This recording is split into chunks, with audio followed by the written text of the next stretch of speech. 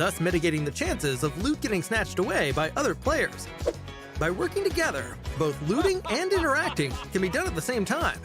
It saves a lot of time and lets your team quickly move on to the next point.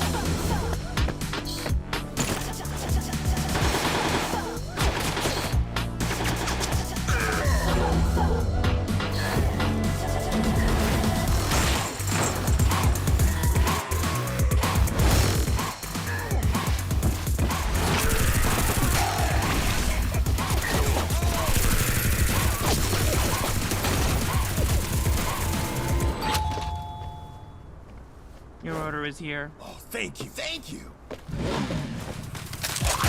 Go, go, go!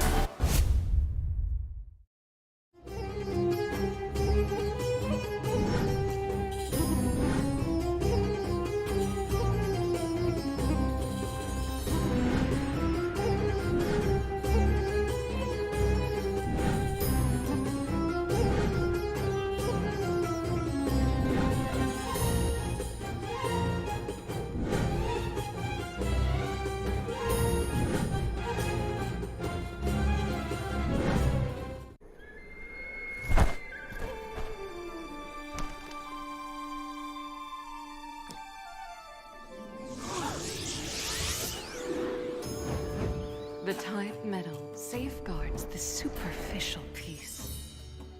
The lack of supplies continues to aggravate misunderstandings. Familial conflicts that lurk beneath the surface never cease. Eventually, trade relations are cut off and contracts torn apart. Thus marks the end of the family bond.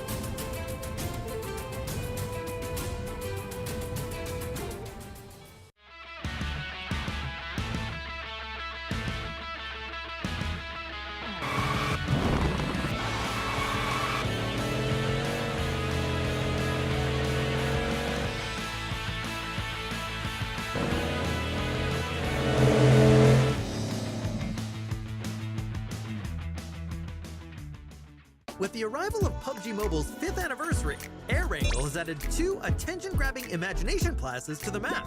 They're really noticeable in the minimap.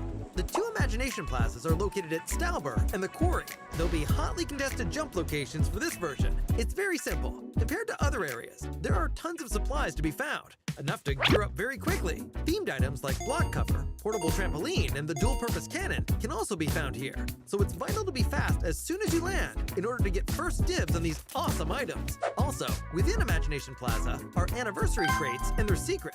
On platforms of floor-marked locations lies the key to uncovering the secret. Enter the yellow area of the platform, and the progress bar will start filling. This means that the anniversary crate is being unlocked. Although it's possible for a single player to fully unlock it, it's way more efficient to do so with teammates. But be wary, as you don't want to be a free target for enemies while unlocking the crate. Once the progress bar has started filling, players can make good use of the gun shield to block enemy gunfire. Once all 4 platforms have been fully activated, a laser will activate the plaza's center tower. That's where the anniversary crate is. Players can use the dual-purpose cannon to fire themselves and teammates straight to the crate at the top of the tower. It's important not to relax, as there may still be enemies lying in ambush for the final moment. Only the final players that remain will get to reap all rewards of the anniversary crate.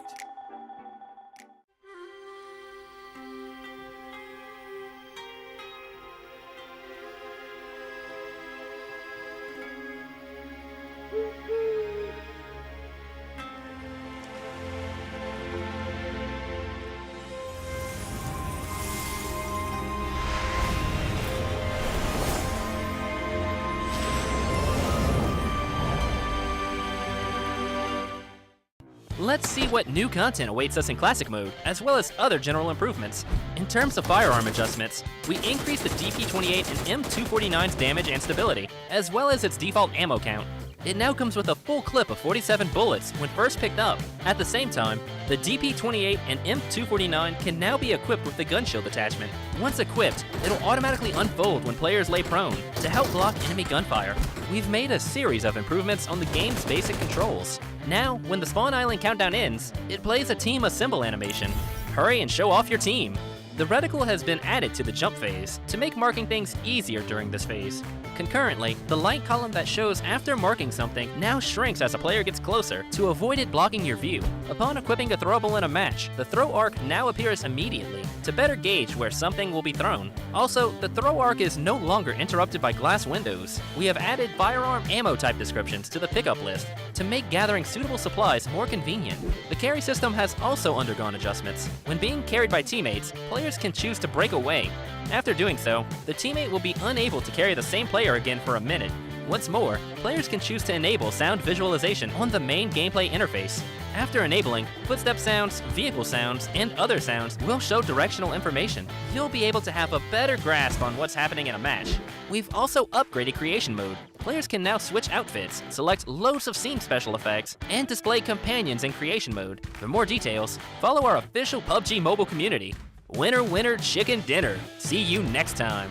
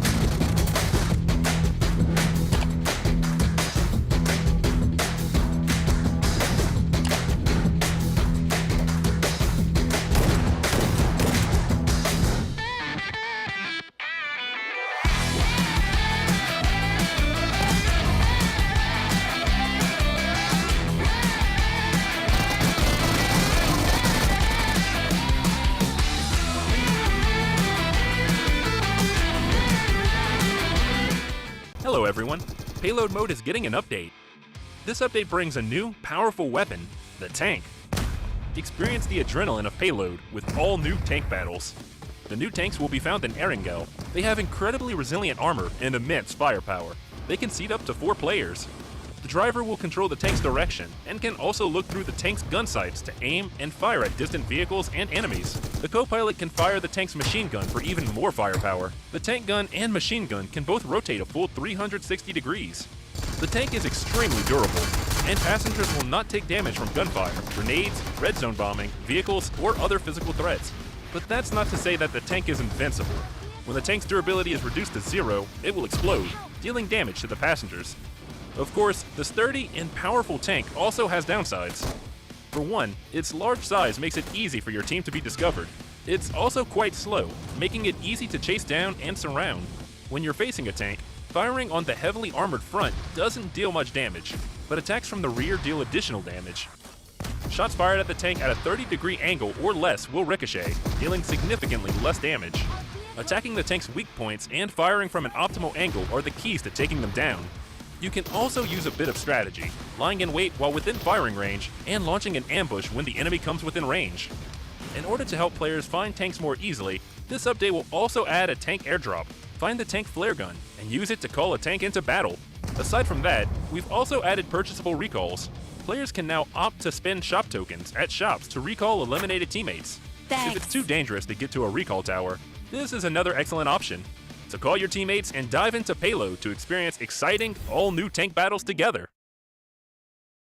We'll be going over exciting new version content in just 1 minute.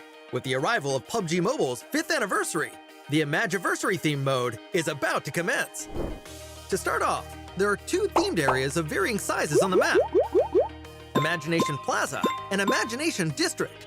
They are simply brimming with creativity, with complex 3-dimensional architecture and compact 2-story layouts. Tactics that utilize high maneuverability are now more advantageous than ever. Several newly added items can provide extraordinary mobility.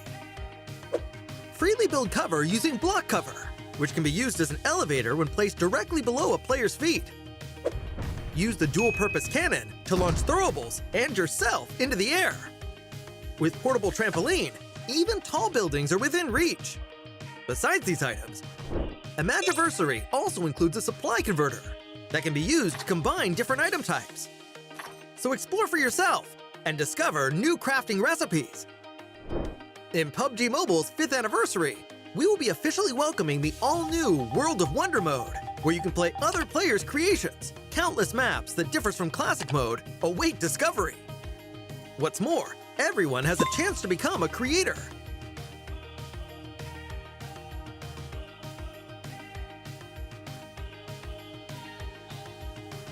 Publish your own creations in the game for everyone to enjoy.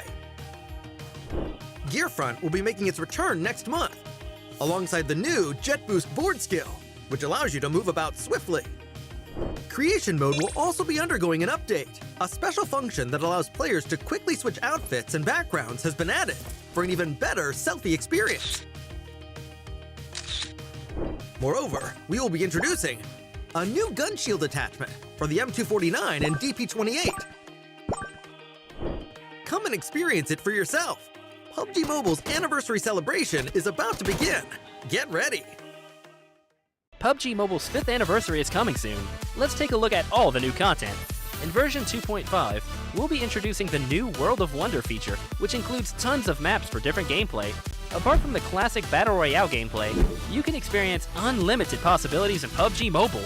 In World of Wonder, even more gameplay maps will be coming in the future, so be sure to keep an eye out on updates for more details. On March 18th, the all-new themed gameplay, Imagiversary, will be available. In this new gameplay, players can use 3 themed items: block cover, portable trampoline, and the dual-purpose cannon. Use them to complete all sorts of creative maneuvers. Block cover can generate 3 different shaped toy blocks, which can be used as a bridge or cover. It can even be used as an elevator when placed below the player's feet. After placing it on the ground, you can touch it to bounce to higher ground. Players can launch themselves with the dual-purpose cannon to travel long distances, or launch all kinds of throwables as ammunition.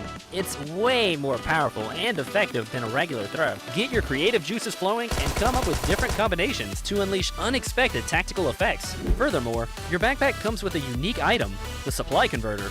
You can use the device to get new supplies by converting them 2 for 1. Give it a try, and you might just discover something unexpected. At the same time, the large new themed area, Imagination Plaza, will appear in Erangel Stalber and Quarry. Battle it out to occupy designated locations and compete for a vast amount of advanced supplies. The small themed area, Imagination District, will also appear in Erangel and Livik. Explore these areas and get your hands on supplies. Classic Mode has also undergone several updates. DP28 and M249 can be equipped with a new gun shield attachment. Once equipped, it can be used to block enemy gunfire. Supply shops are now available in Miramar, Vikindi, Senok, and Payload to provide players with an extensive array of tactical options. In Payload, powerful and heavily armored tanks will be available. Drive them into battle. In Metro Royale, there will be loads of updates to items and mechanics for you to explore. Creation Mode will also be undergoing an update. You'll have access to many creative functions, such as change outfits, emote change speed, scene effects, and more. More options will be added to the camera and chat, so showcase your brilliant captures. The all-new Nusa Tycoon event is available in the new version. During the event, each player gets their own island. Nusa coins can be used to upgrade buildings, which raises the prosperity of your island. As your island's prosperity increases, your island's appearance in the lobby also changes. Upgrade buildings and manage your island with friends now to unlock more advanced appearances. For more details, follow our official PUBG Mobile community. Winner, winner, chicken dinner. See you next time.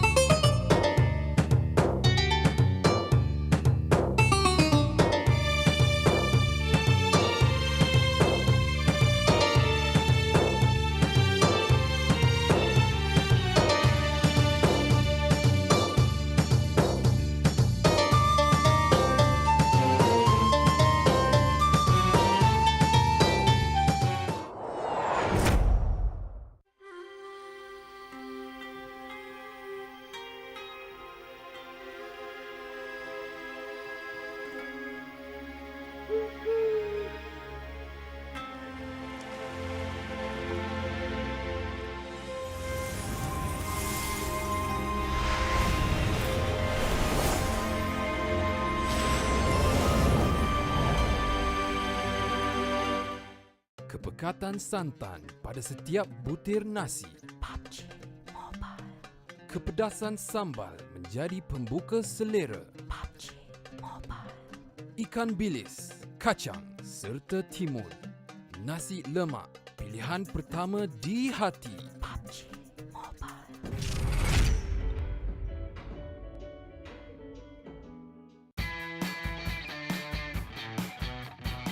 Halo semuanya, gua Rezan dari Bigetron. Selamat ulang tahun untuk PUBG Mobile yang kelima. Semoga game PUBG Mobile kedepannya semakin berkembang, semakin maju, dan semakin sukses. Nah, buat kalian jangan lupa terus ikuti perkembangan gameplay PUBG Mobile karena bakal banyak event-event seru kedepannya. Thank you guys. Merhaba, ben Türkiye'den Solkay. PUBG Mobile'in 5. yıl dönümü kutlu olsun. PUBG Mobile'in yeni yıl dönümü etkinliklerini sen de oyuna gelip keşfedebilirsin. Hello guys, it's me Suvin Kumar Prajapati र म Tim DRS नेपालबाट खेल्छु र happy 5th anniversary PUBG mobile र हजुर नबिर्सिनु होला 5th anniversary को event आउँदैछ हजुर स्योर खेल्नु होला thank you Hello everyone, here is Lord from Iraq. I'm here to wish you PUBG Mobile a happy 5th anniversary. Really happy to accompany PUBG Mobile through the 5th year. Hope to bring more fun contents to the players in the future. By the way, remember to try the new anniversary gameplay and rich activities for the limited time. See you there. Halo semuanya, gue Luxi dari Persija Esports dan gue mau ngucapin buat PUBG Mobile buat ulang tahun yang kelima dan semoga PUBG Mobile makin rame, makin seru, event-eventnya juga makin makin seru banget deh pokoknya, dan kompetitifnya juga terutama semoga makin ketat ya. Dan buat kalian jangan lupa ramein event nanti ada di game PUBG Mobile ya, di dalam game kita seru-seruan bareng di sana. Oke, sampai jumpa, dadah. Hello अस्सलाम वालेकुम मेरा नाम आयुद उज़न और मैं आयुद का इन game leader हूँ मेरे तरफ से PUBG मोबाइल को 5th एनिवर्सरी बहुत मुबारक हो। मैं ये गेम 5 साल से खेल रहा हूँ और इस गेम में कुछ नए एक्टिविटीज़ आने लगे हैं, तो चलो मिलते हैं वहीं पे। अल्लाह हाफिज़। Hello everyone, this is Jumper from Team Secret Malaysia. I'm here to wish PUBG Mobile a happy 5th anniversary. Very happy to accompany PUBG Mobile through the 5th year. Hope to bring more fun content to players in the future. Also wish PUBG Mobile to become better and better. By the way, remember to try the new anniversary gameplay and reach activity that are open at limited time.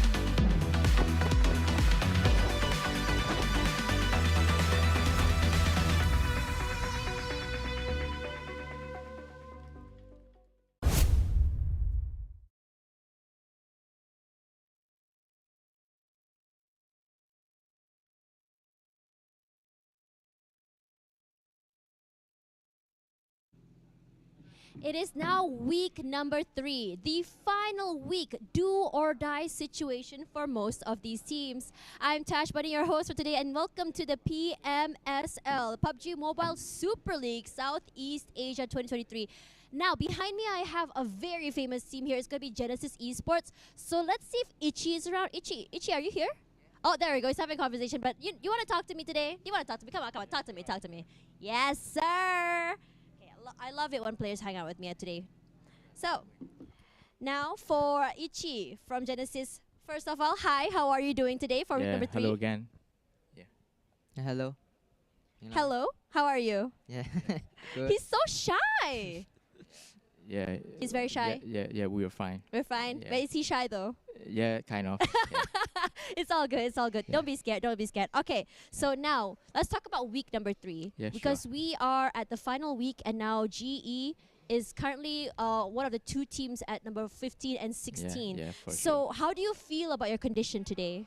Yeah, ငါတို့ဒီနေရတဲ့မကြခင်မှာ week 3 day 1 ဆော့တော့မယ်ပေါ့နော်ဆိုတော့အဲ့ဒါနဲ့ပတ်သက်ပြီးငါတို့ရဲ့ feeling ဘယ်လိုနေလဲတဲ့ ကျွန်တော်တို့ခံစိတ်ခံရကြတော့ကောင်းပါတယ်ကျွန်တော်တို့ကောင်းသုံးပြင်ဆင်လာပါတယ်ကျွန်တော်ကောင်းသောပုံစံနဲ့ပဲချပြတ်တော့မှာပါ Yeah, we feeling good today. We feel that this is the chance for our time, so we are really happy to play for it. Yeah. All right, they're very excited, very happy to be here. So let's talk about your trends. You guys are in a good trend performance in the last 2 weeks. Especially last week, you guys got a lot of points. So do you guys have the confidence to continue playing as aggressively or as good as you were last week and achieving a higher rank for PMSL SEA Spring League before the finals?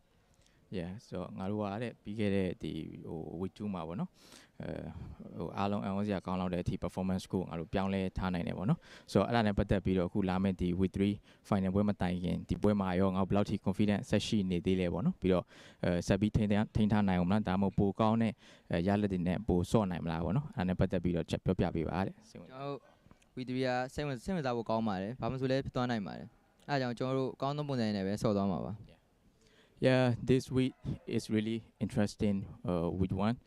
So everything could be anything. So we will do our best, yeah. I'd say, first of all, I love how you guys are so close with each other. Are you guys the best friends? Yeah, actually not. We are like brotherhood. Oh, I love that brotherhood. Okay, so I have a final question for you guys here. So as we all know, this week will be the final week for all the teams to grab the chance to make it into the top 16, and you've only gotten one chicken dinner. Yeah. So have you guys made any adjustments or preparations to change that? Yeah. So ဒီ with 3မှာပေါ့နော်ငါတို့အားလုံးတည်ထားတဲ့အတိုင်းပါပဲတဲ့တော်တော်များအသင်းအကုန်လုံးကလည်းဒီ top 60တဲ့ဝင်ဖို့ကိုတော်တော်စော့ကြရမှာဖြစ်တယ်ပေါ့နော်ဆိုတော့ငါတို့ကိုယ်တိုင်ကလည်းပြီးခဲ့တဲ့ week 2မှာ winner chicken dinner တပွဲကိုရယူထားနိုင်တဲ့အသင်းလည်းဖြစ်တယ်ပေါ့နော်ဆိုတော့ငါတို့ဒီအသင်းသတင်းအနေနဲ့ပေါ့နော်ဘာတွေပြောင်းလဲမှုလုပ်ထားတာရှိလဲဘာတွေပြင်ဆင်ထားတာရှိလဲအဲ့ဒါတွေချက်ပြောပြပေးပါတဲ့ကျွန်တော်ဒီ week မှာ plan ABCD ဆိုပြီးတော့ plan ပြင်ဆင်လာပါတယ်ကျွန်တော်ဘလို့ခက်ခဲပဲကြုံလာပြင်ဆင်ထားသလိုပဲကျွန်တော်အကောင်းဆုံးရင်ဆိုင်သွားမှာပါ Yeah, we already planned as plan A, B, C, D. Yeah, so we will solve every condition, whatever is come. Yeah. All right, really excited to see that. So before we go, do you guys have anything to say to your fans? Yeah.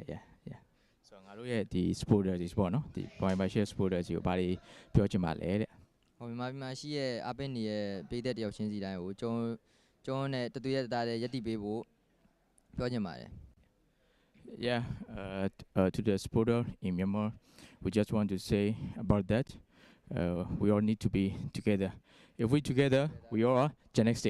Oh, I love that. Thank you guys so much. Good luck for you. your upcoming game. Hope to see you guys going to the grand final. See you later. Bye, guys. Yeah, see you. Yeah, thank you. All right, so now we're done talking to Genesis. I love seeing the brotherhood within them, but let's talk about another team that I really, really want to talk about here, and it's going to be BTR. And as we all know, BTR has had one of their biggest years back in 2019. Let's ask them how they feel about making this year be one of their biggest years. Hello, BTR, are you here? Swavel, my man. Come on, let's have a chat. All right.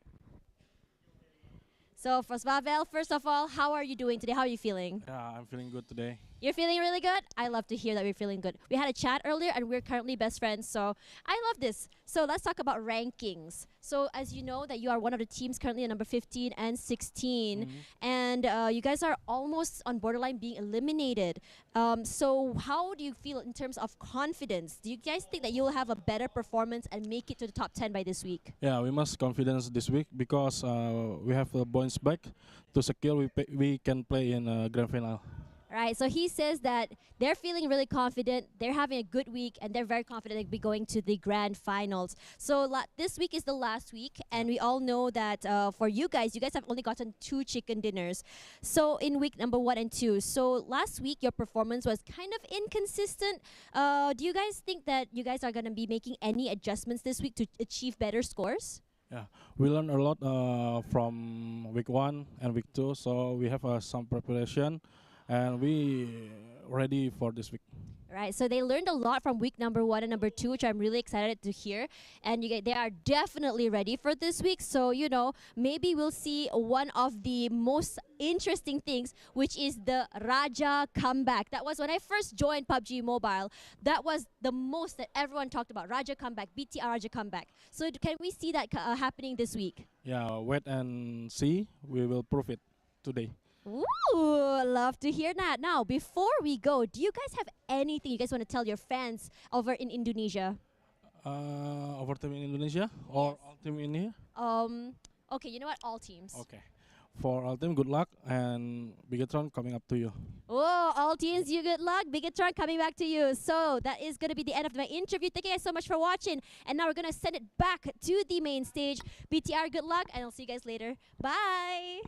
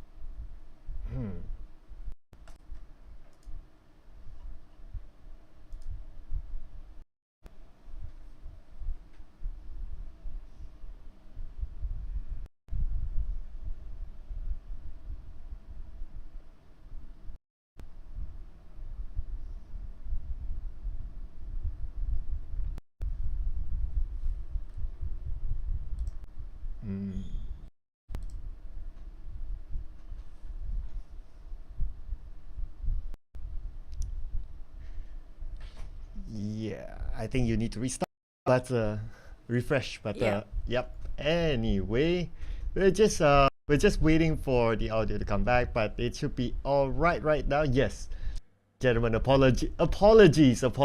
I know it's the first day, so everything is starting back up again. But hopefully we'll get to enjoy the rest of the show all well and all a-okay. But yes, so get Slovin Torres. Two players that we'll be looking forward to today. Yeah, but we did mention before that between Gatslow and Vittorious Hill do have one of the best team, or arguably up there. And when inside of phase, they haven't scored them so when it comes to weekly best performance team. But to see just flashback when it comes to week 1, week 2, now we're going into final week 3. When it comes to week 1, the best performing team was Vampire. The second best performing team week 2 was Hill. Now I'm waiting, will FaZe actually make it for all every single week? So far has been taken on by the Thai side when it comes to best performing team. Now we do know for a fact a lot of Thais having better teamwork compared to the other regions. That's why they're super strong. But when it comes to Terminator, it's going to be a different story. Yes, Miller, when it comes to week number 1, he got himself from FaZe to get that one Terminator on the week number 1. But when it comes to week 2, the Indonesians start to rise up. We do see Boom, which one of the top teams out here when it comes to week number 2. Yummy actually secured that one. I'm surprised it's actually not coming up from Alter Ego, which is going to be Rosemary.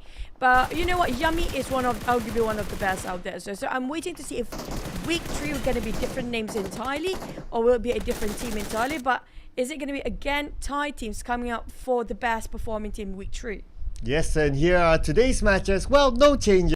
We'll still be playing these 6 matches as usual. So we're going to start it off in San, and then 3 rounds in Erangel and 2 rounds in Marama. In case you just joined us this week, well, where were you guys were at the last 2 weeks? You guys missed a lot of action. So yeah, only one sign out today, and sign always a very wonky circle. Well, we will be looking forward to it as viewers, but the players will be looking forward to it. But for our top Sunhawk performance, now we do know for a fact we're going to play only Sunhawk once a day, and it's going to be only 5 Sunhawk per week. For Vampire, Boom, Baker, and Procedure Evil, surprisingly, it's only just the Thais and the nations so far dominating in Sunhawk for today. Yeah, so we'll be looking to see if the Vampires can still get that number 1 spot. Be a big question mark. Or can the Indonesians or even another region come back? So yes, Sunhawk, ladies and gentlemen, will be very, very interesting. But also one thing that we will be looking forward to is whether finally DBD can get the chicken dinner or not. The only team to still not yet get a chicken dinner still. Yep, this is going to be the drag of second week down to the third week here. Can they actually finally score? The only team across the board in any week at all, not even scoring any chicken dinner, is going to be coming out from the side of DBD. And also, speaking of which, don't have Group B playing, which is going to be Procedure, Evo's, Kickslate, D-Savers, and Void Esports for today. So DBD might actually do have a shot here, since Procedure Evo's one of the most aggressive group last week, or team last week. They're actually trying to conquer all around of any map, so this is actually a good call for them to, you know, not having that sort of suppression coming from all the team like a Procedure Evos today for the side of DBD. Yes, so maybe opportunity for them. Well, we don't know yet. It's up to them really. And of course, there's this one question whether Mosgoku will be playing or not for DBD. Considering that their first 2 weeks performance isn't that great, so they're up in the bottom 4. So whether he will be in here this week or not. So I kind of did ask him like, hey, are you going to play? Because iShots did it, and then like, week 4. Okay, so week 4 meaning the grand finals if they do get through. So maybe that's a surprise waiting for us then. But they have to get through week 3. Yes. That will be the key for this week. Yeah, I agree. But before that, you guys that are watching right now, welcome to the PUBG Mobile Super League. How do I say it? PUBG Mobile Southeast Asia, very long name. And this is going to be the final week of all 3 weeks league that we had onto the grand finals within next week. If I'm not mistaken, just within 3 days of sprint. I'm Chichu and this is your host and your casters for today. Not really host. We do have Tash for the host. We're going to be your analysts and also your casters here today. And speaking of today, like Cloud mentioned before, DBD haven't scored any sort of chicken coming up from the side. The only team that actually did secured any chicken so far. We did had an interview before with GE as well as BTR. And so far I'm loving how GE actually, you know what, did you actually listen to that, Cloud, just now, and how he actually saying the motto coming up from Genesis Esports? Yeah, I was multitasking, so okay. Yeah, gotta fill me in there.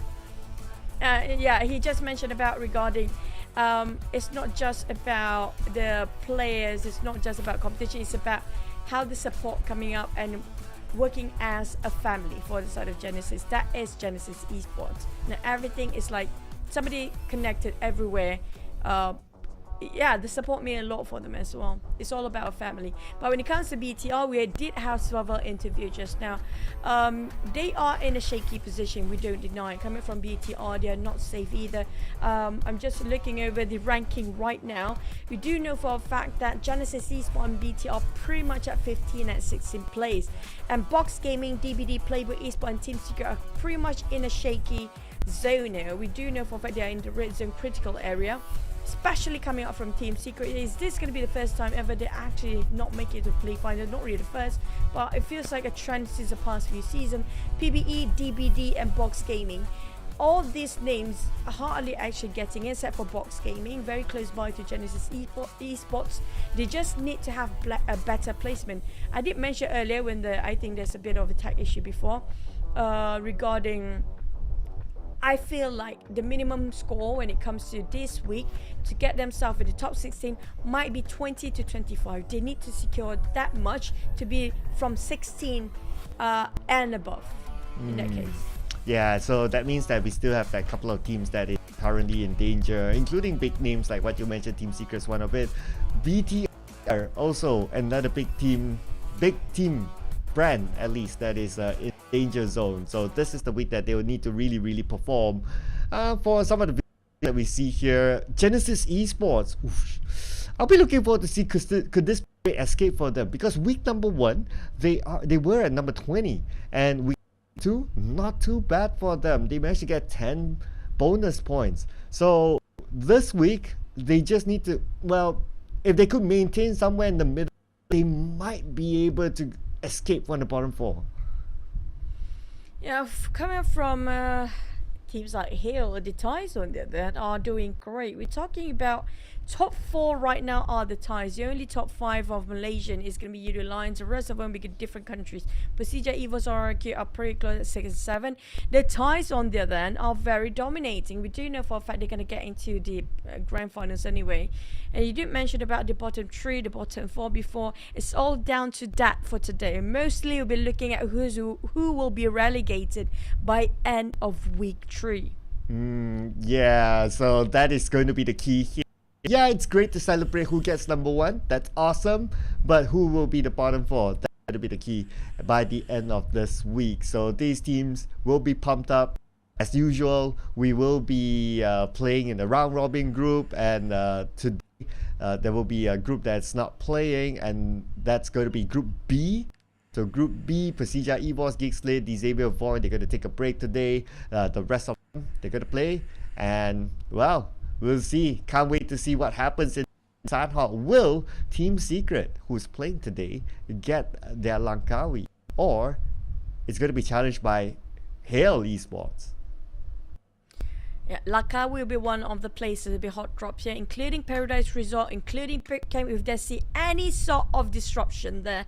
Because we do know for a fact today is starting off the final week number 3. If anything needs to happen, if there's a clash, if there's a force to get themselves in the up to overall ranking board, this is the time for them to push it, to just clash it out and duke it till the last minute. Now, you guys been watching, I do know for a fact a lot of GE fans out there shouting out for GE. I'm a big fan for them myself. I want to see them actually make it For the side of wildcard, we don't have PBR, but they can still push it, including GE. But for the others, on the other hand, where are they, including the Malaysian DBD Team Secret?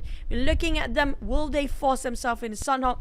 Do put your comment below, or whatever you're watching right now, and tell us your favorite teams and give them your extra support. It will boost their morale. Yes, give them all your support, ladies and gentlemen, because you never know if we might see the great escape, whether it's from Team Secret, PBE, DBD, Boss Gaming, or any other team who can come out of the bottom 4 by the end of this week. But of course, without further ado, let's begin week number 3, game number 1, inside of Sunhawk. Here we go.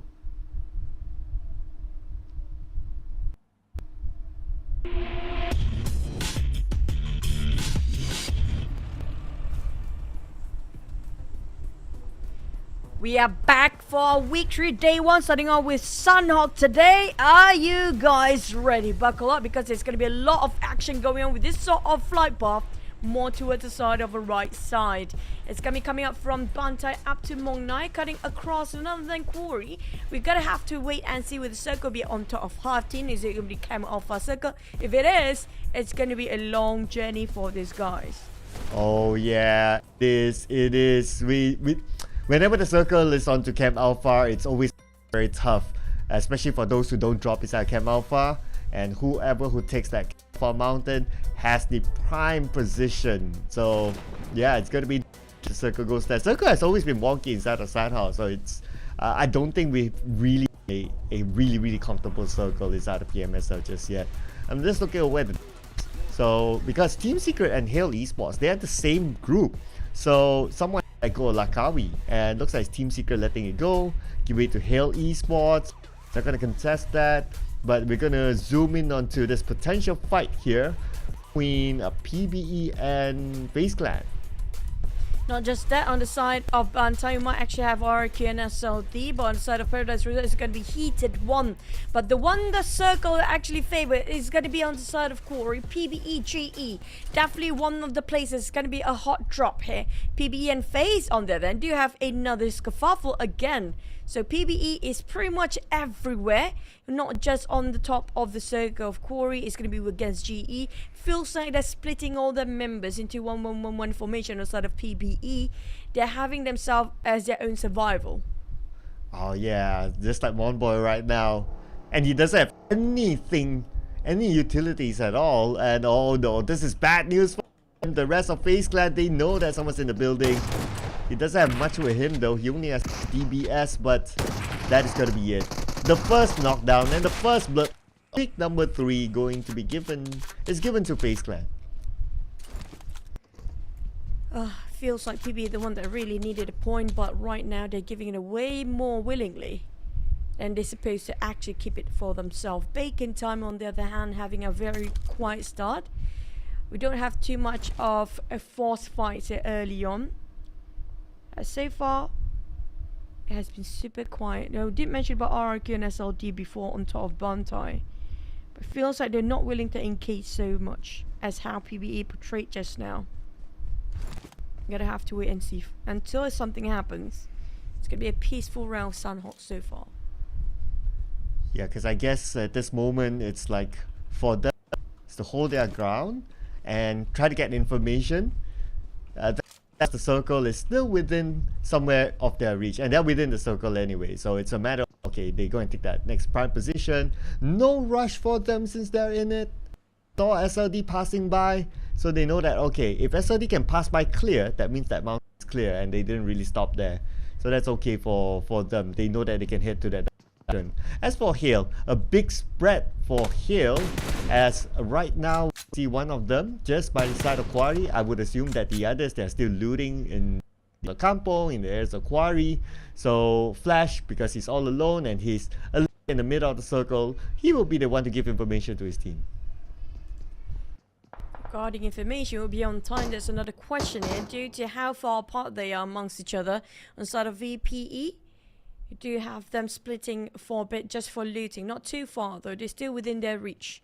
from each other in case they need a backup. Newsy so far have been very quiet. We do know for a fact Newsy has been playing a lot of support role these days, coming up from the flanks, coming up from the back lines that are going as the entry fragate, like how it used to be back then with another team, an entirely different one, which is going to be Infinity. But for the side of Shrubs, we have seen a lot of them. I do want to see these teams really show us what they have to offer, but some of them will not show as much due to they want to save it during the grand finals. So I know for a fact, as long as you're qualified, everything has to be kept as secret for the strategies, and we gotta get to see it only when it was the grand finals.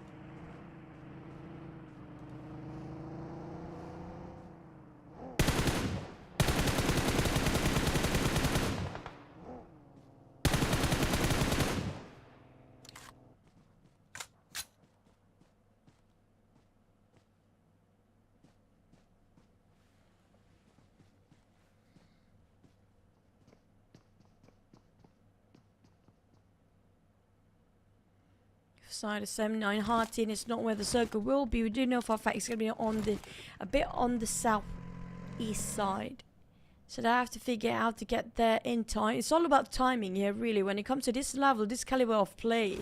Of all the teams, one of the best, pretty much one of the best in the world, and as well as the best of the best in Southeast Asia.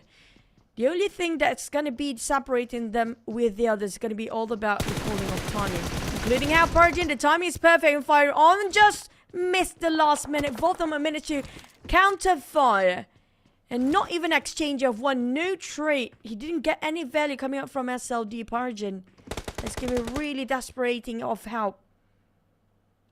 And the others, it can easily just finish off. Ghosty and Trongs is just too far.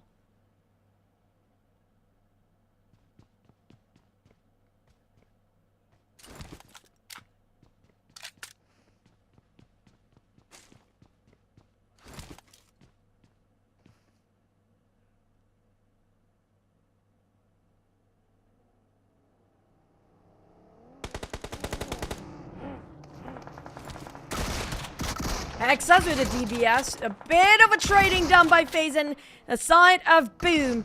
2 knocks on Mela and Ventores. And Mela got finished off straight away, down to only Pombi to call it. He almost clutched this. The last player come up from FaZe, and you need to do it with just behind him. Make it 2 right now. The Sonzon's playing here today, not MR5. And here's the last member. He's got a 1v1 between Pombit. He managed to retrieve on Yummy May. Onzens on the other hand have to clutch it by himself solo.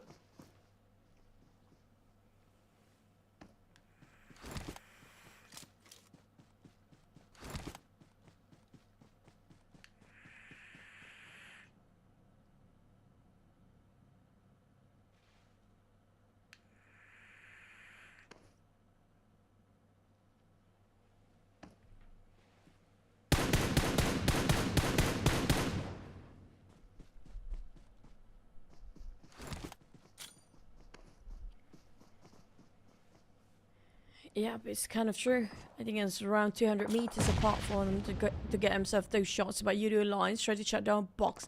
Levy in the smoke. And you look, trying to stand up, hoping the smoke will actually not be spotted by the rest of Box at the ones that behind. We do have another skirmish, which is going to be Bacon time against Boom. Boom just done with FaZe. And now the Thai team's taking over this compound as well. FaZe on there still have members behind there. And while GE climbing up on the other side, Bacon just trying to run them down with those vehicles, forcing them to keep on throwing those utils.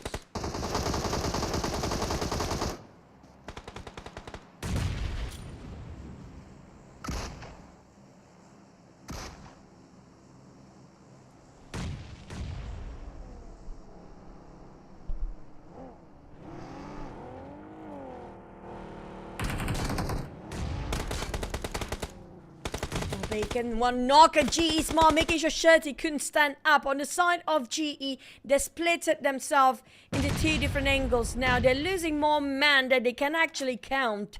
Or Master Ichi, never mind, they didn't lose any of them, man. They're actually surrounded. All of them actually go for a retreat. They just pull back, trying to stay smart, and finally got finished off. They should have split it into 2-2 in this situation, but surprisingly, maybe because there's somebody else behind, they have to be aware in forming triangle mode. But on the side of Box against Edu Lions, it's not done yet. They're trying to force out Box, but Levy managed to secure flags with those DBS. Oh man, those DBS.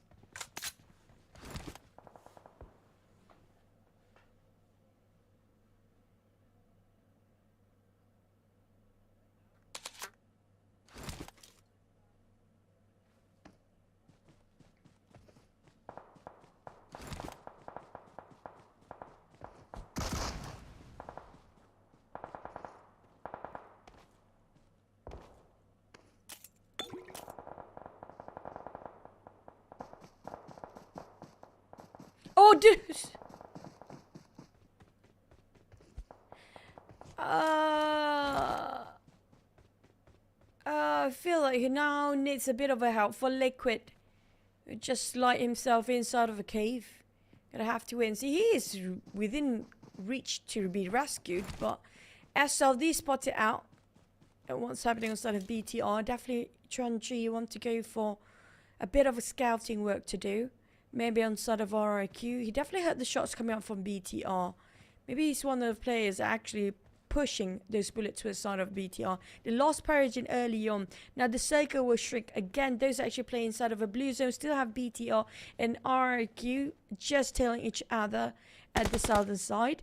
But coming out from the side of Bond, there's not many teams out there. Definitely Box have a clear path, but coming into the next circle is going to be a bit tricky, a bit dicey for them. There's so many teams on the right half of the circuit. Not many teams coming from the side of Bootcamp.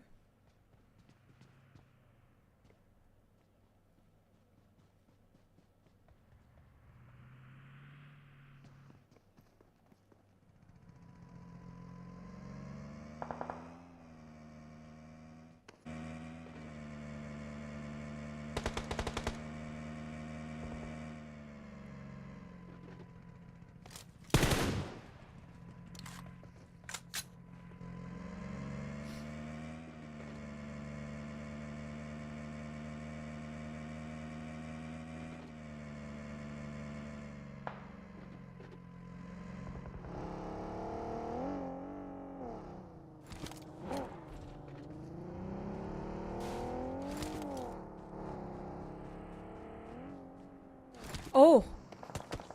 Wait.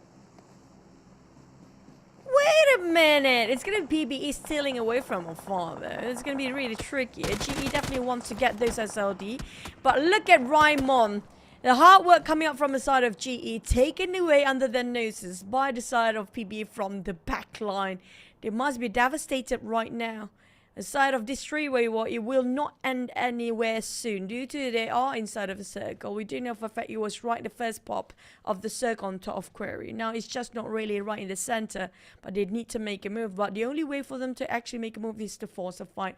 Now I'm looking. Thank you so much, Ruske, for reminding us. Please cast the team. Don't overpraise any of the team. I get it. Maybe we're jinxing it. You know what? Thanks for the reminder. We needed that, so we try to not to overpraise the players or team because we do know for a fact the caster's curse is real, right? When you start praising certain teams, they start to go down. And in this case, we didn't praise anybody just yet, and at least on my side. I'm not sure about Sir Cloud, but FaZe definitely, that's not our fault. Singers for you to Lions.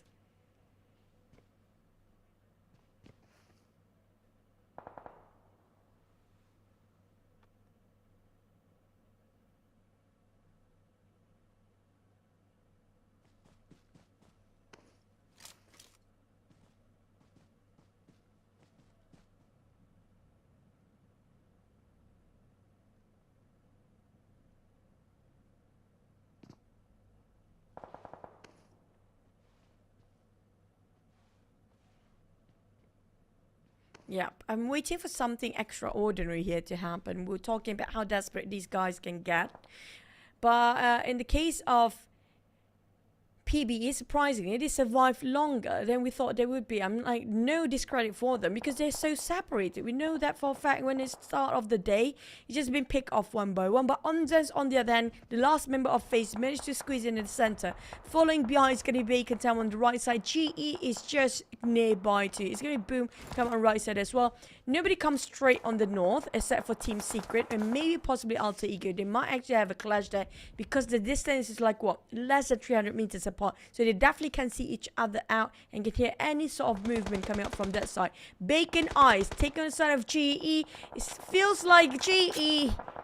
They're trying to take it slow. I don't think slow is working out quite right for them. We saw GE. They are way better and longer duration of survivability if they actually force a fight. But Box and PBE have it a go.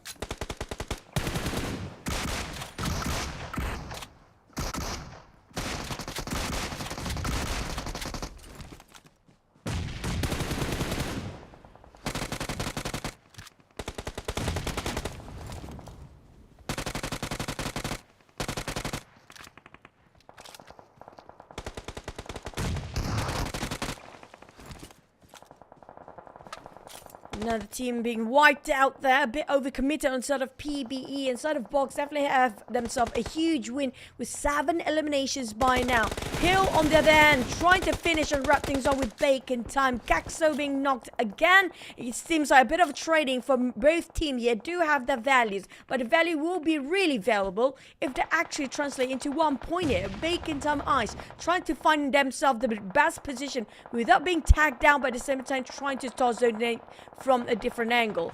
But Tiger on the other end will actually have the space to reset himself. Noise still not being finished off, but they start to see touch because Noise is just in front of them. There's a rock in between, making it so hard for Noise to be reached out by the side of Hill.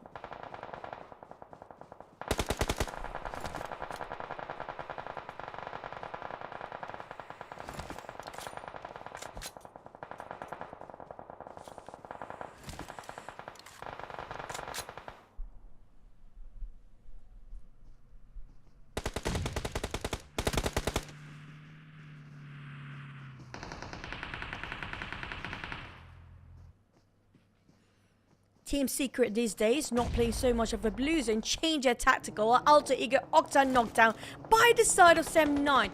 Team Secret couldn't steal that because they were proning down, worried if they got tagged for the heads instead. And the potato finish on with Micro Uzi. 1-2-1. Micro Uzis versus DBS.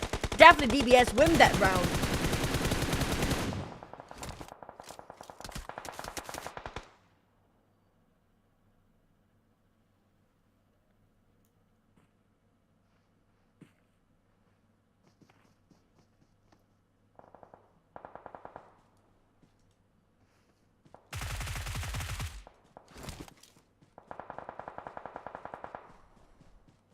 DBD again. I have to say we have to keep those logo up though when it comes to our prediction. Or is it our prediction?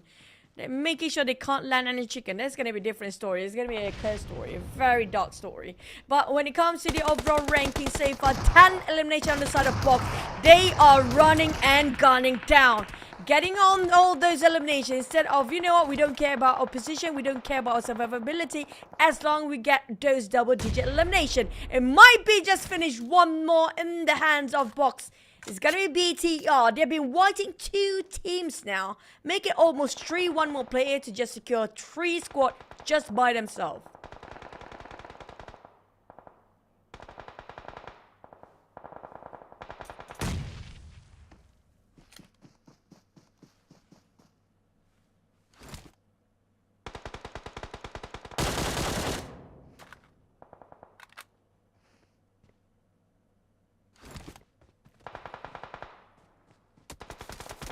I'm loving how Zion, never mind. You know what? I did not praise yet. That's not my fault again.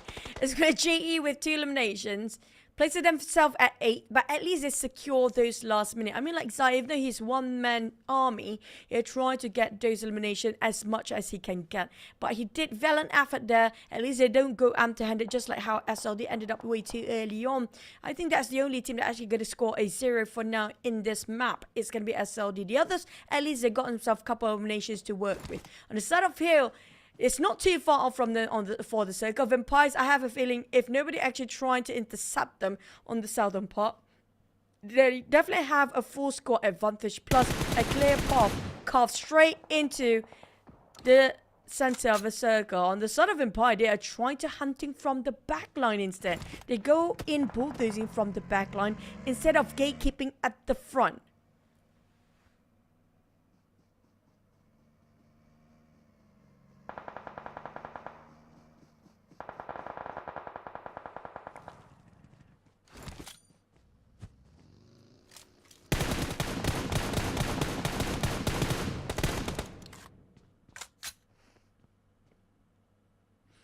Coming up from off angle, RRQ managed to shut down Vampire's run. Coming up from the back line here.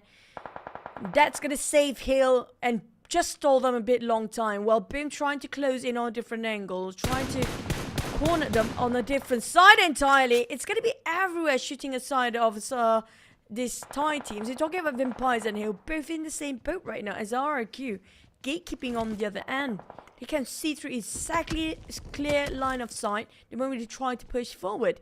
And the Pekka and the others not willing to leave this compare anytime soon. They have so many good spots to view on, to hold those angles if they just stay. But at the same time is not on their side. We're talking about blue circle, blue and the blue zone and the circle will shift again after this.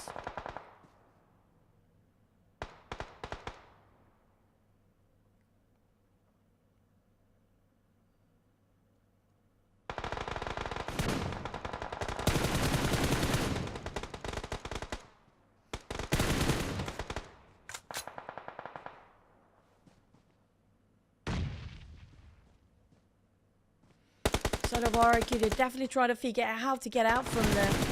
They are gatekeeping Vampires, but at the same time, due to this gunshot early on, and they're not in the circle, the moment they step in, it will be gunned up by the side of Sam9, due to how much information giving away for the past couple of circle. And now Sam9 heard the shots coming out. This is what I mentioned early on, knows exactly where to pinpoint those crosshair. We're talking about Loyu. Just 2-2 formation. They got heavily to the side of Empires. Plus RQ is going to be a big win for Sem9. And they can actually score this quite big. On the other end of the Northern, another 2 players of Sem9 going to go over Alter Ego. Sem9 feels like they're having the most out of the circle.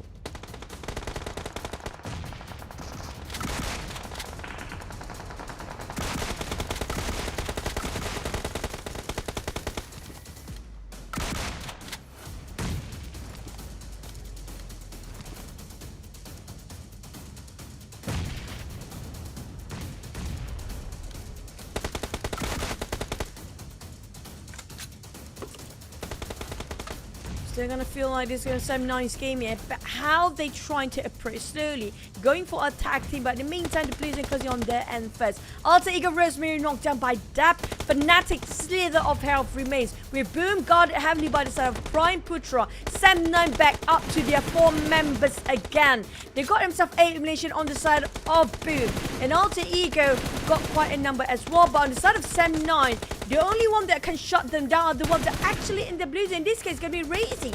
But Razy need to push.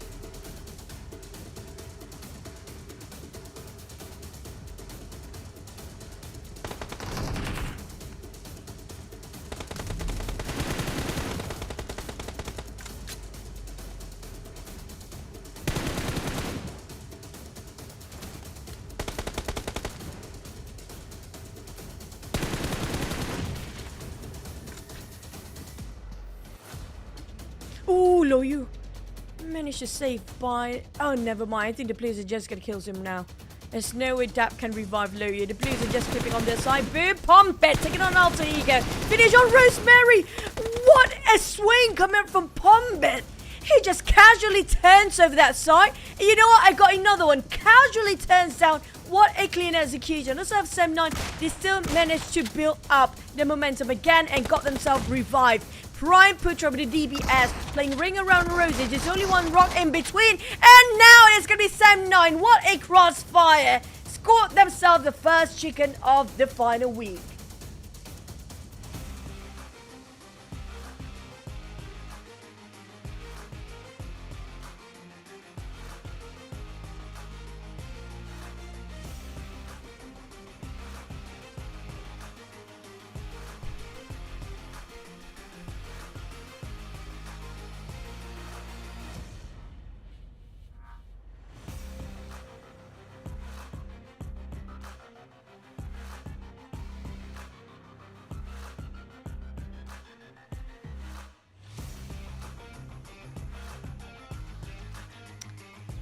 At the same time, for the side 7-9, I think this is a very good start, a good mindset for them. Like we mentioned before, they are not really in a critical zone like you compare how those teams are actually in the red zone right now. But for the side of Adapt, he dished so much damage, but he only secures 1 elimination. I mean, like, this guy supposed to be one of the best Terminator in MY region as well. He just came back from a hiatus, comeback really strong this time.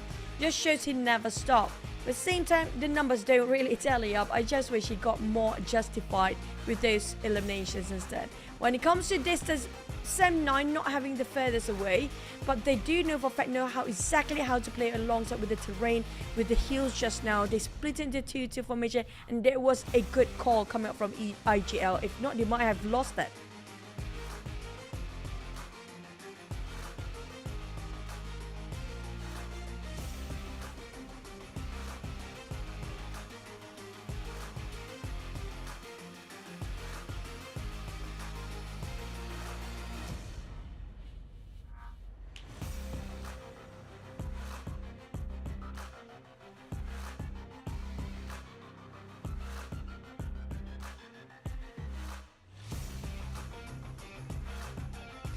Oh, but speaking of bots, right, I'm loving how they actually bring this aggressiveness in the first map. They definitely show a different side of them that we're waiting to see for a longest time, because they actually do have the firepower. If only they actually execute this way like early on week number 1, it's gonna be a different story. But right now they're being forced. They're only being forced to do so. When they're cornered, only they perform their best, and this is where they're best at. They got themselves the only team with double digit, if I'm not mistaken, just now. They compare with all the others.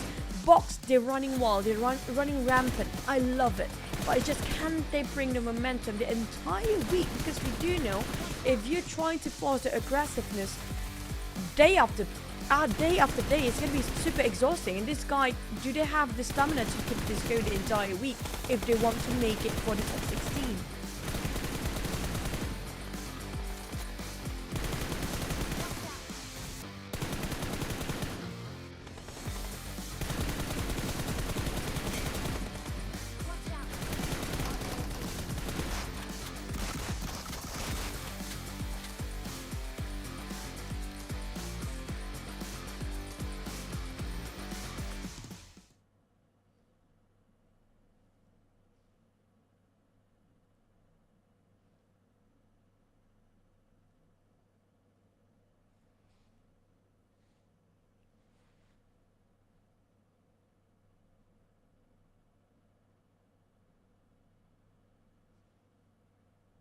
Yeah, that what I mentioned, when they were trying to being knocked down by the other teams, they were securing those points at a double-digit elimination instead of have any care in the world about their rank and positions, because the contribution on the side of elimination, you cannot deny it anymore. It's just so huge. It's just tremendous impact when it comes to overall rankings later.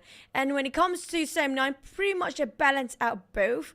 For eliminations and rank, they were not as aggressive, but when it comes to securing and controlling the last few circle, they know exactly what to do. When it's critical, they know how to call the judgment, to call and judge the situation during that time.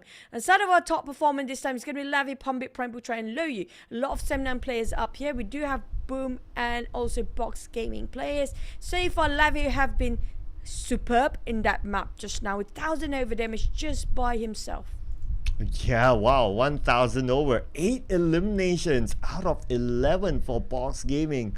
That is a lot there. Wow, this guy has been contributing to majority of the eliminations for Box Gaming. But now, next matches. Okay, so that's done and dusted. The only Sandhawk that we will play inside of the day in this day. So we're gonna get on to Erangel match number 2. 3 Erangels back to back. And so far, our Erangel rounds have been really wonky. Like, expect maybe even, like, let's say, military-based circle again. How about just don't expect anything at this point? Just go whatever circuit there is to being offered. But for our top Erangel performance, do have Hale, Yidu Lions, FaZe, and Precision Evos. Precision Evos is not playing here today, so you might actually have a different contender when it comes to the top 4 later by end of day number 1 final week here. And so far, when it comes to eliminations, feels like Yidu Lions do have the aggressiveness, but it's just sometimes a bit difficult for them to be consistent every single round, because they can put a huge number up there. For some teams that have really strong firepower, they have really strong numbers when it comes to performing that one singular round. But the problem is to maintain the consistency when things are not constant, plus to have this boom round again where they have double-digit elimination and getting a 0 point after the other. It's just so hard for them to, you know, maintain the volume of their scores. So this is one of the reasons why you do Lions. Yes, they are in the top 5, but they couldn't be on the top 3 if you compare with the Thais.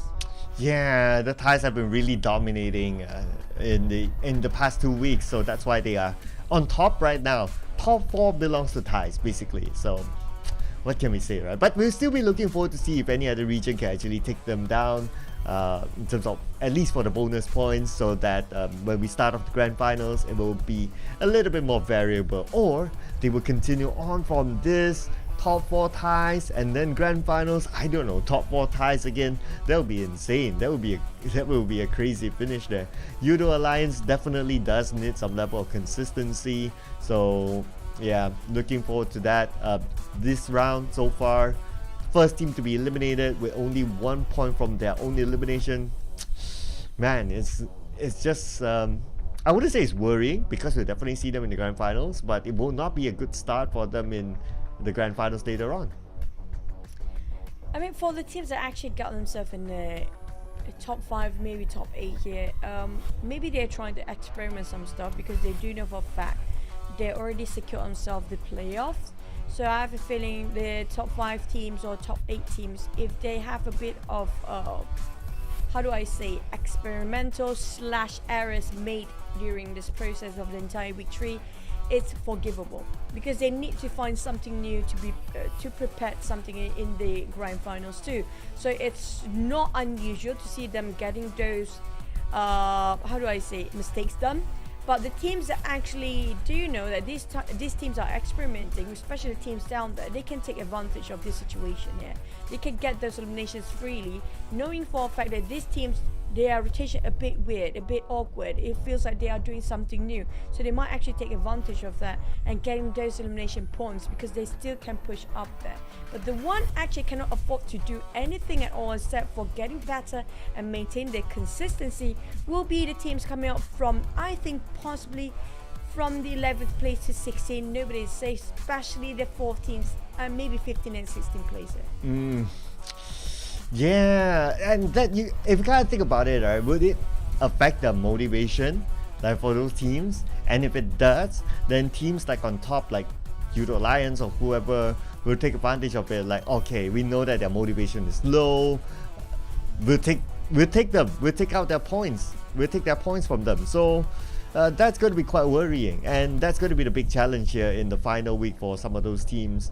To really pump themselves up to say that, okay, we could still do this. We could still somehow create that great escape by the end of the week. And for some of those teams, it's a matter of the season for them. If not, it's going to be a break until the next PMPL. Well, gladly, it's still the first half of the year, so we do have another by the end of this year. Hopefully we do. But when it comes to the teams, yeah, it's going to be a long pause coming out from them. And I hate to break it, like, this is a competition. This is the manner of competition, right? It's always about teams who will be relegated. But I just wish the gap is not too big. Like, week number 2 was so obvious. It's just no suspense, nothing. It's just one-sided map, one-sided game. A lot of the times always up there. I want to see something. I mean, like, no discredit coming up from the times. Yeah, they're super strong. But you know what? You want something to have a sort of refreshing turn. Like, you know, yeah, we do know. Everybody knows Thai is the strongest region right now in South Asia. But we want a new challenger. We want somebody that bring a different perspective and give a bit of a shake up there to have more excitement for us, you know, to look for about the other regions.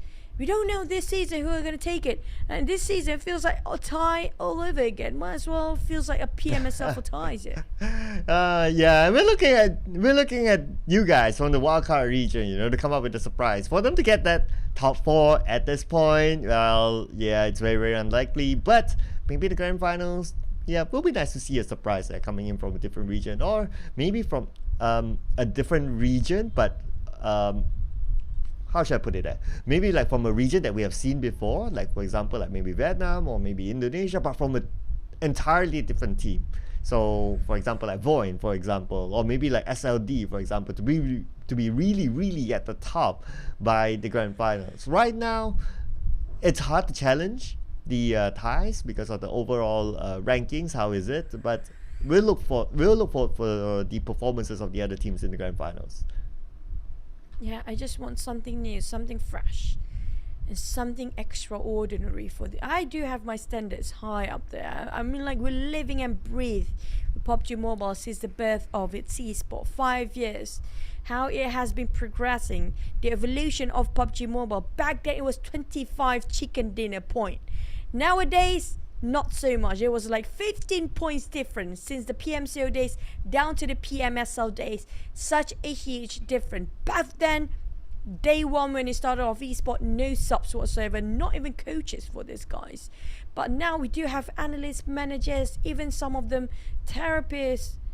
And it's a good thing, but I want to see more of something extraordinary. You guys have been blessed if you just entered with PMSL. You have been blessed if you're not in the start of a dawn of PUBG Mobile Esports, because it's so structured these days.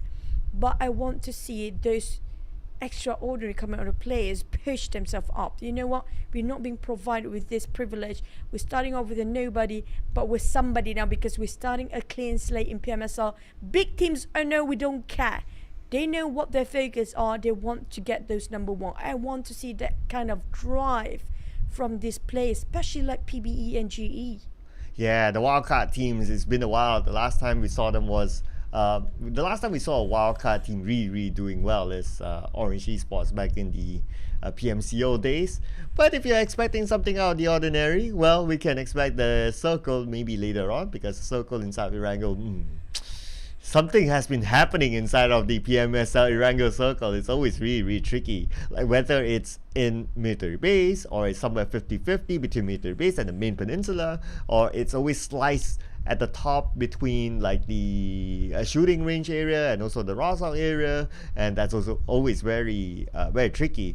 Well, we did get some nice circles like in the middle, like inside Pachinki or maybe in school area, but there are just so many times that we have seen those kind of wonky circles. So I guess those teams, they'll be prepared for this. We've seen even like it's military base circle again and again, but we can see that how teams really adapt to each and every one of that circle. So it's like sometimes they change their rotations to be a little bit slower, a little bit faster, depending on how they're comfortable with, and they really try to adapt. But that also means that all the other teams around them adapts as well. So it's all about like anticipating your teams 2 steps ahead, and that's going to be the toughest part to do.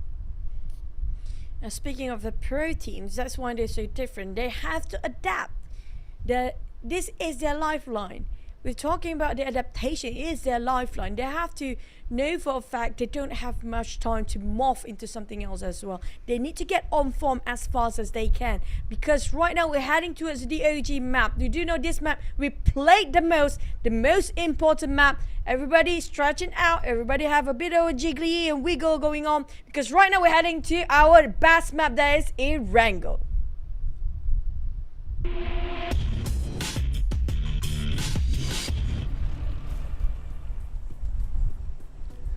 Well, you said it right. It's the most important map because it will be the map that will be played the most in the entire PMSL. This is Erangel. We're going to start off with the fly path at the bottom. So it's going to Milta Power all the way to the left. So Novo, Yudo Alliance will have a good drop there.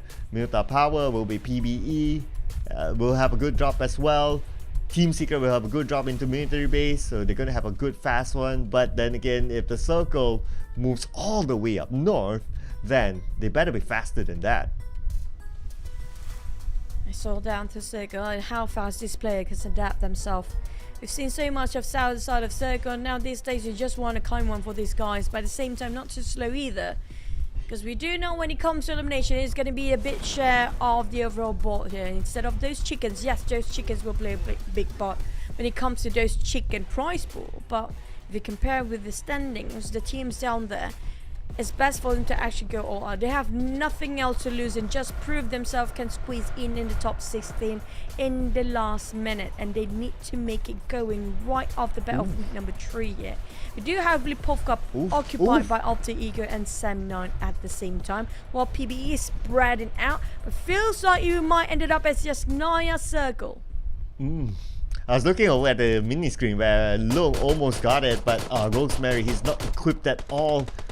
And Deb comes by, and Rosemary goes down. The most important player for Alter Ego goes out, and that's obviously not looking good for Alter Ego. His other teammates really need to step up this round. Razy, ring around Rosie with Shunas. There you go, got nothing on him. If only Razy hops onto the buggy, it's gonna be funny as heck. It's gonna be comical, honestly speaking. But Shunas almost stopped it. Almost ran down. Minute. It's gonna be a long time here. This is hilarious. Finally, Hexars arrived, and Razy will be taking a bit of attack with side of Hexars, and they decided to part ways since both teams not having any sort of weaponries on them. But at least they got quite a number of eliminations, and they know for a fact there's going to be entirety of boom for that side. Once they got looted up and built up their gears, if they want to fight or not, it's up to them and their IGL after this. Yeah, we'll see if they want to revenge with each other later on. So that's going to be an interesting sight to see. And I do notice one thing as well, because today Void isn't playing and PB is, but hang that thought for a second. FaZe Clan, wait, the road rage is not stopping yet. Now it's going to be FaZe Clan getting it over GE, and I mean, the team that really needs the points, GE again. Losing one player very, very early. FaZe looks like a boss now. There's double angle covered by side of FaZe with one driving at the same time. Apparently gets on one. Don't have a care in the world. Trying to find those vehicles going on side of Box Levy, definitely giving away with those shots. But at the same time, to secure any sort of elimination didn't have value except for you giving so much information for the enemy team. And whenever you open fire, you have to put in the fact that you give away your position too. You want to have something in exchange of value. Yeah, you got some information about the teams moving, but can you shoot them down? Because when you shoot it down, then that's where your value really gonna translate something else into the team. Now, if you're shooting something and not getting anything, you're just giving away something freely. That's going to be intel for the other team. Or maybe that's going to be a decoy for them. It's like, okay, we make some noise there, and then we quickly move to somewhere else, and other teams will be like wondering, oh, okay, are they still there? Have they moved around? Have they moved to somewhere else? Or, you know, we should be careful of that area, or something like that, right? So maybe it could be a decoy situation for them. Can't say the same for Team Secret, because naturally inside a military base, if by default we don't see that many teams, and even if it's the closest team to them, it's going to be Novo. It's quite a far bit for between Team Secret and Udo Alliance. Definitely no decoy needed there. Vampires taking around Primorsk, I think. And right now they have to go way more on the north and a bit to the east side. BTR not letting any of the twins playing today. We do have Ryzen, Jamforce, Liquid, and Yuhai playing. Sorry, that was Procedure Evos. Sorry, we have to go back to Procedure Evos. But so far, Yuhai and Ryzen are both playing. I feel like starting last week here, at the second half of the week, they realized they have better performance when these two are playing. Or maybe this is their main roster when it comes to the grand finals. Gotta wait and see for now. Basji is playing for ROQ.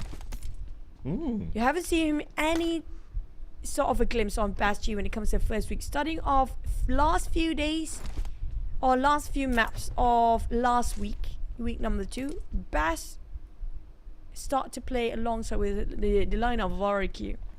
Yeah, in the absence of Mort this time, so at least we'll have a lesser confusion of like, okay, it's Voldemort, it's Mort, and then now we have SG, so it's like, okay. At least for viewers' sake, right? I'm sure there's a tactical decision to that.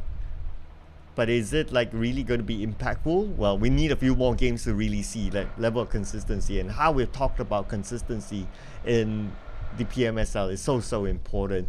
Let's fight them. Yeah, we'll definitely see them in the next round. Yeah, sure. But I'm sure they want to be the team that, you know, comes up with a surprise and take down one of the Thai teams, especially later on the grand finals. So maybe this is also could be like what you say, right? Teams starting to really try things out this week because they know that they've already qualified to the next round. So this is where they really see, okay, you've been sitting on the bench for quite a while, why don't you play a longer term and let's see how it goes. And if they can prove themselves, they can perform well, then they might secure their own personal slot in the team later on. Depends on how they perform, really. So much that we can talk about, but in the end of the day, it's down to the players what they really want and how desperate they want this to happen as well. So the FaZe taking a bit slower, not crossing the bridge yet. Just gonna go the other side. They're not going from the northern, they're definitely just gonna cut across here.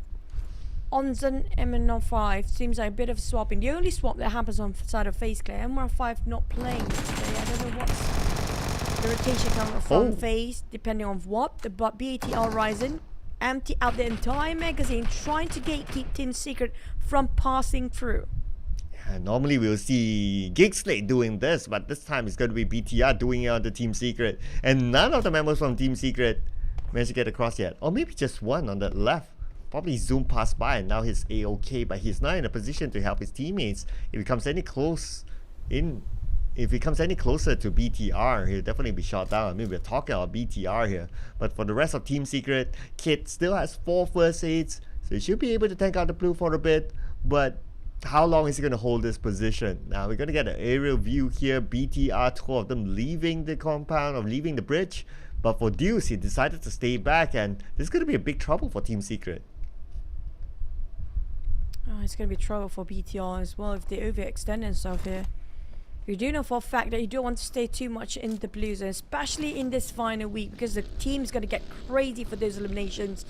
When it comes to BTR and TS, a boy actually make through that. He squeezed himself right across BTR. If this not being careful, not being treaded carefully with side of BTR, they might actually out-cornered by side of Team Secret because our boy's right in the front. But depending on how the rotation of the rest of Team Secret, can they actually make it on time if our boy is calling for help because it's just too far apart.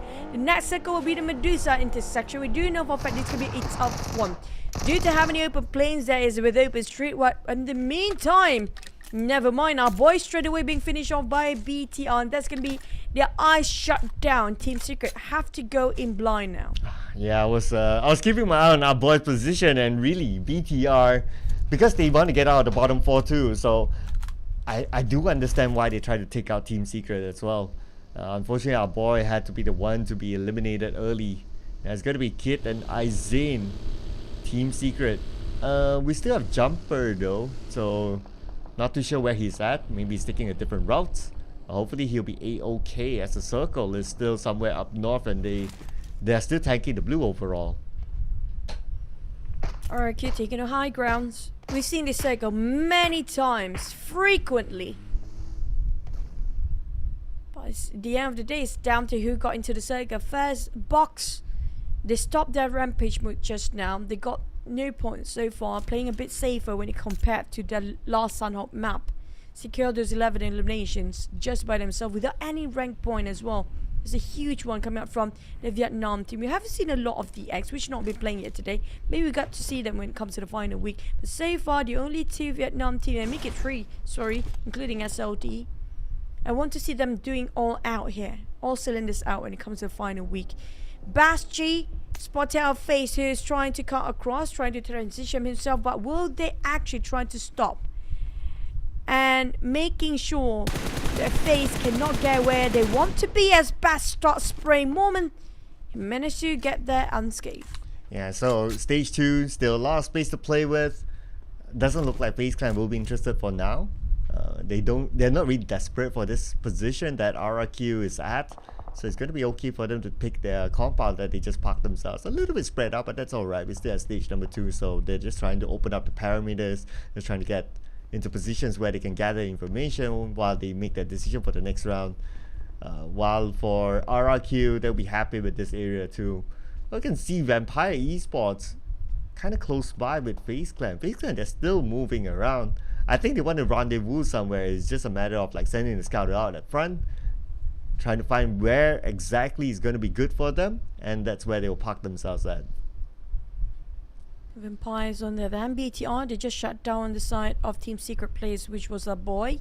The scout in front.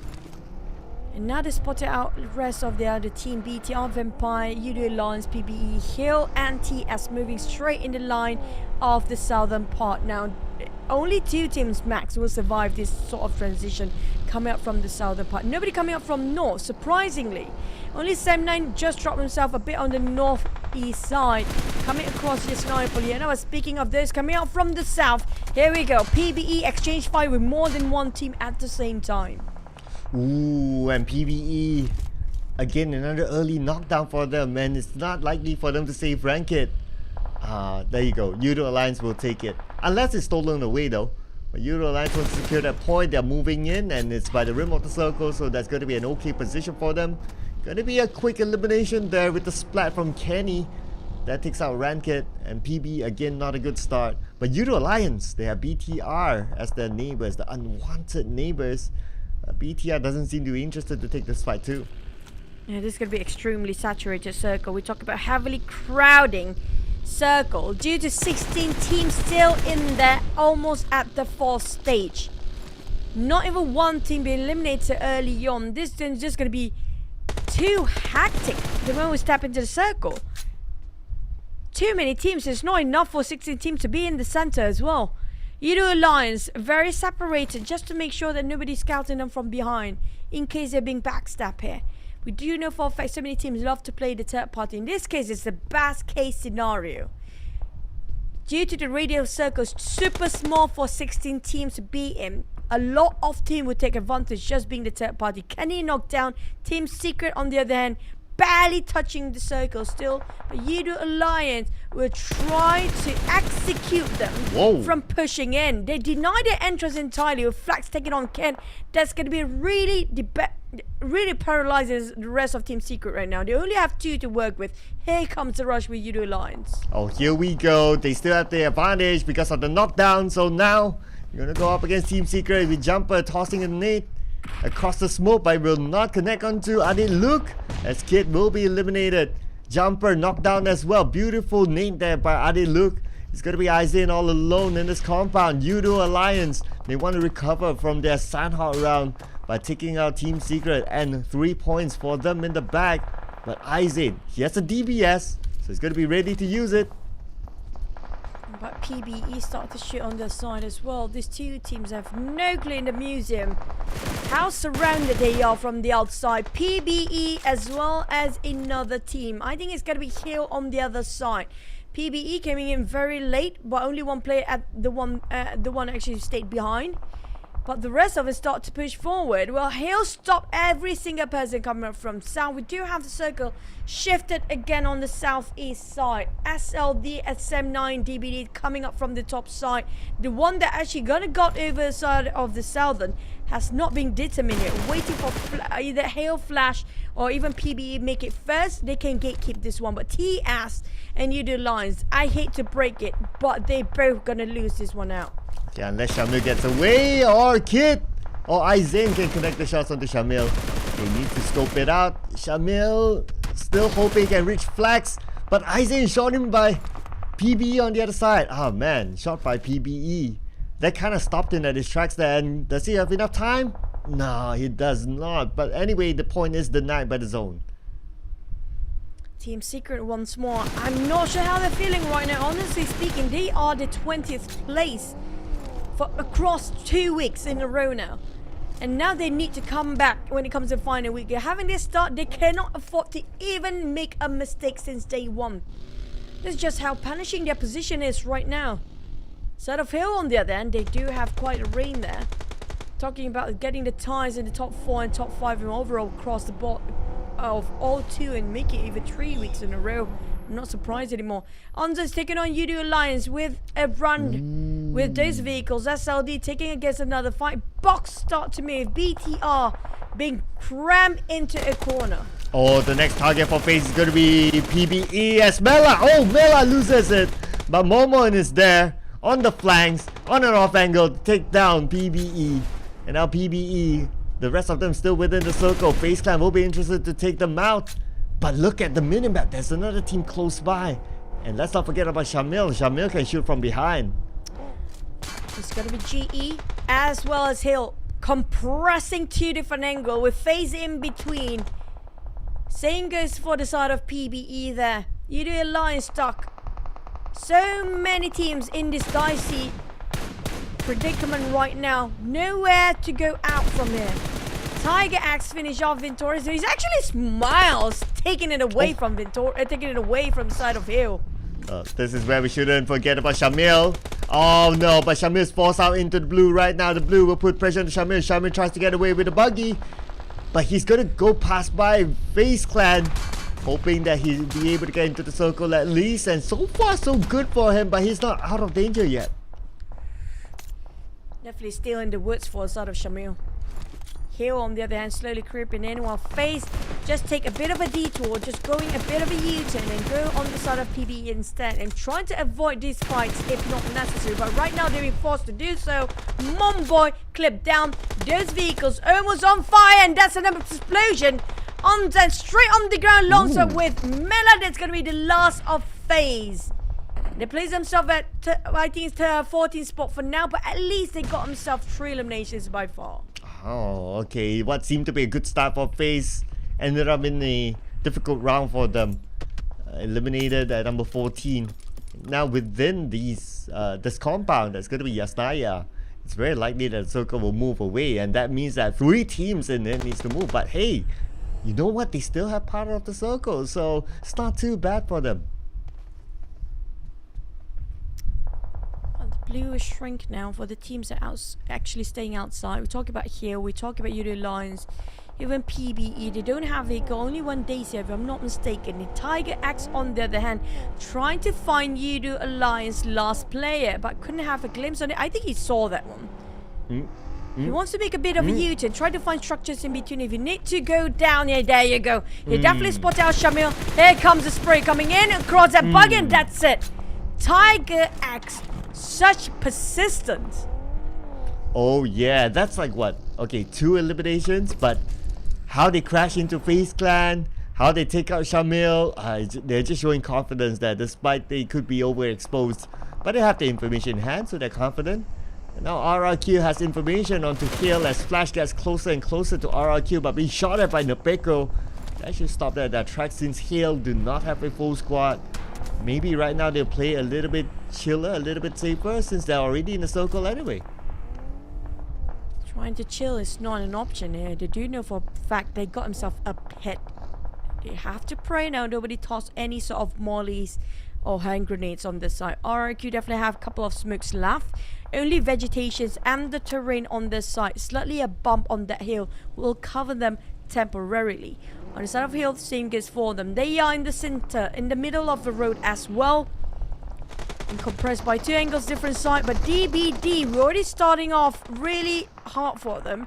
With Sunhawk eliminated early on, they cannot afford to lose here as well. So they force the fight against Bacon Time. Echo want to go for the push against Ice. They want to be denied by the blue zone, but at the same time, the blue zone will hurt. We're talking about stage number 5 here. So Echo make a big U-turn to get back up into the center of the zone as soon as possible. Oh no, Echo been tapped away by Kwang Ji from afar, but he somehow still survives. He needs to reset quickly because Bacon Time is close by. Bacon Time could have gotten that signal and they would have known that Echo is there, but a nade from Octa behind. It's going to be Alter Ego. That knockdown could be a push for Alter Ego, but now Octa needs to take down 3 touch before he can go on, but Octa focusing on to reset. At the same time, Echo unfortunately out, so it's another round for DBD without a chicken. I swear to God, Alter Ego Potato especially, with 1 more bullet to knock him down. They are so thankful. There's so many eyes watching on that side. Bacon Time being eliminated by 2 teams back to back.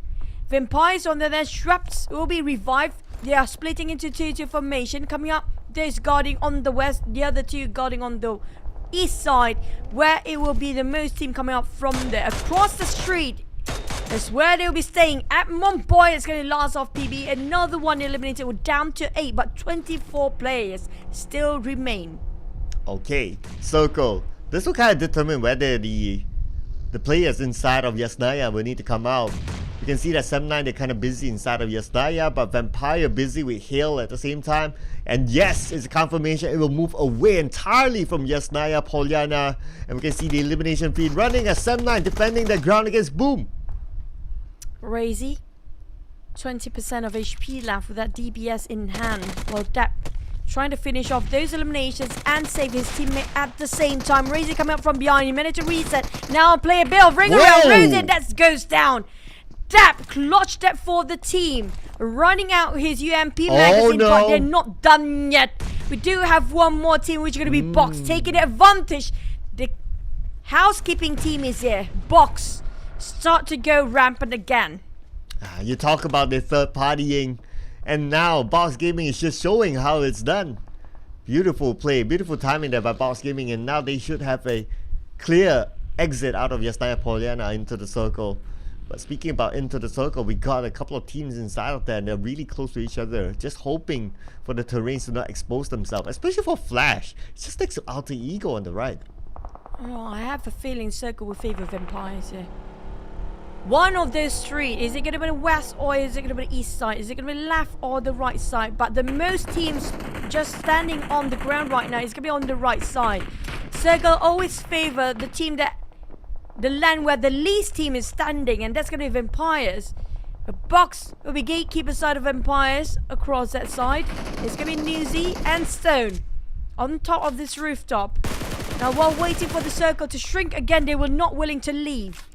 Vampire and the rest of the teammate getting themselves such strong compound. Maybe the strongest there is out here. As we talk about open field and flat playing, there's a set. If you're standing up, you'll definitely be discovered by the teams up there. Ooh, yeah. But how is he going to get out? Alright. He's still stuck on the outside of the zone though. So it's going to be tough for him. And it's such an open area right in front. Where Vampire, because he shot onto him, so it's a signal that he's being watched. So for Vampire, they got a couple they got other angles to take care of. But we've seen as well multiple times that this kind of circle will be somewhere like in the middle of the road, and it will kind of be like 50-50 there. So that could be the possibility too. But looking at the possibility for Box Gaming to survive this, if that moves towards the middle of the road, oh man, the possibility is low. Outside of Stone, I'm waiting for the SLR to work wonderfully well for him. In this case, where he got himself quite a few compared to the others. Box barely make it in, squeezing into the northern side, just a small side of land there, and then it's going to be open street. While SLD try to push on their side, RQ on there then be squeezed by the Blues. And now the next circle will determine who will be favored.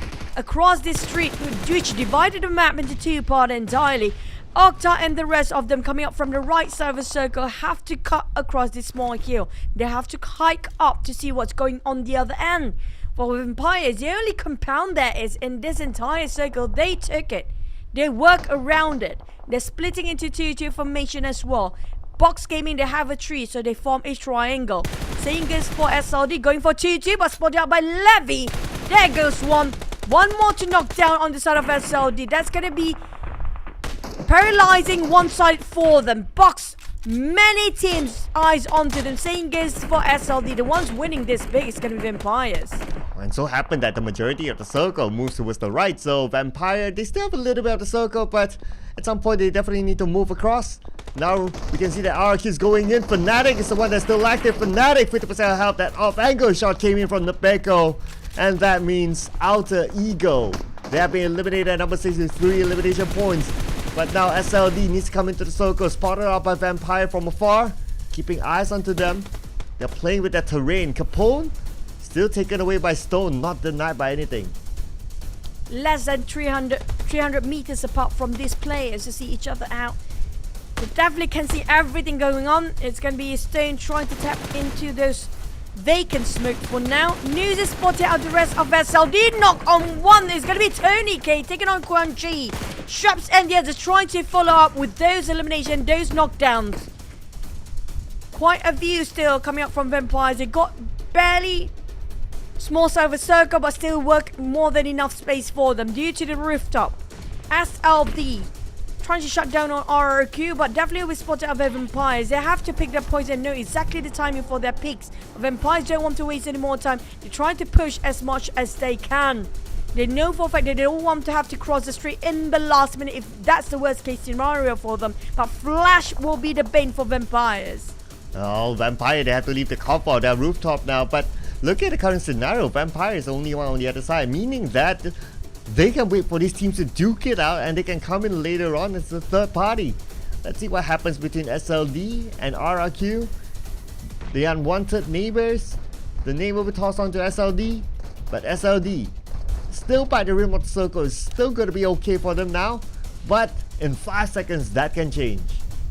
Look at how responsive RRQ is right now. They are opening up their positions there. They got themselves the circle even now. All they need to do is hold this ground. Those angles force out of RRQ. That's all they need to do. But Flash of Hail spotted out by the rest of Vampires. Nowhere to run. RRQ got it. It's going to be more finishing off Hail instead of Vampires. Oh, that was a beautiful nade from downtown. Right now we can see Vampires. They just need to wait for the fight to start, or maybe for the fight to end, and then they can move in. Third partying, we've seen it time and time again. Vampire, they're good at that. And now SLD, they're the first one to be forced to move because they're by the edge of the circle and they're the furthest away by the circle. Vampire still keeping an eye on them, tapping it away. It's Tony K with a mini 14. Tries to hear the go through, but will not be able to do so. Now Vampire. Oh man, everyone needs to time this really, really well as the zone is closing, but RRQ, they are comfortable in the circle. They just need to hold their ground. For SLD, they choose their poison here. It's going to be Vampires for their next contender. They know exactly where they stand instead of RRQ. They know there's one team across them, but they haven't seen any of the players yet. So they go for the things that they certainly know of. It's going to be absolute faith to jump and cross the street coming up from the side of SLD, but Vampires start to take initiative as well. They start to push forwards bit by bit with those bridge smoke, and now with their vehicle as well as LD. The moment they close in the gap, that's where Vampires try to keep the distance, and RRQ spot that out, take this towards their advantage. Oh, Mort almost got Tony K there. Now the Molly will toss that. Mort has nowhere to go. And Mort will need to show himself. Now Tony K can get a double down. Now yes, he can. Beautiful spray by Tony K. Nicely done. And now RRQ, they're losing men. Only down to Voldemort. This is not great for RRQ. They had it going before. Voldemort to save Mort is just too far. And Tony K's finished off with another elimination. He secured himself 6 out of 9 for the entire team. And RRQ being eliminated entirely for now. It's going to be SLD versus the Vampires. Now, can Tony K break the record? Not so, because the most we got is 10. The only he can have in his hands right now is going to be 9. But for Tony K, he definitely wants to go for the kill. He's going for the hunt.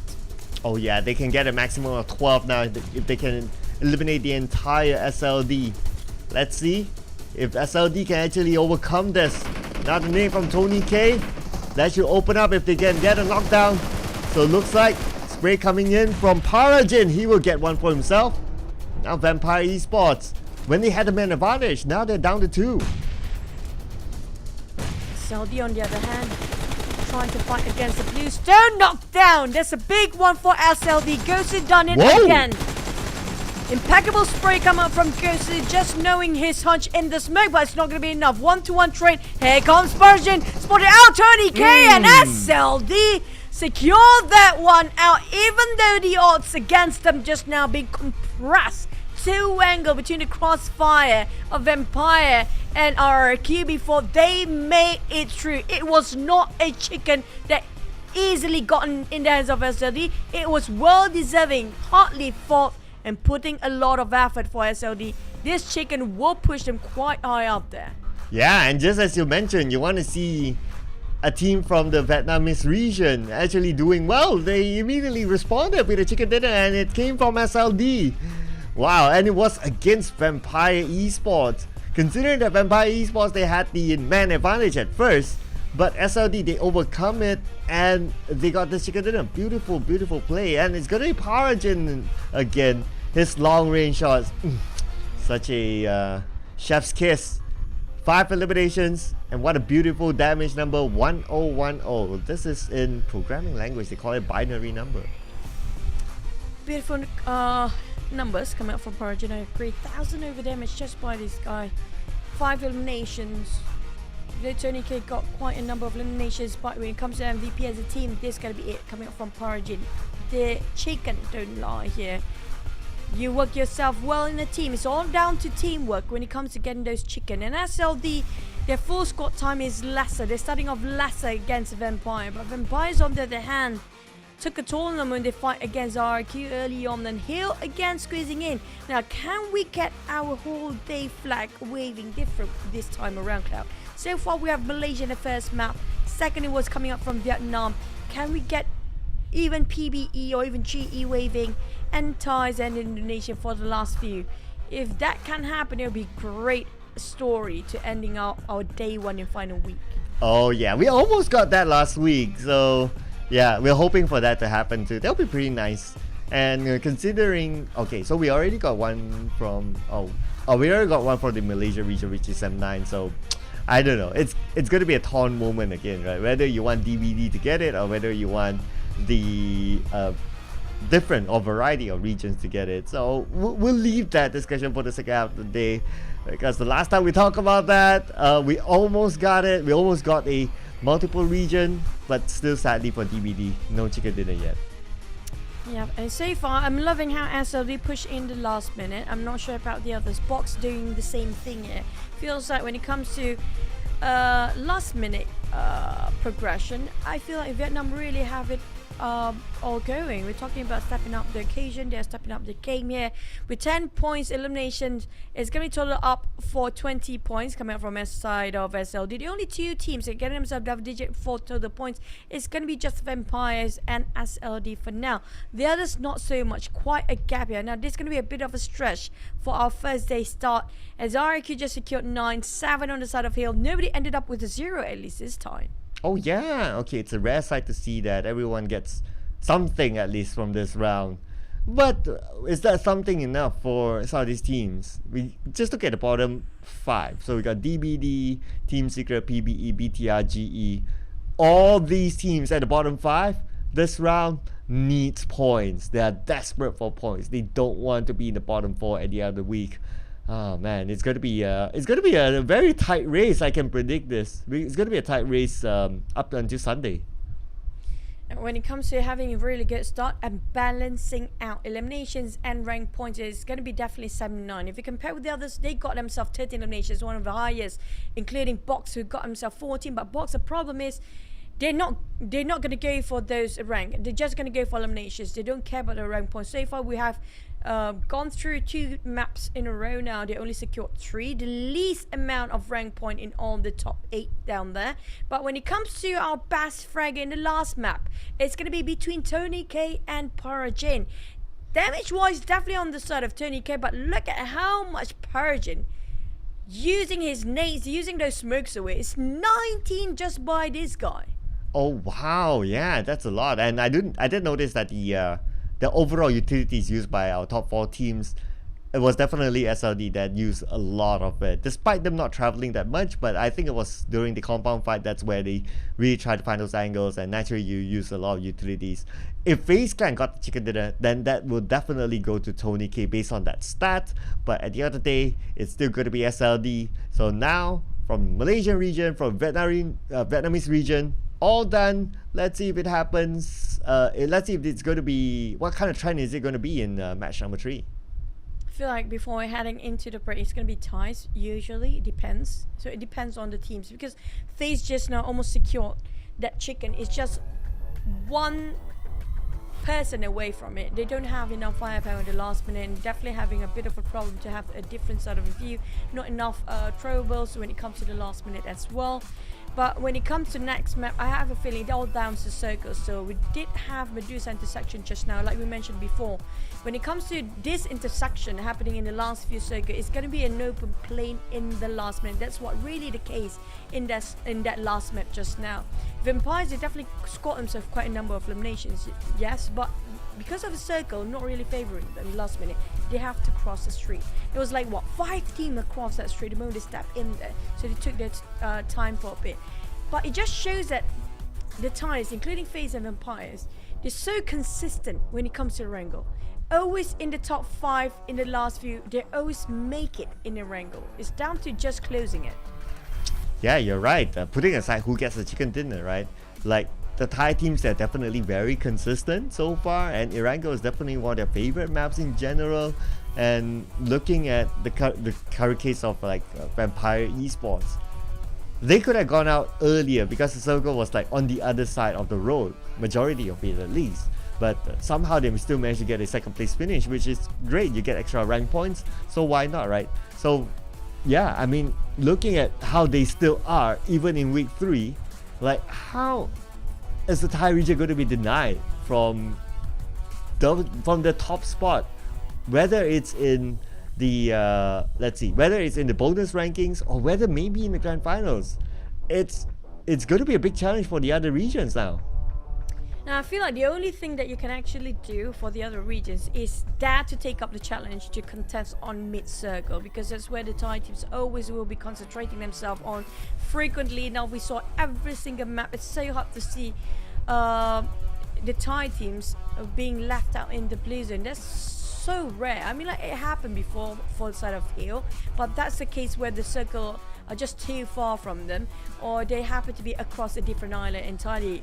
In this specific case, it's going to be usually a Wrangle because of how the main and the southern part is always like split it halfway through. But the thing is, if they want to take up a challenge in the mid-circle, can they hold their gunfire? Because we do know the Thais hardly miss. You saw how Tony K execute just now. The moment they see something, they will never miss. Now, can they actually pull that off? Including the teams like GE and PBE, they have to step up now. I mean, like, it's great that you'll be the best in the region, but not so if you compare to be, what's the point of being best in the region, but you can't be the best in the world?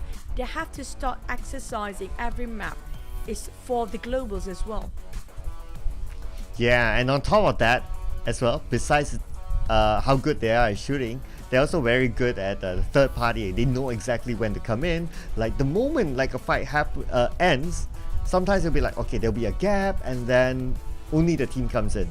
But like in general, we're talking about it, right? Like for the Thai teams, it's like the moment the fight ends, it's like they're already as if that they're halfway traveling to that site where the fight is happening. And when everything ends, there's no time for any of those teams who just ended the fight to reset themselves. And when they come in, it's just bam, finish, just like that, just in the blink of an eye.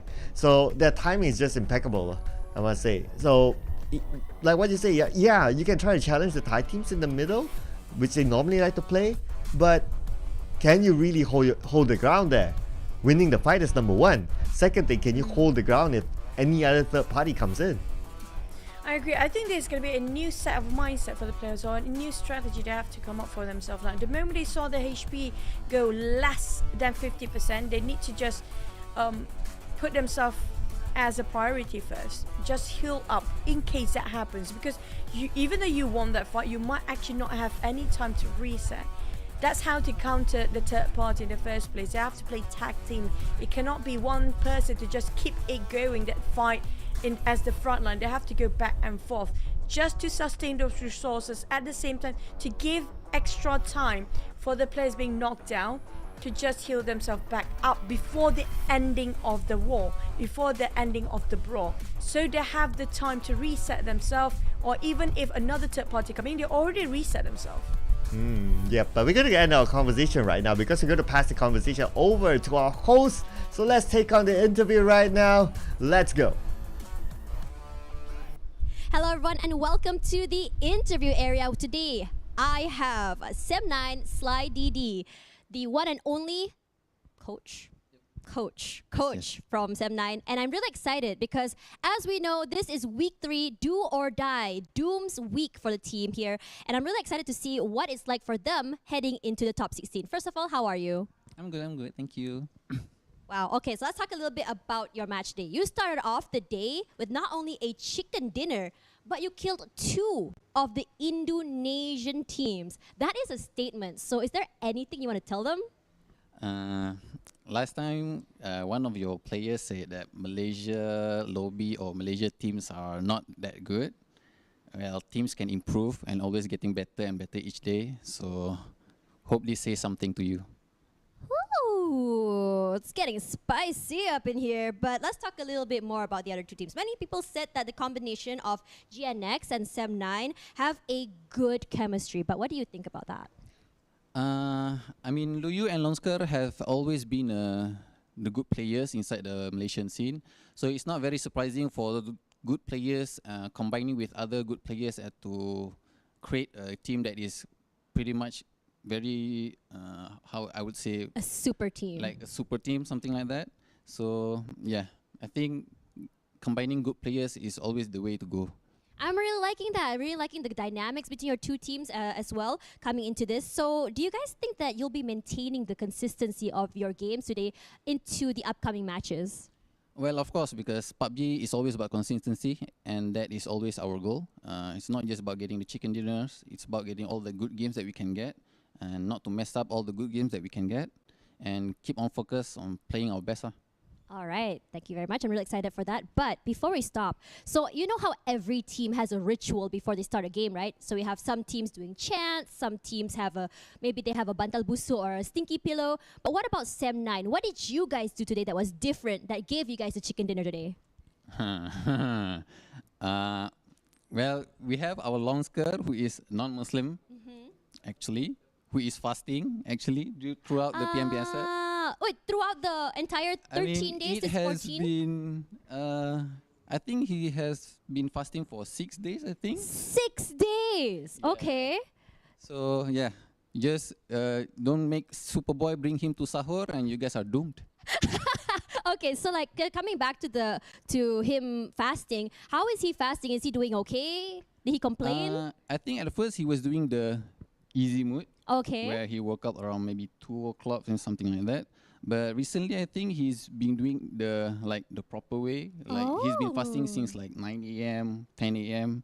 All right. So yeah, to all my Muslim brothers out there, even Lonsker can puasa.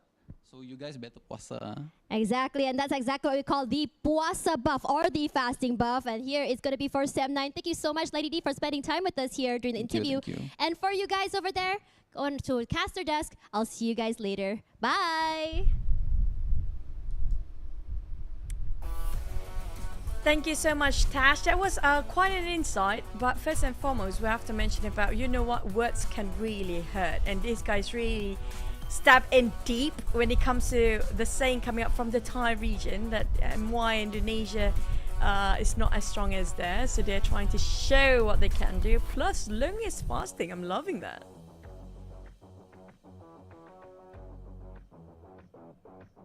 Yeah.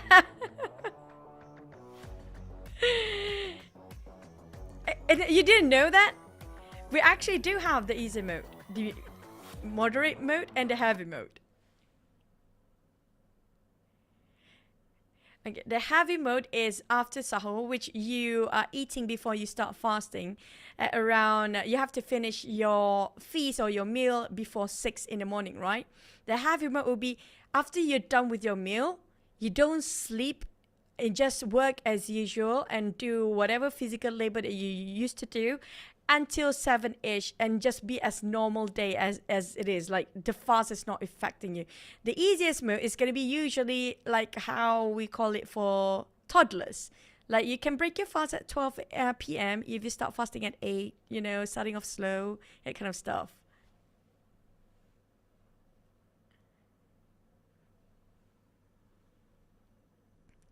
No.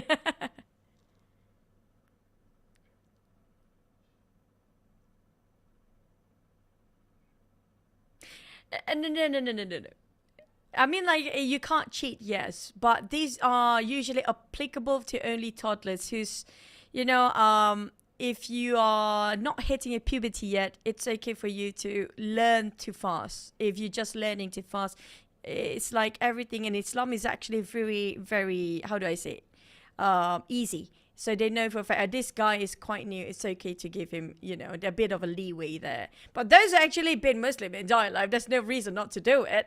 Come on, guys. You guys can do it. Even Lung can actually pull it off. But back to it, our boom swaps. You do have Boo Boo and Hexas again this time. I'm not surprised if they swap in out Keymine as well. Yeah.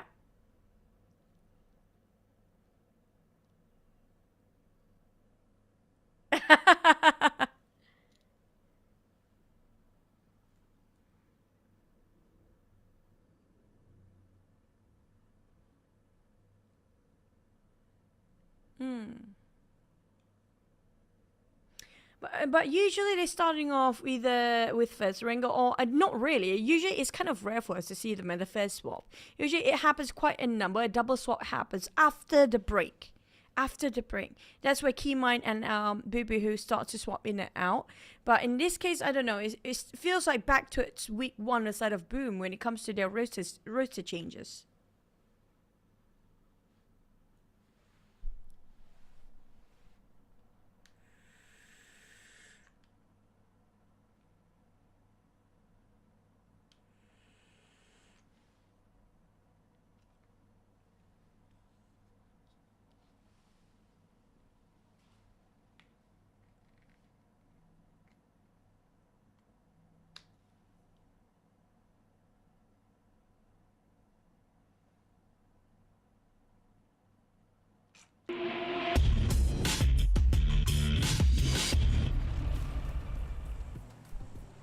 We are back without any skin on the flight today with our second last wrangle of our final week, day 1. 4 more days to go, Cloud.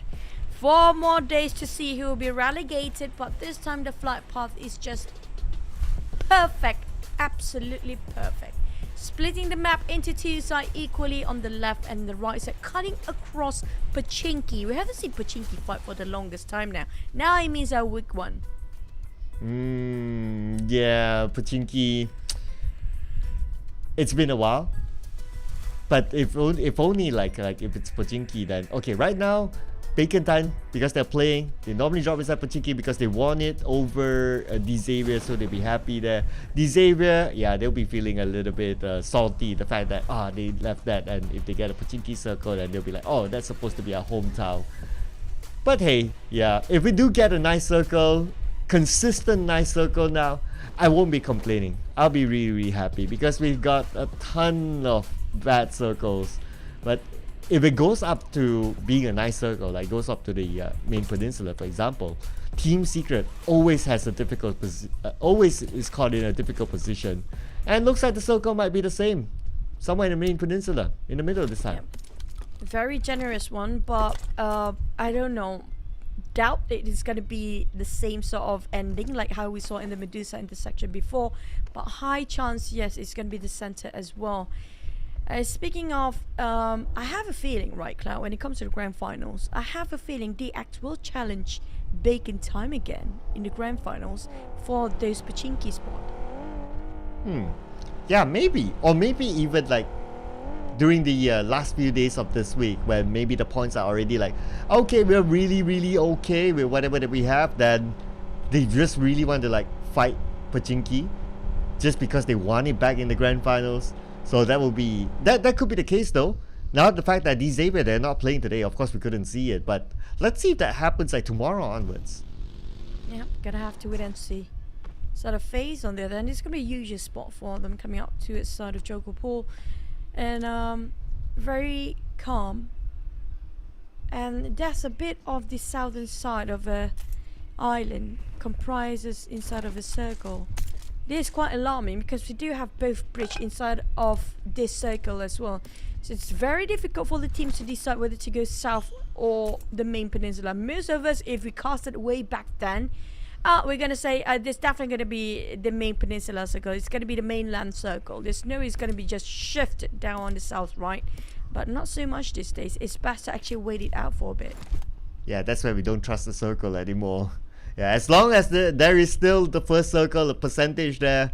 I mean, yeah, it's Erangel PMSL for you guys, ladies and gentlemen. You've seen how difficult circles inside of Erangel can be inside of PMSL, so it could really happen. So that also means that, like Team Secret, they can have some sort of hope that, okay, hopefully it really pulls down. But if you're Team Secret, like, do you really want to hope for that? Very unlikely. So I do expect to see Team Secret still trying to go through the left bridge, in which, if that happens, there is again a possibility that BTR could be gatekeeping. Well, that didn't fare them very well for BTR last time, we remember. Yeah, the gatekeeping is great, but not if you're not in the zone, not if you're actually being chucked down by the blue zone. That's what happened for the side of BTR. They overstayed themselves too long. As multiple teams that actually made the same sort of rotation, just like how they were in day number 1. We talked like week 1, day number 1. That's going to include UD Alliance, Team Secret, and BTR. They love to overstay themselves too long in the blue zone and gatekeep each other out until both teams went down without any sort of a value from that. Yeah, and plus they came in a little bit later, so there were a lot of teams like waiting for them later on. To be fair, they did secure. SM9, Loyu building up his gears as always. SM9, we did have a coach interview just now. It was Sly DD, super tall by the way, super serious coach. I mean, like, I've seen him coaching right in front of my eyes. It's very strict, but sometimes that's what you needed as a team, right? He knows for every single player. As a coach, it's so important because you are the pillar of the team. You have to know exactly the attitude of a player, how they actually think, how do they actually feel in certain spot, when is their comfort zone, where they can feel a bit of discomfort, because that's where you get to know the strengths and weaknesses of the players. I mean, like, Pasha is also a coach, which is going to be coming up, my brother of a Sly DD. When I talk to both of them at the same time, who would have thought that coach has been such a big pillar and so much responsibility? Not just revising the teams, not just revising about the rotation. They have to know deep down inside if there are any sort of personal issues from the player as well, so that it will affect his performance. He needs to know inside out of a player so well to put them exactly which role that they can perform best. Yeah, there's a lot of I would say the job scope for a coach has definitely expanded over time. It's not only about the tactics like what you mentioned, but it's also the mental element of it. So the skill set of a coach really needs to be upgraded. I guess that's the right word. Upgraded, or if you want to be a coach for a pro team inside of PMPL, then you really need to have all those skills. You got to have those that I just mentioned, and then you got to have the people management. You need to be able to manage it. It's not only about like knowing your players and then not knowing what to do about it, but you need to have solutions for all that, things outside of the game as well.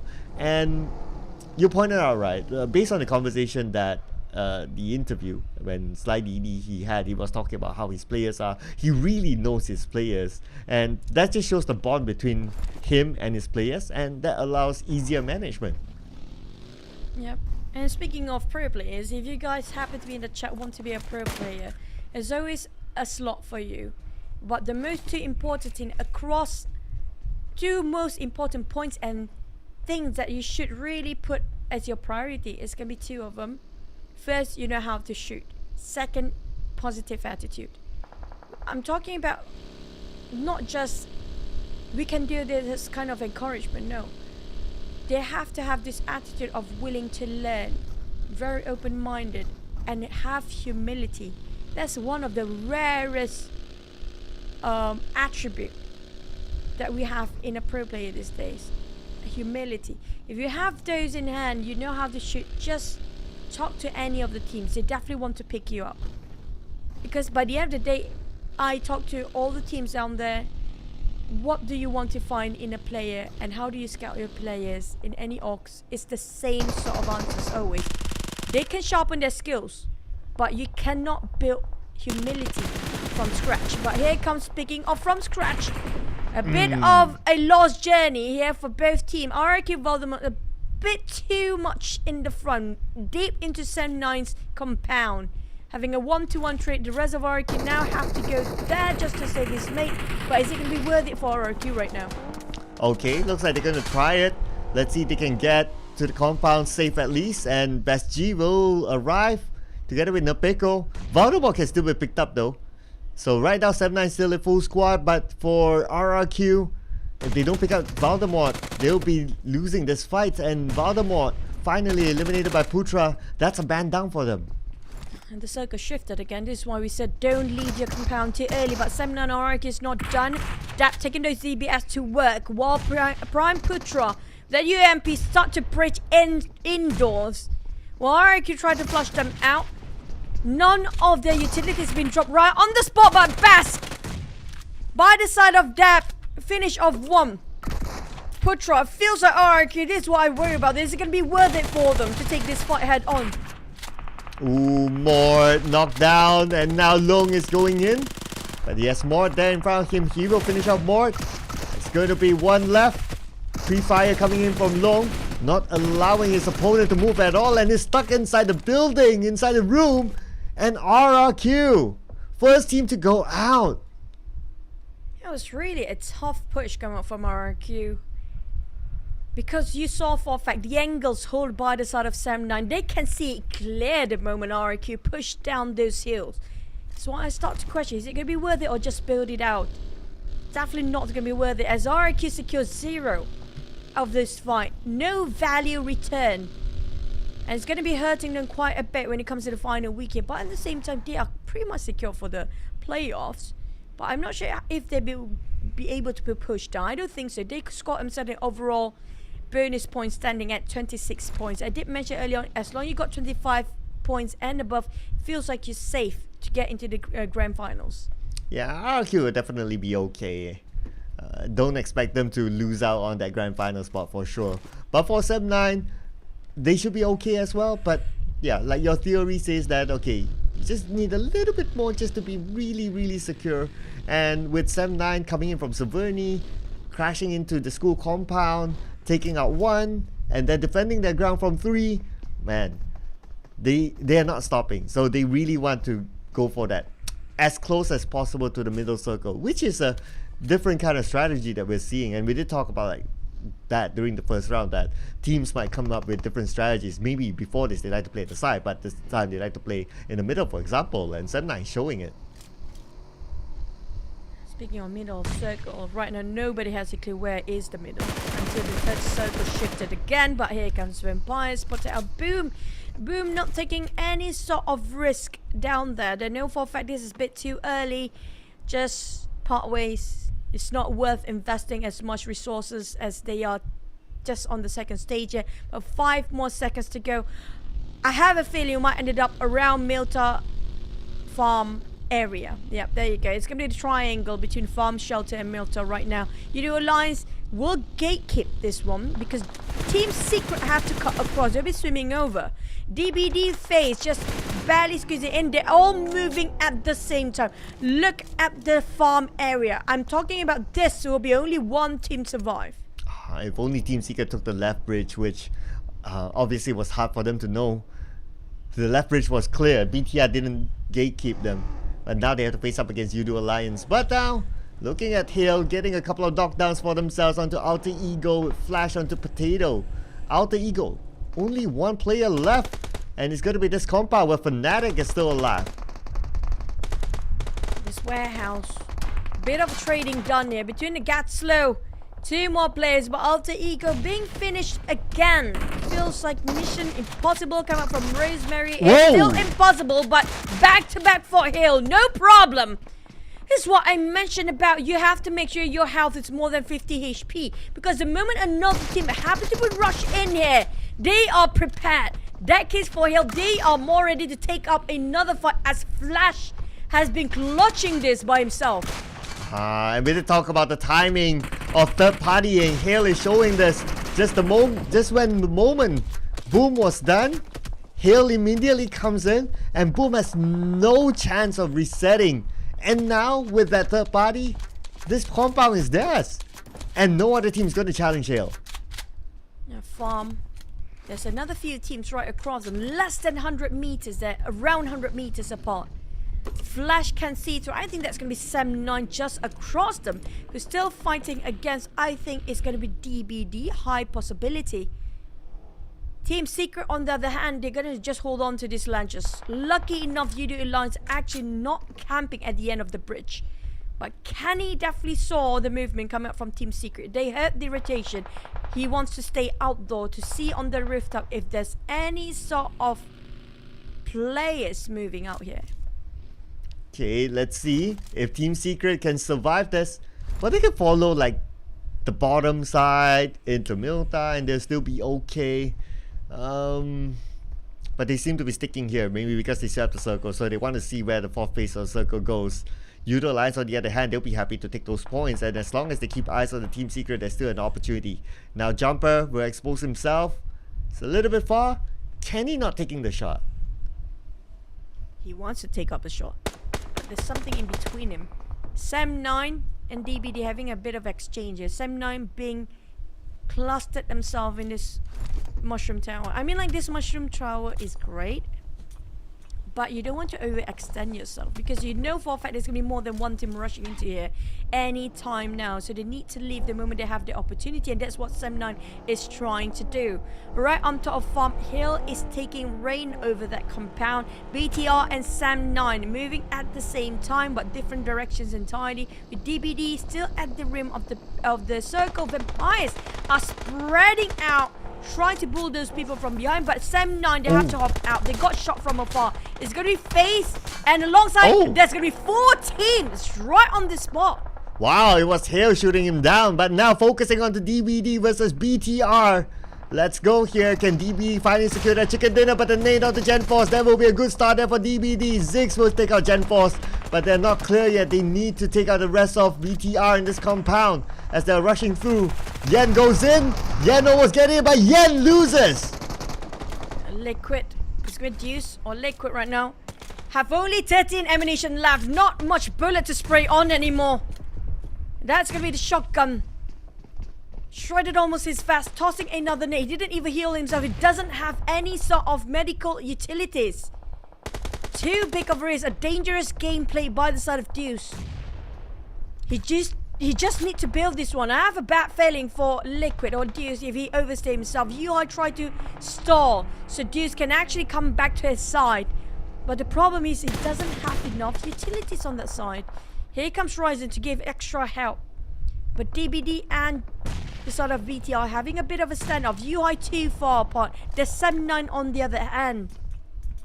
Yeah, much needed backup there, because his vehicle is on the right side where DBD can shoot. Right now, Deuce needed down. Oh, okay. This could be an opening here for DBD. But right now, they don't seem to be confident enough to push. Maybe they're aware of the other team shooting in from the outside. Ryzen tosses a nade. Tries to buy time, hopefully to get to his teammate. The smoke will be popped out as well. So he's going in for the save. Tossing another one. Jimmy OP. Ryzen just tried to clear the corners. Ryzen taking the front line as he is bleeding out. DBD start to push. AKM in Echo's hand trying to go for the rush. Or Jimmy OP with a Bison going on the flank side. Putra taken down by Yuhan. There's going to be the support at the back being ambushed. They have to build this BTR. They cannot overstay themselves because their eyes being shut down from behind. Echo on the other end will force this. They clouded themselves in the smoke. Just stalling right now. Ryzen trying to find a way to get in, trying to at least secure another. Playing around the walls. Jimmy OP knocked down. He saw the silhouette, follow his hunch, and Ryzen still alive. Even the molly's been dropped off, and Ryzen just healed himself back up. And 6 will reset on Jimmy OP, but Echo will be the bane for Ryzen. If he's trying to decide to push alongside with the team here. Lucky enough for Ryzen, there's no window, only a small circle window that is for them to see from the outside. But Ryzen, the moment he jumped down, it's going to be the end, because DBD is just surrounding him very hard. Cornered him every way possible.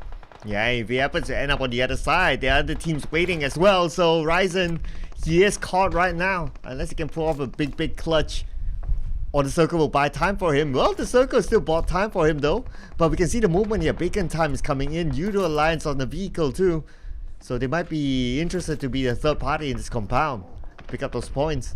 But right now, Ryzen, oh man, he's really stuck. Whereas Judo Alliance, they'll be happy to pick up the point up against Yuhai. Oh, it's going to be Putra pick up the point against Yuhai. Where's Ryzen going to go now?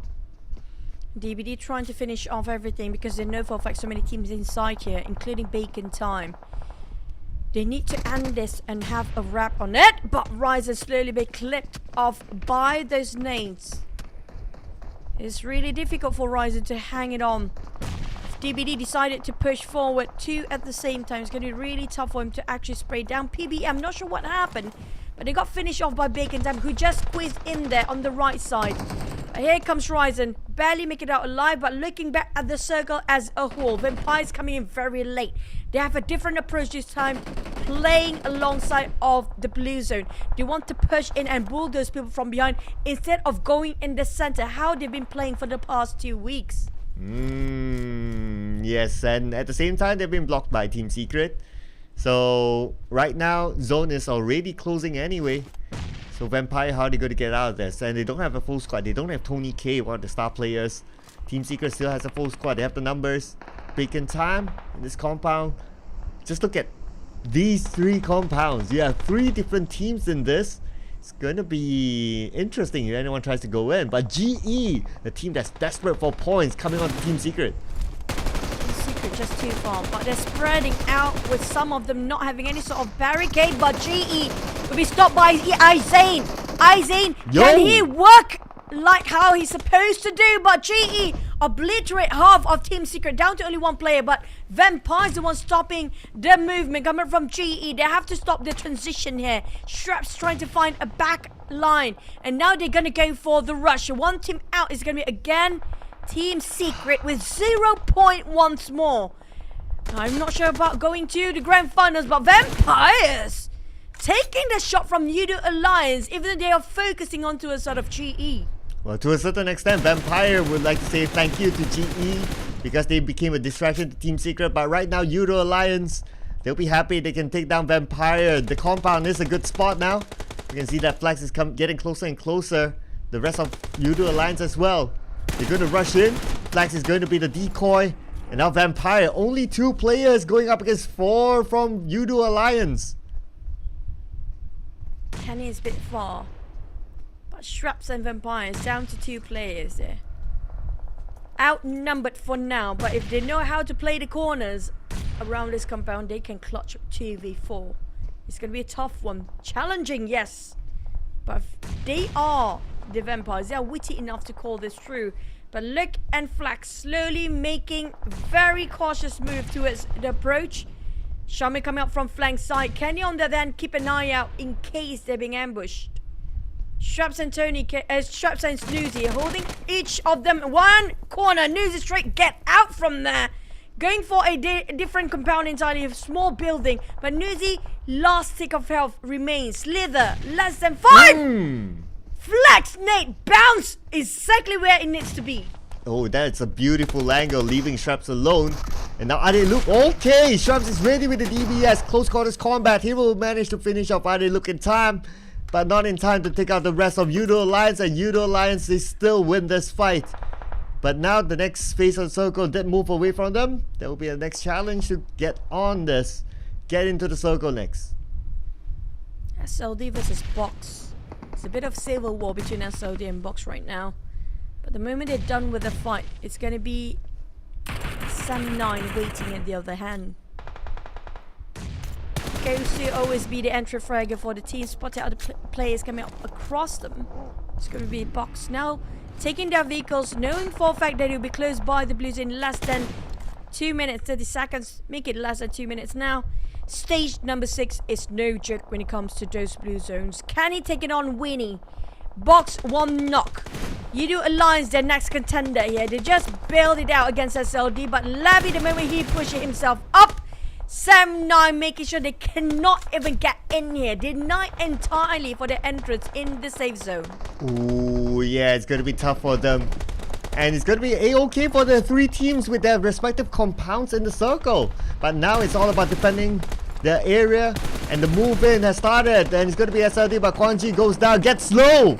Be shot down as well. This could be an opening for SLD, but SLD been traded back by Tiger. Tiger will secure that elimination point. It's already 7 elimination points for Hale Esports. The side of Sam9 also not going to bow out quite early. Yudo Alliance secure himself 6 ingots for Sam9. Yudo Alliance taking on Sam9 Putra. Speaking of these two teams, happen to be fighting each other now. As LD being pressured by the side of Hale, who got himself the houses, the buildings to work with. While Hale trying to clear out those in the field, right in the line of sight of Sky only. With a Mini 40 M416, here comes the spray with 200 over bullets. He can spray all day. Ooh, wow, yes. With that amount of bullets, it's going to be hard, but who needs a bullet when you have a napalm flash to take down Paragen? And it's going to be Gosu all alone, and his position not easy at all. Nate's raided down onto Paragen, and Paragen will be taken out by Tiger. It's going to be another point for Hale Esports. But we got 5 eliminations dominated for Bacon Time on the other side. Hale trying to hold their compound. Bacon on the other hand playing an open field. Only haystacks in between. While Sam9 still around the vegetations. Low U. The only one that didn't secure any sort of elimination on this side, but he's giving so much support for the team, so much intel for the entirety of Sam9. They got himself a small shack. But for the side of DBD, they can backstab all these teams if they happen to open fire. Ooh, yes. Oh, okay. I'm just looking at the circle right now. It still has the 3 teams with their respective compounds in it. And backstabbing can really happen here if they choose to move into another compound. But now Gosu, who really needs to move, fighting against Sky only. Sky only, 60% health, been naded back, but that shot came in from Sam9 on the Sky only. That saved Gosu. Oh, Gosu. If nobody's shutting him down here, it's gonna go monster. This guy is a beast if he turn his mood up. Gosu spotted out lungs. His jump. Oh, here comes a spray. There goes knock. Gosu, the moment you save this guy, he will not show you any sort of mercy at all. 2 smoke, 4 grenade that's left by his side. Trying to find Yudo Alliance player. He definitely saw the smoke. He knows there's somebody in the smoke. He tried to finish off Sam9 at the same time, but he's alone out there. SLD, the last player there is. Gosu can have a bit more time to live, but how much longer? The moment Sam9 push in, the moment he'll spot him out, that's the end. But at least he get one more. Gosu! Wow. Okay, that's advantage taken. Well, if he can get more out of elimination points, that will be great because he does have a vehicle, so it's going to be tough for him to move in. But now, speaking about moving, he's going to be Yudo Alliance against Bacon Time. Bacon Time now. Can he get them? Yes, he can get one. Can he get a second one? But no, he loses the fight. Yudo Alliance, they still maintain their players, and they took over the compound for Bacon Time. Successful flush for now for Yudo Alliance, but at a big cost. Almost not entirety of Shamil. They only have 2 players left. The only one that actually have a full squad each going to be Hill for now. But for how much longer, I'm not sure. If they can revive, yeah, they definitely revive his teammate. So he'll have the manpower. But can they fight the entirety of this map here with DBD having a 3? Former triangle mode. Yudo Alliance stuck with 2. As LD Ghost is still there. The game changer, but he's been burned off by the blue zone bit by bit. He can't push forward, running dry of his health utilities. Now he's just buying and stalling time while waiting for another team to go down. Yeah, he's probably going to deny himself to the zone. There's no way he's going to get out of this. And true enough, Gosu will be taken out by the zone. That's going to be the end for SLD at number 5, 3 elimination points. And look who has the circle. It's Yudo Alliance, right smack in the middle of it. If only they can hold their ground, but unfortunately they don't have enough players. It's going to be a big one here for Yudo Alliance if they can pull off a chicken dinner. Unless Skill starts to fight against DBD first, while on the side of DBD, they are eyeing out to the side of Sam9 at the back line, the furthest one away. Gasler spotted them out too. They steals it away from the side of DBD. Gasler getting on one. Only one last player, Putra, coming up from Sam9. How to get out? It's an open field the moment he just step and stand up. It's gonna be the end of him being sprayed down by both players at the same time. DBD and Hill keeping an eye close to the side of Sam9. They're having these four walls going for Hill. This warehouse is a very good compound to stand in, but they're not in the center entirely. Utilize even got himself an upgrade. Ooh, yeah, okay. They got an upgrade because there were a couple of boxes there. They gotta take advantage of that.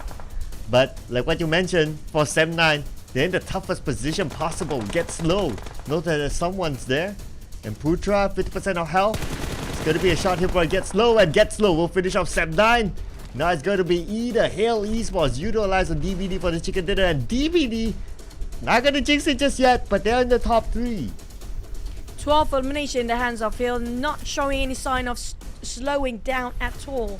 While DBD do have 3 eliminations, but it's not going to be enough. They need to secure a bit more to make sure that they can secure the slots in the grand finals later. But Hill just taking control over the circle right now. There's no more circle left, but they definitely have the firepower. They have enough utilities to last longer than either of the team. Utilize stuck with 2. I'm not sure how much utility they have. They do have themselves. They did actually upgrade with those airdrop. But on the side of DBD, they have to climb out of this wall. Lucky enough, they have smokes. But Hill is super scary right now. Oh yeah, super scary, especially when they're in the full squad. But look at the nades from Utilize focusing onto Hail. DBD, they have created a smoke bridge, but no opening for them to cross over just yet. If only they have the information of the position of Udo Alliance. So right now, you can see that who's going to win this? It's a 3-way war. Basically, who moves first, they might lose. Right now, Hail, they definitely want a compound of Udo Alliance. DBD is eyeing that as well. But DBD is taking a slower approach as Hail now has Get Slow. They got their numbers. They're going in for the rush with those vehicles. Double down. There you go. Shamil is the first one. DBS is just super broken. DBS League. Here we go. It's down to DBD versus Hill. Will you have to fight DBS with the DBD? Why not? It's always the case here because the DBS always win DBD. Oh, here we go. Tiger with the DBS. There you go. And it's going to be Hail Esports chicken dinner. And again, DBD came close, but not able to get the chicken dinner just yet in PMSL. The only way for DBD to win for the last fight, it's going to be making sure the opponent don't have a DBS against them. DBS is DBD's weaknesses. I don't know how, but I don't know why. It is what it is. But hey, we did mention about it's always the ties taking the Erangel before we're heading into the break, and yep, they did. Yeah, Thailand, well, at least one thing, we're still on track for the variety of regions in a single day. So we had Malaysia region, then we had the Vietnamese region, and now we have a Thai region. And it's going to be Flash breaking today's record at least. 1,167 damage with 7 eliminations. If I'm not mistaken, Hill did get a good amount of eliminations as well. Oh yeah, I have a feeling they might ended up as possibly 15. That's going to be the numbers that should be up there. But so far, let's count 9, 16, 17. Well, all towards Flash, and 17. Still not breaking the magic number of 19 though. But it's okay. As long as they got that 17, they'll be happy with that. Flash, Starman indeed. Every stat does favor him. Now let's check out the teams to watch here. So we got Hail Esports, Utilize, 7-9 and DBD. DBD lasted longest time, but yet still not able to get that chicken dinner. But when you give out the full squad time, you have to give what a flawless run. Absolute perfection of Hill teamwork. 30 minutes till the end of it, they had a 4. This is just how good these teams can actually get it. Everybody pulled their best place. I mean, like if you look across the board just now, all of them having average of 5 and above for those eliminations, except for one player. That's going to be their scouter. Maybe that's going to be the one that giving the support. But of all the other 3, they're playing a huge part, being a fragger for the entire team. They all stayed alive till the end. DBD, they always have this rotation. I mean, like DBD is very witty when it comes to rotation. Wise, they're really cool about predicting where to go next. When it comes to firepower, you have to give it. They're just still lacking in some sort of perspective in that way. Yeah, I know, right? Yes, they did win the compound fight to get that building, but even that took quite a while. That's number one. Not that there's anything wrong with that, but it just shows that, you know, the level of firepower versus like KO, who just can crash in and just take over the compound just like that, something like that. But yeah, it's just to the end as well, because at the end it's all about the fights, right? And when it comes to that, it's not their best strength, so it's hard if you don't have that to get that chicken dinner. I agree. And the cross-app placement, if you look at Ghost, I'm loving how he just sprayed. He never whiffed. He even got himself a couple of more eliminations in the last minute. On the side of Hill, I mean, like, look at the numbers don't lie. The only one that actually didn't gain as much elimination is going to be coming up from Sky. He did so much work scouting, just marking their perimeters, making sure giving as much information as he can, as fast as he can relay as well. But the entire team of Hill giving such a statement that all of them survived and even secured a chicken. You know what? Teamwork is always the best work, and they just show it to us with 27 points. 27. Utilize not too far behind though. 10 elimination points for them. They have been aggressive today. It's nice to see them playing in this way, because I think that's their comfort zone. Taking fights is just their strength. 15 points in total for Utilize. We got 7-9 with 10 points. On the other end, which is of course going to be the main topic for us this week, who will be the bottom four? Team Secret's down there. BTR is down there. PBE is down there. So it's a little bit worrying. At least GE, they got more points than all of them, like with 3 points. Not that much, but some progress. I hate to break it, but I do see some fans chatting as well that they still have the hope from the side of Team Secret. But I mean, like, Team Secret, they really need to go big, like beyond big, as much as they can for this final week. We're talking about them at the number 20th. For them to catch up, they have to score themselves first place by end of this week. But shown by these teams of how they prepare for the final week, it's just so hard for Team Secret to push forward. As I've Hill, Sam9, Asadu, these are the same name that be occurring every single week in the top 5, Cloud. Yeah, again, some level of consistency that we can see there. So I don't know. Plus, let's not forget, we still have a couple of teams that didn't play today too. So, well, maybe that could be that might change everything at the top. But looking at how the trend is after we've seen like the 2 weeks of PMSL, I mean, it's if anyone were to put in like a prediction what will happen in the grand finals, I don't think I need to say it anymore. It's looking pretty nice for a certain region. Yeah. I mean, like, if you're talking about times, they're definitely strong up there.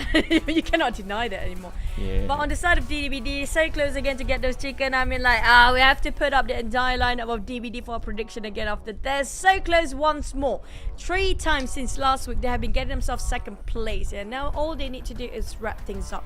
Can they close the deal when it comes to those fights? Oh, man. Twice we saw them with a 3rd place finish. So that was the closest that they've gotten. Not even a 2nd place finish yet, but hopefully straight up to a chicken dinner later on, because after this we will be heading into a break, ladies and gentlemen. In case you just joined us for this year's PMSL, our break is going to be a little bit longer in the middle, and then we will go back to back 3 games non-stop action until we wrap up the day. So we're still waiting for the cue from production for us to get into the break. But yeah, that is of course because of the fasting month of Ramadan, so we need some time for our players and everyone else to take a break as well, to break fast. But right now, it will be our timing, ladies and gentlemen. We'll be seeing you after this 1 hour break.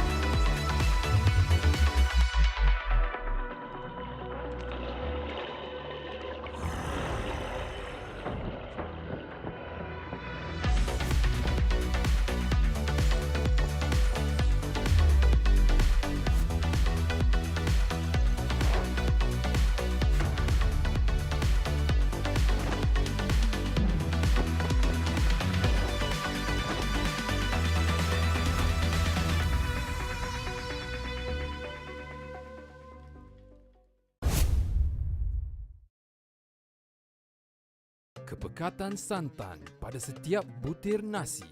PUBG Mobile. Kepedasan sambal menjadi pembuka selera. PUBG Mobile. Ikan bilis, kacang serta timun.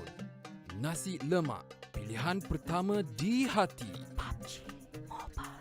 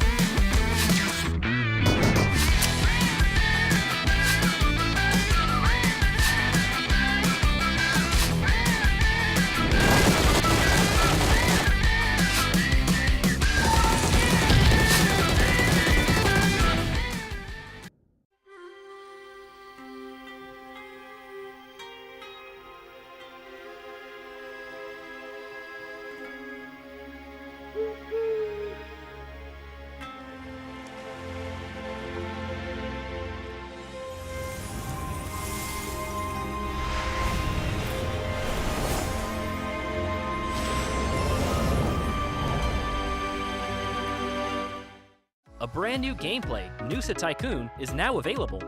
Welcome to your very own island. Earn Noosa coins, build your island, and increase your prosperity. That way, you can win a free legendary set and commemorative titles. The main way of earning Noosa coins is by running the Regal Resort. The higher the level, the more profits you reap. Invite friends to stay at your Regal Resort and help you run it for both of you to gain additional earnings. Keep using Noosa coins to upgrade buildings for your island to become more prosperous. Upgrading the cargo terminal can additionally improve the prosperity of your island. When you reach 2,000 prosperity, you can redeem a permanent legendary set for free. Every 8 hours, players can explore the mysterious cavern once for free to dig up crates and collectible items. The higher the cavern's level, the greater the chance of excavating collectible items, which further increase your island's prosperity. Here's a little tip. The most profitable strategy is to evenly upgrade all 3 buildings. A hologram of your island displays in the lobby during the event, and its appearance changes as your prosperity increases. So come and build up your island with friends.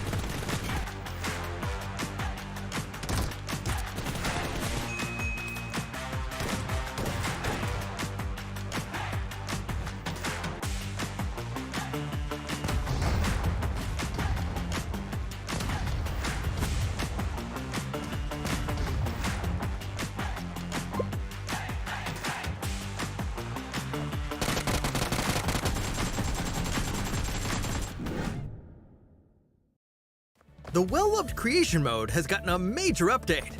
Now, a function that allows players to quickly switch outfits and backgrounds has been added. When you enter creation mode, you will notice that there are 2 new options. They are the function that allows players to add screen effects, and the function that allows players to switch outfits while in creation mode. The function to switch outfits has greatly improved the player experience. All you have to do is prepare different outfits in your portable closet. You can switch between them at any time while in creation mode. Combine various camera effects at the same time to smoothly capture a fashion show and further enrich your shots. It's now also easy to reach certain spots. Furthermore, you can now display companions in creation mode.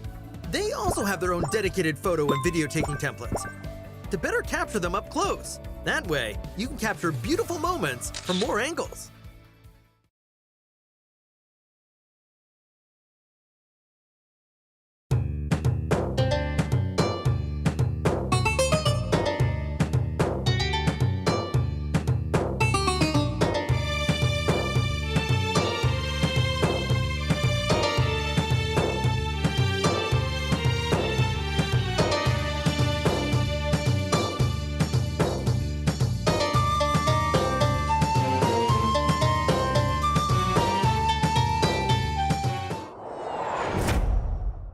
this new version, we've added a new small themed area, the Imagination District, to Erangel and Libet. If you wish to quickly check out the new resource point, it's best to go to Erangel. These widely dispersed Imagination Districts will provide you with new options for gearing up. Try landing here at the start of a match to loot more supplies than usual.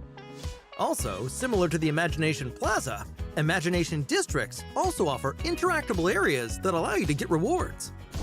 But since the areas are small, each Imagination District can only be interacted with once. If all teammates jump to the same Imagination District, there might not be enough supplies for everyone. In that case, it's a good idea to split up roles in the team. Some teammates can first scout the nearby area for supplies. Once geared up, they'll be able to protect the rest of the team that's busy interacting with the themed area, thus mitigating the chances of loot getting snatched away by other players. By working together, both looting and interacting can be done at the same time. It saves a lot of time and lets your team quickly move on to the next point.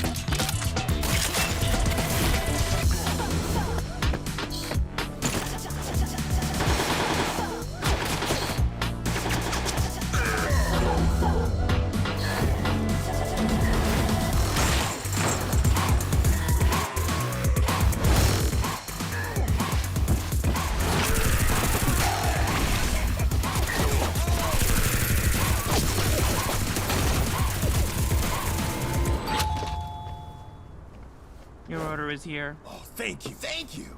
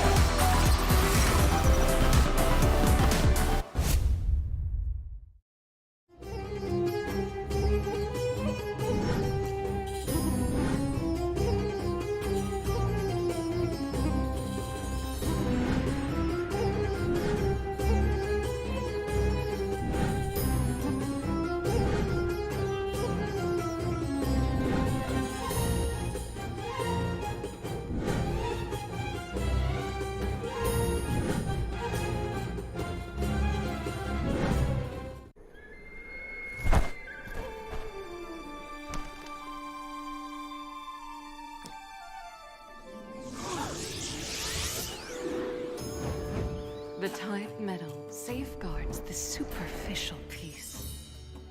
The lack of supplies continues to aggravate misunderstandings. Familial conflicts that lurk beneath the surface never cease. Eventually, trade relations are cut off and contracts torn apart. Thus marks the end of the family bond.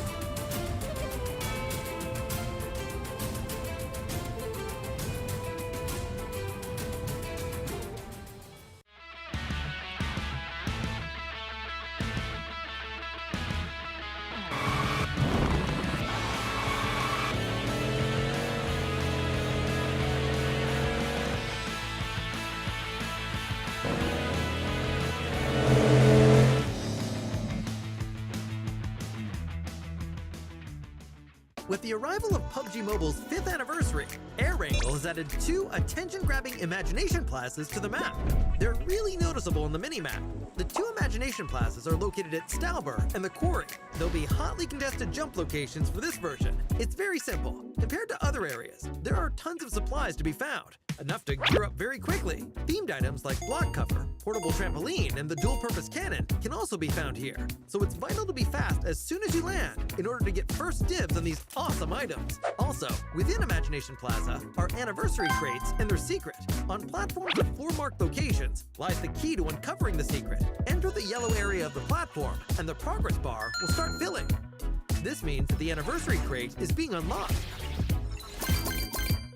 Although it's possible for a single player to fully unlock it, it's way more efficient to do so with teammates. But be wary, as you don't want to be a free target for enemies while unlocking the crate. Once the progress bar has started filling, players can make good use of the gun shield to block enemy gunfire. Once all 4 platforms have been fully activated, a laser will activate the plaza's center tower. That's where the anniversary crate is. Players can use the dual-purpose cannon to fire themselves and teammates straight to the crate at the top of the tower. It's important not to relax, as there may still be enemies lying in ambush for the final moment. Only the final players that remain will get to reap all rewards of the anniversary crate. Let's see what new content awaits us in Classic Mode, as well as other general improvements. In terms of firearm adjustments, we increased the DP28 and M249's damage and stability, as well as its default ammo count.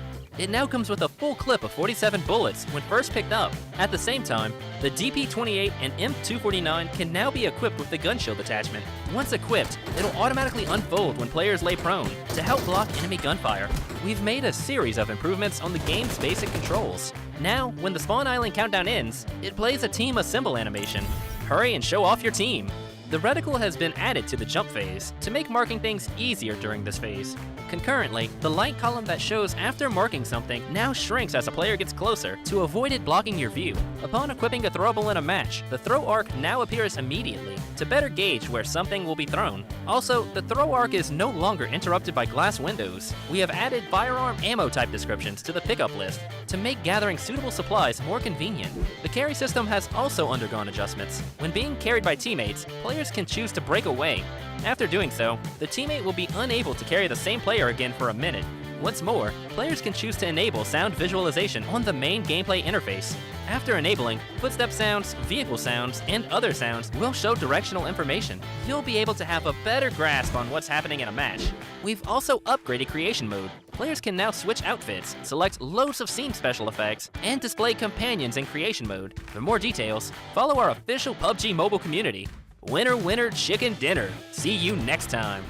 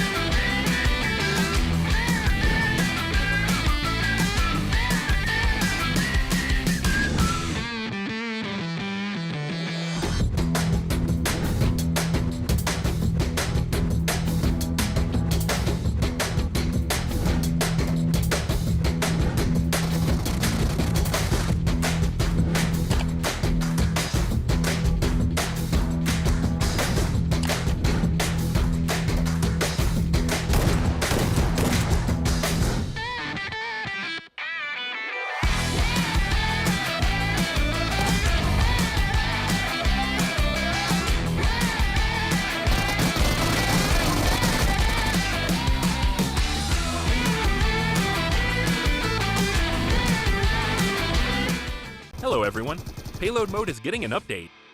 This update brings a new, powerful weapon, the tank. Experience the adrenaline of Payload with all new tank battles. The new tanks will be found in Erangel. They have incredibly resilient armor and immense firepower. They can seat up to 4 players. The driver will control the tank's direction and can also look through the tank's gun sights to aim and fire at distant vehicles and enemies. The co-pilot can fire the tank's machine gun for even more firepower. The tank gun and machine gun can both rotate a full 360 degrees. The tank is extremely durable, and passengers will not take damage from gunfire, grenades, red zone bombing, vehicles, or other physical threats. But that's not to say that the tank is invincible. When the tank's durability is reduced to 0, it will explode, dealing damage to the passengers. Of course, the sturdy and powerful tank also has downsides. For one, its large size makes it easy for your team to be discovered. It's also quite slow, making it easy to chase down and surround. When you're facing a tank, firing on the heavily armored front doesn't deal much damage, but attacks from the rear deal additional damage. Shots fired at the tank at a 30-degree angle or less will ricochet, dealing significantly less damage. Attacking the tank's weak points and firing from an optimal angle are the keys to taking them down. You can also use a bit of strategy, lying in wait while within firing range, and launching an ambush when the enemy comes within range. In order to help players find tanks more easily, this update will also add a tank airdrop. Find the tank flare gun, and use it to call a tank into battle. Aside from that, we've also added purchasable recalls. Players can now opt to spend shop tokens at shops to recall eliminated teammates. If it's too dangerous to get to a recall tower, this is another excellent option. So call your teammates and dive into Payload to experience exciting, all-new tank battles together. We'll be going over exciting new version content in just 1 minute. With the arrival of PUBG Mobile's 5th anniversary, the Imagiversary theme mode is about to commence. To start off, there are 2 themed areas of varying sizes on the map: Imagination Plaza and Imagination District. They are simply brimming with creativity, with complex 3-dimensional architecture and compact 2-story layouts. Tactics that utilize high maneuverability are now more advantageous than ever. Several newly added items can provide extraordinary mobility. Freely build cover using block cover, which can be used as an elevator when placed directly below a player's feet. Use the dual-purpose cannon to launch throwables and yourself into the air. With portable trampoline, even tall buildings are within reach. Besides these items, Imagiversary also includes a supply converter that can be used to combine different item types. So explore for yourself and discover new crafting recipes. In PUBG Mobile's 5th anniversary, we will be officially welcoming the all-new World of Wonder mode, where you can play other players' creations. Countless maps that differs from classic mode await discovery. What's more, everyone has a chance to become a creator.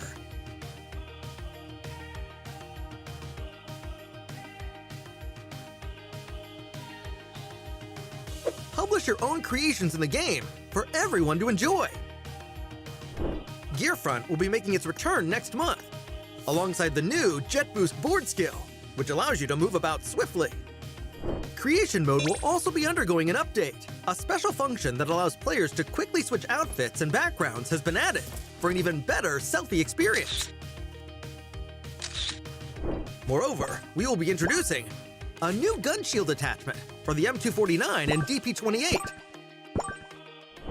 Come and experience it for yourself. PUBG Mobile's anniversary celebration is about to begin. Get ready. PUBG Mobile's 5th anniversary is coming soon. Let's take a look at all the new content. In version 2.5, we'll be introducing the new World of Wonder feature, which includes tons of maps for different gameplay. Apart from the classic Battle Royale gameplay, you can experience unlimited possibilities in PUBG Mobile. In World of Wonder, even more gameplay maps will be coming in the future, so be sure to keep an eye out on updates for more details. On March 18th, the all-new themed gameplay, Imagiversary, will be available. In this new gameplay, players can use 3 themed items: block cover, portable trampoline, and the dual-purpose cannon. Use them to complete all sorts of creative maneuvers. Block cover can generate 3 different shaped toy blocks, which can be used as a bridge or cover. It can even be used as an elevator when placed below the player's feet. After placing it on the ground, you can touch it to bounce to higher ground. Players can launch themselves with the dual-purpose cannon to travel long distances, or launch all kinds of throwables as ammunition. It's way more powerful and effective than a regular throw. Get your creative juices flowing and come up with different combinations to unleash unexpected tactical effects. Furthermore, your backpack comes with a unique item, the supply converter. You can use the device to get new supplies by converting them 2 for 1. Give it a try, and you might just discover something unexpected. At the same time, the large new themed area, Imagination Plaza, will appear in Erangel, Stalber, and Quarry. Battle it out to occupy designated locations and compete for a vast amount of advanced supplies. The small themed area, Imagination District, will also appear in Erangel and Livik. Explore these areas and get your hands on supplies. Classic mode has also undergone several updates. DP28 and M249 can be equipped with a new gun shield attachment. Once equipped, it can be used to block enemy gunfire. Supply shops are now available in Miramar, Vikindi, Senok, and Payload to provide players with an extensive array of tactical options. In Payload, powerful and heavily armored tanks will be available. Drive them into battle. In Metro Royale, there will be loads of updates to items and mechanics for you to explore. Creation mode will also be undergoing an update. You'll have access to many creative functions, such as change outfits, emote change speed, scene effects, and more. More options will be added to the camera and chat, so showcase your brilliant captures. The all-new Nusa Tycoon event is available in the new version. During the event, each player gets their own island. Nusa coins can be used to upgrade buildings, which raises the prosperity of your island. As your island's prosperity increases, your island's appearance in the lobby also changes. Upgrade buildings and manage your island with friends now to unlock more advanced appearances. For more details, follow our official PUBG Mobile community. Winner, winner, chicken dinner. See you next time.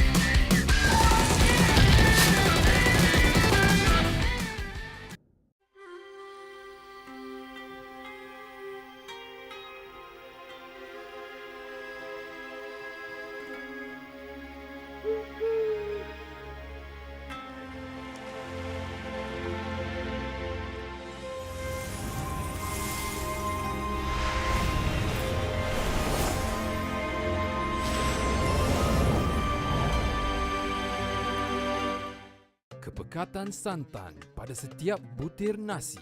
PUBG Mobile. Kepedasan sambal menjadi pembuka selera. PUBG Mobile. Ikan bilis, kacang serta timun. Nasi lemak, pilihan pertama di hati. PUBG Mobile.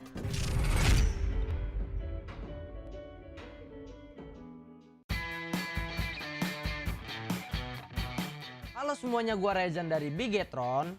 Selamat ulang tahun untuk PUBG Mobile yang kelima. Semoga game PUBG Mobile kedepannya semakin berkembang, semakin maju, dan semakin sukses.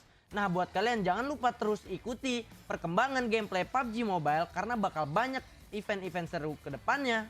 Thank you guys. Merhaba, ben Türkiye'den Solkay. PUBG Mobile'in 5. yıl dönümü kutlu olsun. PUBG Mobile'in yeni yıl dönümü etkinliklerini sen de oyuna gelip keşfedebilirsin. Hello guys, it's me Suvin Kumar Prajapati र म team DRS नेपालबाट खेल्छु र happy 5th anniversary PUBG mobile र हजुर नबिर्सिनु होला 5th एनिभर्सरीको event आउँदैछ, हजुर स्योर खेल्नु होला. Thank you. Hello everyone, here is Lord from Iraq. I'm here to wish PUBG Mobile a happy 5th anniversary. Really happy to accompany PUBG Mobile through the 5th year. Hope to bring more fun contents to the players in the future. By the way, remember to try the new anniversary gameplay and rich activities for the limited time. See you there. Halo semuanya, gue Luxi dari Persija Esports dan gue mau ngucapin buat PUBG Mobile buat ulang tahun yang kelima, dan semoga PUBG Mobile makin rame, makin seru, event-eventnya juga makin makin seru banget deh pokoknya, dan kompetitifnya juga terutama semoga makin ketat ya. Dan buat kalian jangan lupa ramein event nanti ada di game PUBG Mobile ya, di dalam game kita seru-seruan bareng di sana. Oke, sampai jumpa, dadah. Hello अस्सलाम वालेकुम, मेरा नाम आयुट उज़न और मैं आयुट का इन game leader हूँ। मेरे तरफ से PUBG मोबाइल को 5th एनिवर्सरी बहुत मुबारक हो। मैं ये गेम 5 साल से खेल रहा हूँ और इस गेम में कुछ नए एक्टिविटीज़ आने लगे हैं, तो चलो मिलते हैं वहीं पे। अल्लाह हाफिज़। Hello everyone, here is Jumper from Team Secret Malaysia. I'm here to wish PUBG Mobile a happy 5th anniversary. Very happy to accompany PUBG Mobile through the future. Hope to bring more fun content to players in the future. Also wish PUBG Mobile to become better and better. By the way, remember to try the new anniversary gameplay and reach activity that are open at limited time.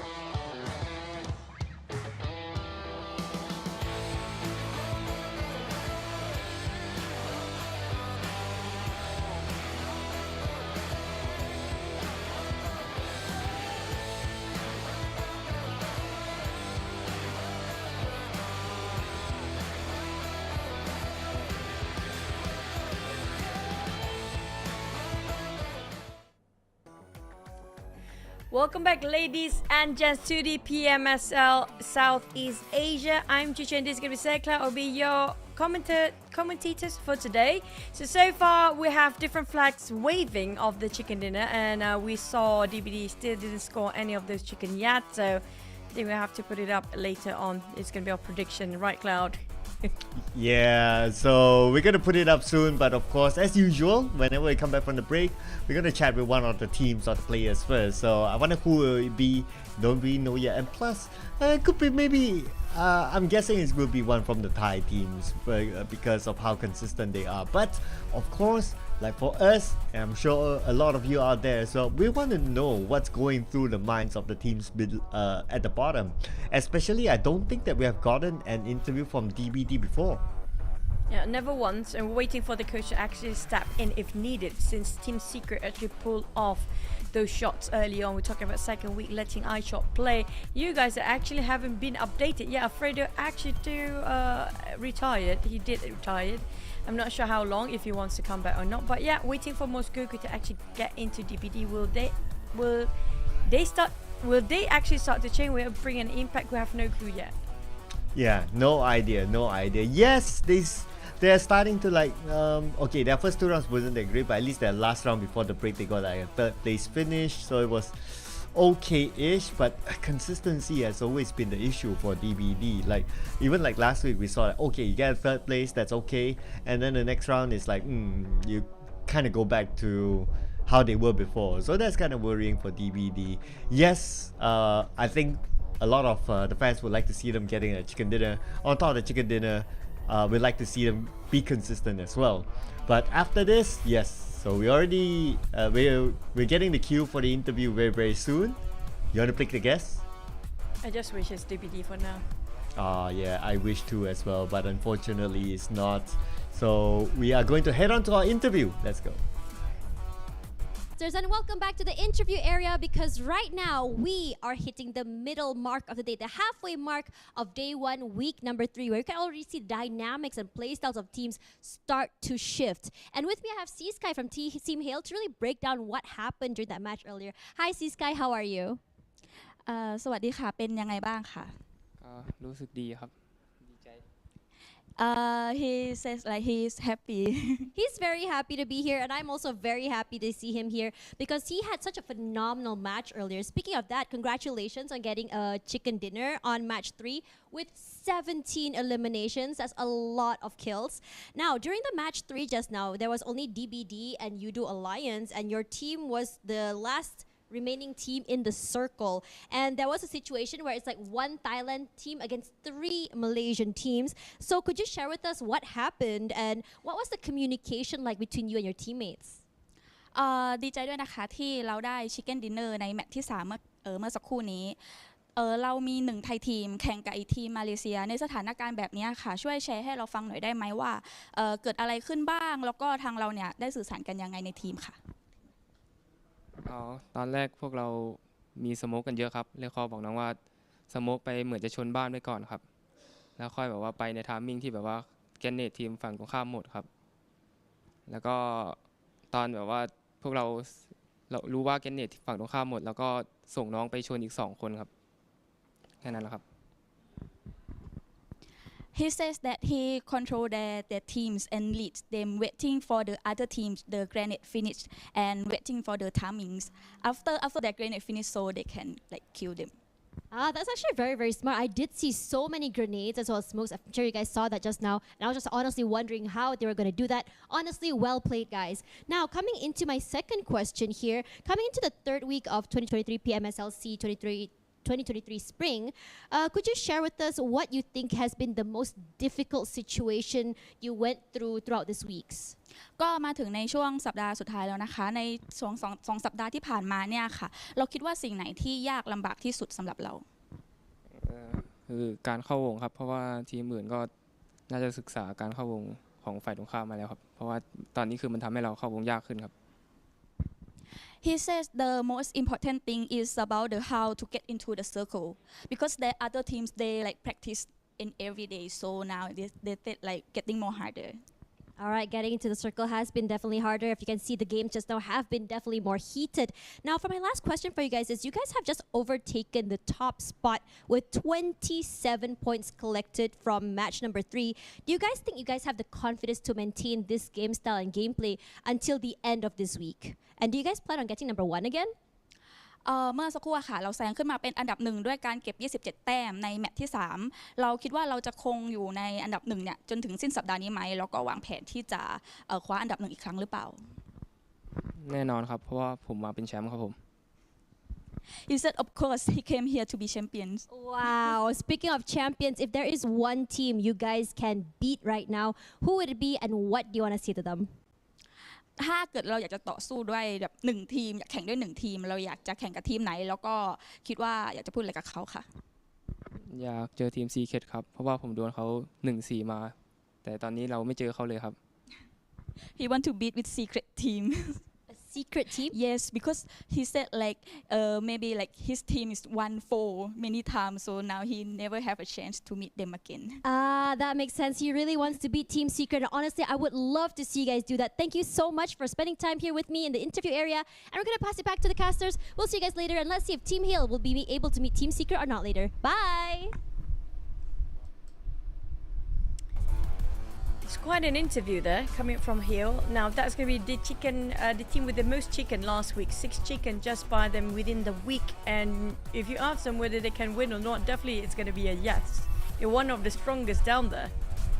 Yes, they are. But I was kind of connecting his interview, right? Like, okay, they come here to be the champions as number 1, and then they really want to take out Team Secret. So I think that they want to leverage on the fact that they are on top there, that they can overcome like teams at the bottom. So Team Secret is one of them. But before we head on to our next match, as usual, let's check out the head-to-head and some stats here. And we're going to feature Flash and Shamil. Flash, I have to give it just now. He was such a pivotal player.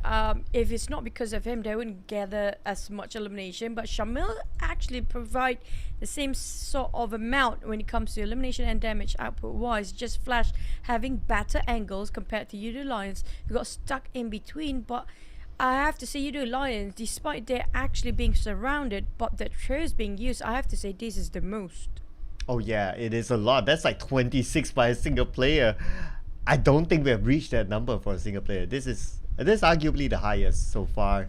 So it's great to see like Shamil because he's one of the, I wouldn't say the newer players, but he isn't like that long with the team, but yet his improvement is just showing like a season after season. I believe he made his debut the last season, so it's nice to see him up there. And he's taking over the spot of Olio. So right now Olio is taking a break, and Shamil coming in, slotting in. It's as if like it feels like an upgrade for Udo Alliance.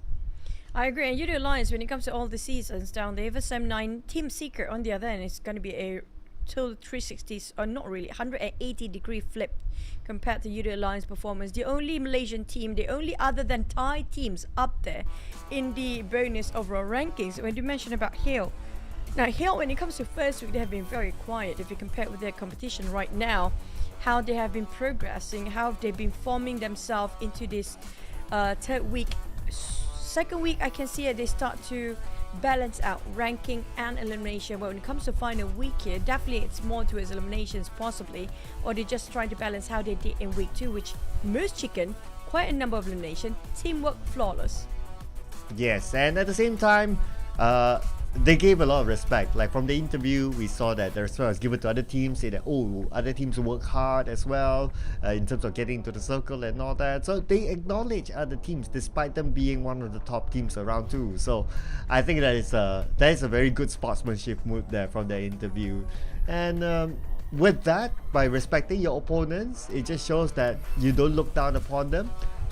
Yet, and that will also want to keep you like, okay, we got to work hard, we got to be on top because other opponents are really chasing it up because of that respect. And it's showing that Hale is really one of the more consistent teams around now. Yeah, I agree. It's actually a champion's mindset to actually have the mindset of there's going to be somebody better than you every single day. There's going to be a new team that's going to, take down all these big teams including like how we saw just now, including JE in this case, where they actually not down there. They are one of the teams that actually can make it when it comes to grand finals. So whoever that is have this consistency, their mind's not breaking, they don't have the give up sort of mindset, or just having the spirit of fighting all the way along. I think they can go really far. It's down to the player to how to attach the pieces back again where they've fallen from, you know, their peak form. We mentioned including Team Secret. It seems like Team Secret really lost right now, regardless of how iShot playing or not. It's just they need a revamp, but I don't know what, because everything, just so many factors into it, is just so wrong. Yeah, frankly speaking, I would have liked iShots in the lineup a little bit better, depending based on how they performed last week. I think strategically wise, it gives a different flavor when he plays. So I wouldn't mind if iShots do come back, considering that their first 3 rounds didn't really work out for them. And if iShots do come back, they'll be great. Just looking over at some of the camera shots of the team. So Sem9 is going to remain their lineup. Adibs is still taking a break this time. And this is GE, who will be looking to at least go above the middle bracket by the end of the week, in hopes for them to get into the grand finals. GE, they have what it takes. The one that's stopping them right now is just themselves. RIQ on the other hand kind of stuck in a lot of three-way warrior the entire day of final week. Feels like a lot of checkpoints they have to reconsider, revise again, just to get into the last few circles. I mean, like at this caliber of tournament, everybody, yes, they have the firepower. It's down to your wittiness. It's down to the minds, the mastermind of the team, the timing, how they rotate, which fight they should engage. This is the one that determines whether they get the champions or not. This is the only thing that makes them a difference or not. Box Gaming today has been a monstrous day for them. We're talking about just getting those eliminations instead of thinking about their rank as a sort of any point form. They don't care about it anymore. They just want to go for those eliminations. They know their strength. It's about firepower. They're going to put it up to good use. Yeah, they're putting aside the placement points this time, and it's working out so far for them. They have a good possibility of getting out of the bottom 4 too. So, yeah, all out for them this week. Team Secret still remaining with the original lineup without iShots in it. So it's going to be the lineup without iShots, without Mins, and this looks like a possibility that they might stick throughout, unless iShots comes in inside the Miramar map. Then there'll be a different discussion altogether. PBE also another team that we saw a lot of potential in them in the wild card, but now they are struggling down there, and their first few games not that great. Speaking of the greats, Vampire Esports. You know what? I noticed something about Vampire Esports when it comes to week 1, week 2, and week 3. Week 1 and week 2, definitely they're focusing on center of the circle. They don't care about those coming in late. They just want to be in center. First week, it was all about position. Second week, they start to fire back. And now the third week, we saw a different approach entirely. For Vampires, they're coming in late. They're playing alongside the blue zone and trying to get elimination as much as they can by sweeping the floor from behind, which is showing how adaptability of the teammates coming up from Vampires is just, they're so flexible up to the point if you switch a strategy within seconds, they can actually adapt to it. Yeah, and that's what's great about like the Thai teams in overall, right?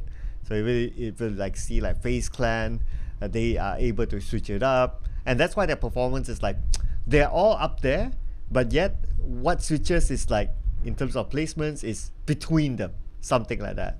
So it just shows that they are really adaptable, not only to other teams on the outside region, but also to themselves. I mean, this is the level of training that I'm curious to know that what did they do to actually be up there. But Sorvel, he looks like he'll be up there as well, as he will be swapping in. This is going to be the first change for BTR today. Yeah, but swapping with Jamforce at that. I mean, for BTR, it feels like the rotation is quite okay so far. I mean, like, it doesn't actually give so much of an impact. Whoever is actually playing, everybody's actually on the same standard. But on the side of Procedure, definitely they're not playing here today, so I'm waiting if the Twins going to be playing as well. Not because BTR and the Twins, so hard to separate the names out there, right? They've been branded as BTR players back then, now with Procedure, EVOS. And speaking of BTR, they are not too hot as well. We're talking about them actually in the bottom 15-16 so far in the bonus point. Yeah, they're in a scary position. Not gonna lie about that. They need to perform well. But speaking about hard, so Aum Style is back. So this is definitely a hard player, not only because of his very exquisite hair, but also his gameplay as well. We see that whenever he comes in, he gives a lot of push towards Bacon Time. So this is definitely a good substitution here done by Bacon Time. And as usual, all the high fives are going out, meaning that the game is about to start. So we should be seeing the countdown really soon. RRQ needs to find a little bit more consistency. Yes, we are likely to see them in the next stage, but it's all about collecting the bonus points to have a good start in the grand finals. Talking about good start in the grand final, we've seen that before. The one in the number 1 league doesn't mean they are number 1 in the grand finals as well. Because of the point system, the initial points in the grand final will be reduced to only 50%. Like, that's the most going to be 30 points for the teams that actually up there getting themselves champions every single week. But having this 50% reduction, it just shows that even though the team that actually score as much, as long as they're in top 16, it's reachable. They can play the catch-up game if needed. So if you have quite a long lead in the league itself, it doesn't mean you actually will win in the championship. Oh yeah, absolutely. Plus, like what you said earlier today, right? Like, teams will do different things today just to mess things up or just to experiment, and maybe they will find their final form inside the grand finals later. So we wouldn't know what will come out later on, but of course that is next week, ladies and gentlemen. The grand finals will start from Friday up until Sunday, so we will have extra breaks in between, so make sure you mark your calendars correctly from there onwards. Boom, the most substituted team, probably going to make more substitutions this week, as this week is also opportunity for them to try stuff out because they already booked their slot in the grand finals. We might see more of that later on. PBE fighting for their life, representing the wildcard region. Would be nice to see like 2 wildcard region teams actually going through. And DBD still without Mosgoku. Let's see if anything changes for DBD this time around. If they get a chicken dinner, let's head on to Erangel.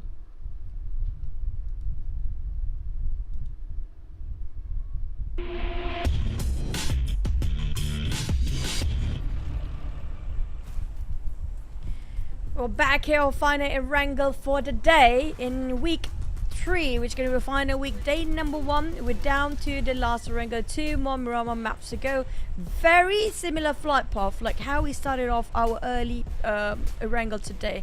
Coming up from on top of Eripia, cutting across Pachiki up to Severny. We had this before in the first map of Erangel, and now will the circle be Medusa intersection? If that's the case, if it's very similar.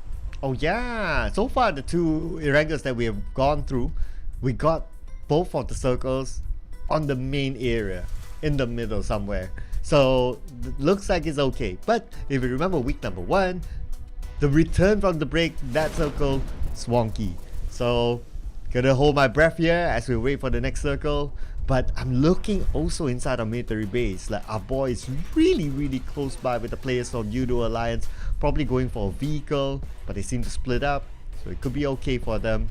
Other than that, if the circle still goes up, the bridge is going to be really tricky for Team Secret, and they cannot afford to lose more games. Oh, Team Secret, I don't know. Well, they do have Medusa in this section. I mean, like, this is a deja vu, totally a deja vu here. One that actually going to make a factor of change is down to the players' rotation, as we do have DBD taking Quarry, Vampires, TS and Udo Lines. We saw how they've been gatekeep before on the right side of the bridge, right by the side of, if I'm not mistaken, it was BTR. There's some other teams there down there as well, but those actually are on SMB. Like we mentioned in the first map of the day, very similar pattern of flight path and circle, almost 100% of similarities, maybe make it 95%.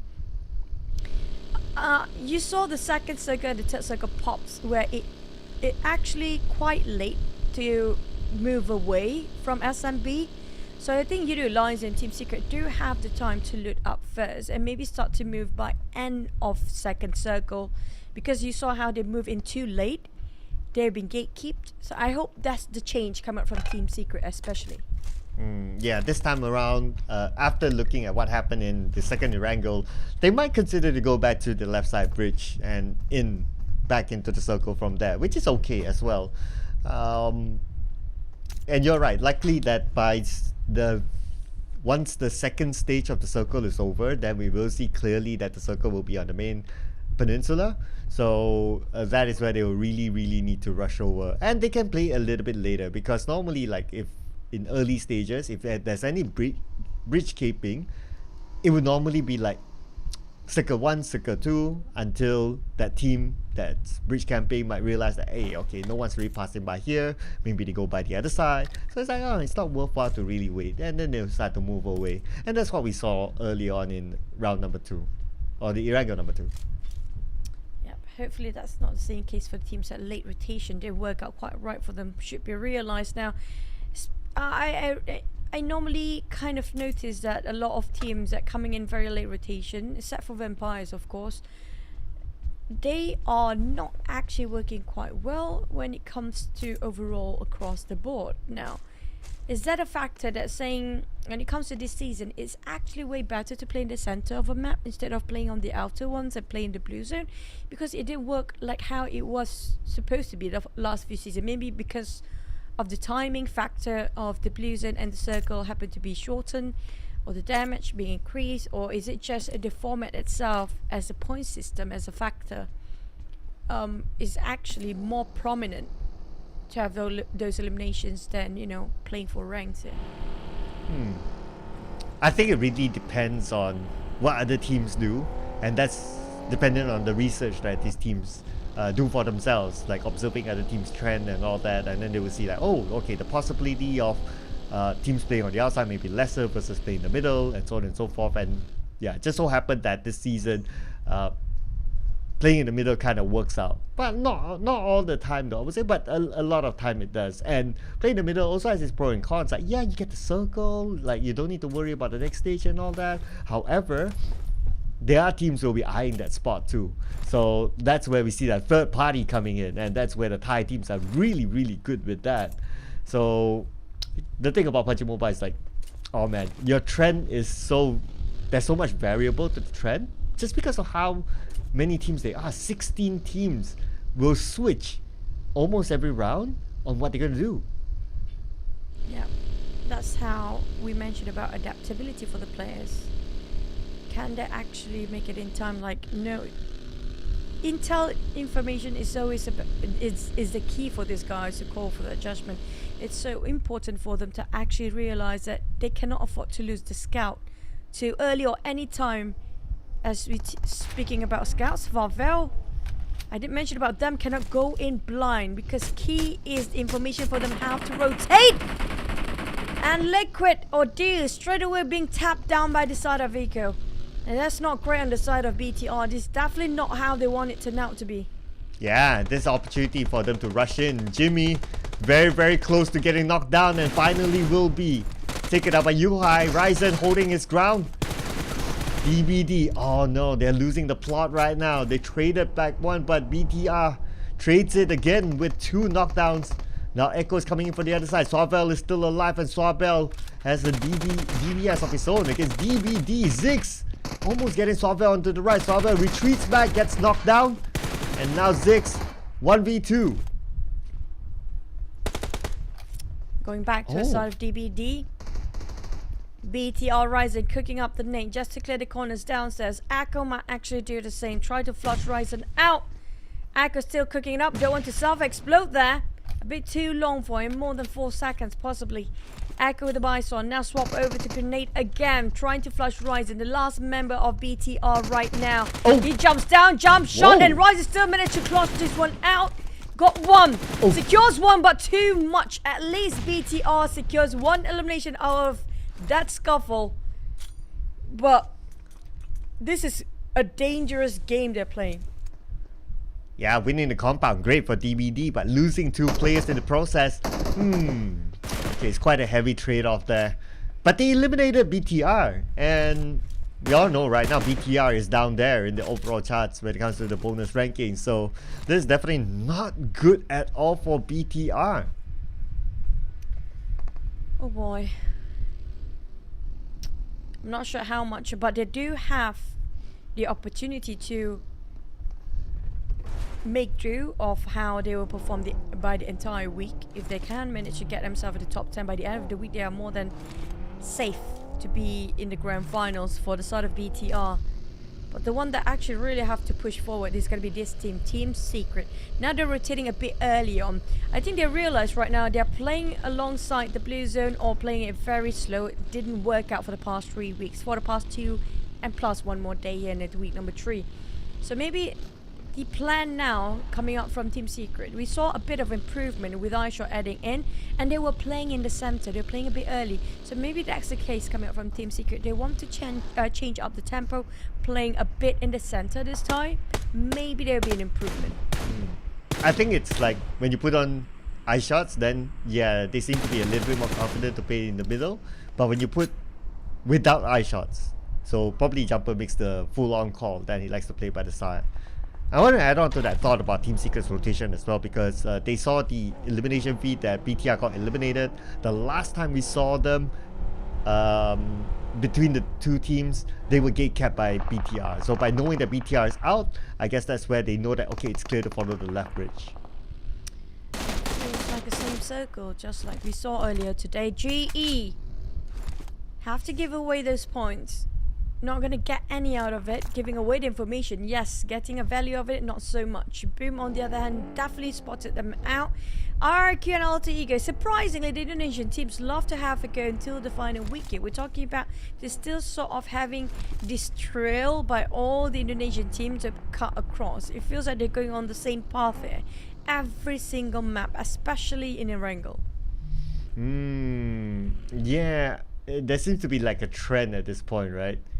Maybe because like what you say, because it's a similar circle, so they'll be like, okay, if it works, we do it again. But then again, other teams will be like, they did something that works, so let's follow. And that's how they kind of like indirectly follow each other. And speaking about following, DBD, not really following anyone else, but they happen to be behind Hail Esports. Not the team that you want to meet, considering that you really, really need the points. Sky, they're not in dire need or Hill. They definitely have a lot to fight for, but for DBD, like you mentioned, they're in dire need of those points. Every single one should be treated as a dime for them, and they cannot afford to contribute their bodies for the other teams out there to get those points away. So Six and Yan have to be really meticulous about approaching this fight right now. Whether to go into the bunker or not, they might get trapped inside. It's gonna be a really tough one if that happens. Or just playing on the outskirts of it, because SLD is marching to this side. We're talking about might be 4 teams in the same corner. We do have Alter Ego, we do have Hill and DBD. SLD is just closing the distance. Even Boom, we can spot out around the corner. So they have to make sure they didn't extend themselves in the center for DBD. But if they can actually pull it off, it's going to be a big one for them. Yeah, I mean, we've seen multiple times, right? If you have only 2 players or even 1 player, if you go like in the middle and then you don't stay at like a compound or a really, really hard spot, you can actually get a good ranking. So maybe that's what DBD is currently thinking, right? Of course, we're still at stage number 2. The circle is still fairly big, but that could be their approach right now. But speaking about the circle as well, we'll be seeing the next phase of circle really, really soon. Team Secret, they are still playing somewhat by the edge, meaning that next circle, they need to move, and such it is. It is Medusa intersection again. We mentioned it multiple times. The moment you saw an intersection on top of a circle, it means a lot of an open field, flat plane, and RQ happened to be caught SEM9, and this has been SEM9 place for their checkpoints almost every single map of Rango if this sort of circle happens. And we saw this pit on multiple angles and multiple times. Plus, after this, we do have another team coming in again. It feels exactly how week 2 happened. Yeah, when it comes to this circle, you're right. It seems to be a trend that Sem9 really likes this location. So maybe that was also expected by RRQ. It's like, okay, Sem9 is going to come anytime soon. Let's be ready. Let's open up a certain formation. And the moment they come in, yeah, RRQ, they lost one. They traded it back. But Sem9, entire team eliminated because maybe it's the same thing that they repeat again. And we did talk about adaptability, right? So if we talk about adaptability, it's about, okay, let's try and make something, do something different, because if we keep doing the same thing, other teams would adapt to us. So maybe that's where Sem9 was punished for it. Speaking of punishment, GE, the one that actually been punished by Vampires, who's coming out from the back. Mini 14 just tapped it away for Tony K. He definitely knows there's going to be somebody there. He was unsure about it before because he saw just a glimpse of it. Now they pop up the smoke coming up from GE Smile. He definitely knows it's going to be somewhere there. So he's not going to let it pass by. The moment you've been locked by this high fraggers player, there's no way you can escape the crosshair lock. Side of Bacon time, we see a lot of players and teams resorting into this pits area because they do know for a fact the moment you pop out of your head, it's going to be a flat plane between the streets. There's going to be a lot of crossing of streets in the last few minutes. So it's best for them to play the outside first. GE will be charged by Team Secret now. Yeah, as much as Hale Esports want to meet Team Secret, looks like it's going to be GE right now. Let's see if they can defend this area. Kid get naded down. And now Ichi traded back. Looks like a 3v3. But they're all in the next building now. So GE down to 2 players left. Aizen goes up with the DBS. Takes Zai. 1 left to go. It should be okay for Team Secret. And that is it. 1 more player from GE not in the compound. Oh man. GE go. eliminated. That's going to be the entirety of it. But at least is a successful rush coming up from TS. But will it be successful enough for them to defend it with lesser time to even reset? Vampires charge in, coming out 2 angles. Boom passing by as well from a different angle entirely. Surprising, another crossfire against 3 teams there. Tony can spot it out the window, toss it straight into Isaac's spot. Try to fudge it entirety of Team Striker out. Kit on the other end tried to heal himself back up. But Isaac naded by the side of Tony K. Newsy coming out to his side of a boy. They are surrounded for Team Secret. Man, this is what we talk about, the timing from the Thai teams. They really know how to third party. They arrive just in time. And now Team Secret, they need to reset quickly. But before that, they will lose Aizen. Our boy in one house. The rest of them on the other house. So it looks like our boy is being surrounded. Our boy needs to win this fight somehow. Our boy gets shrubs. And looks like Kid naded down by Tony K. Looks like and our boy goes down. Then that only means that Team Secret, only 1 player left. It's gonna be Jumper. He can't pick up Kid though, but he needs to buy enough time. Oh, now he's giving away his position as well. Very small small window right now for him to actually pick up Kid, but that Oh no! We'll burn them both alive. This is a Jumper. Oh, he's dead. Oh my God! This just, if only we have an equipment called fire extinguisher that can actually eliminate those fires burning off Molotov in an instant, it would be great. But right now for the side of Team Secret, it's not worth overstay themselves here. iShot just gonna flee. But we do have another rush coming up from FaZe and Alter Ego. Yeah, FaZe and Alter Ego now duking it out, and Okta will be taken down by Onsens, who's back in the fray now. But FaZe Clan, oh wow. Looks like Alter Ego, maybe because of Rosemary and Potato shoot from the other side, and they managed to take down the rest of FaZe Clan. That happened so fast. Hopefully we'll be able to see the replay later on, but that's a good defense by Alter Ego.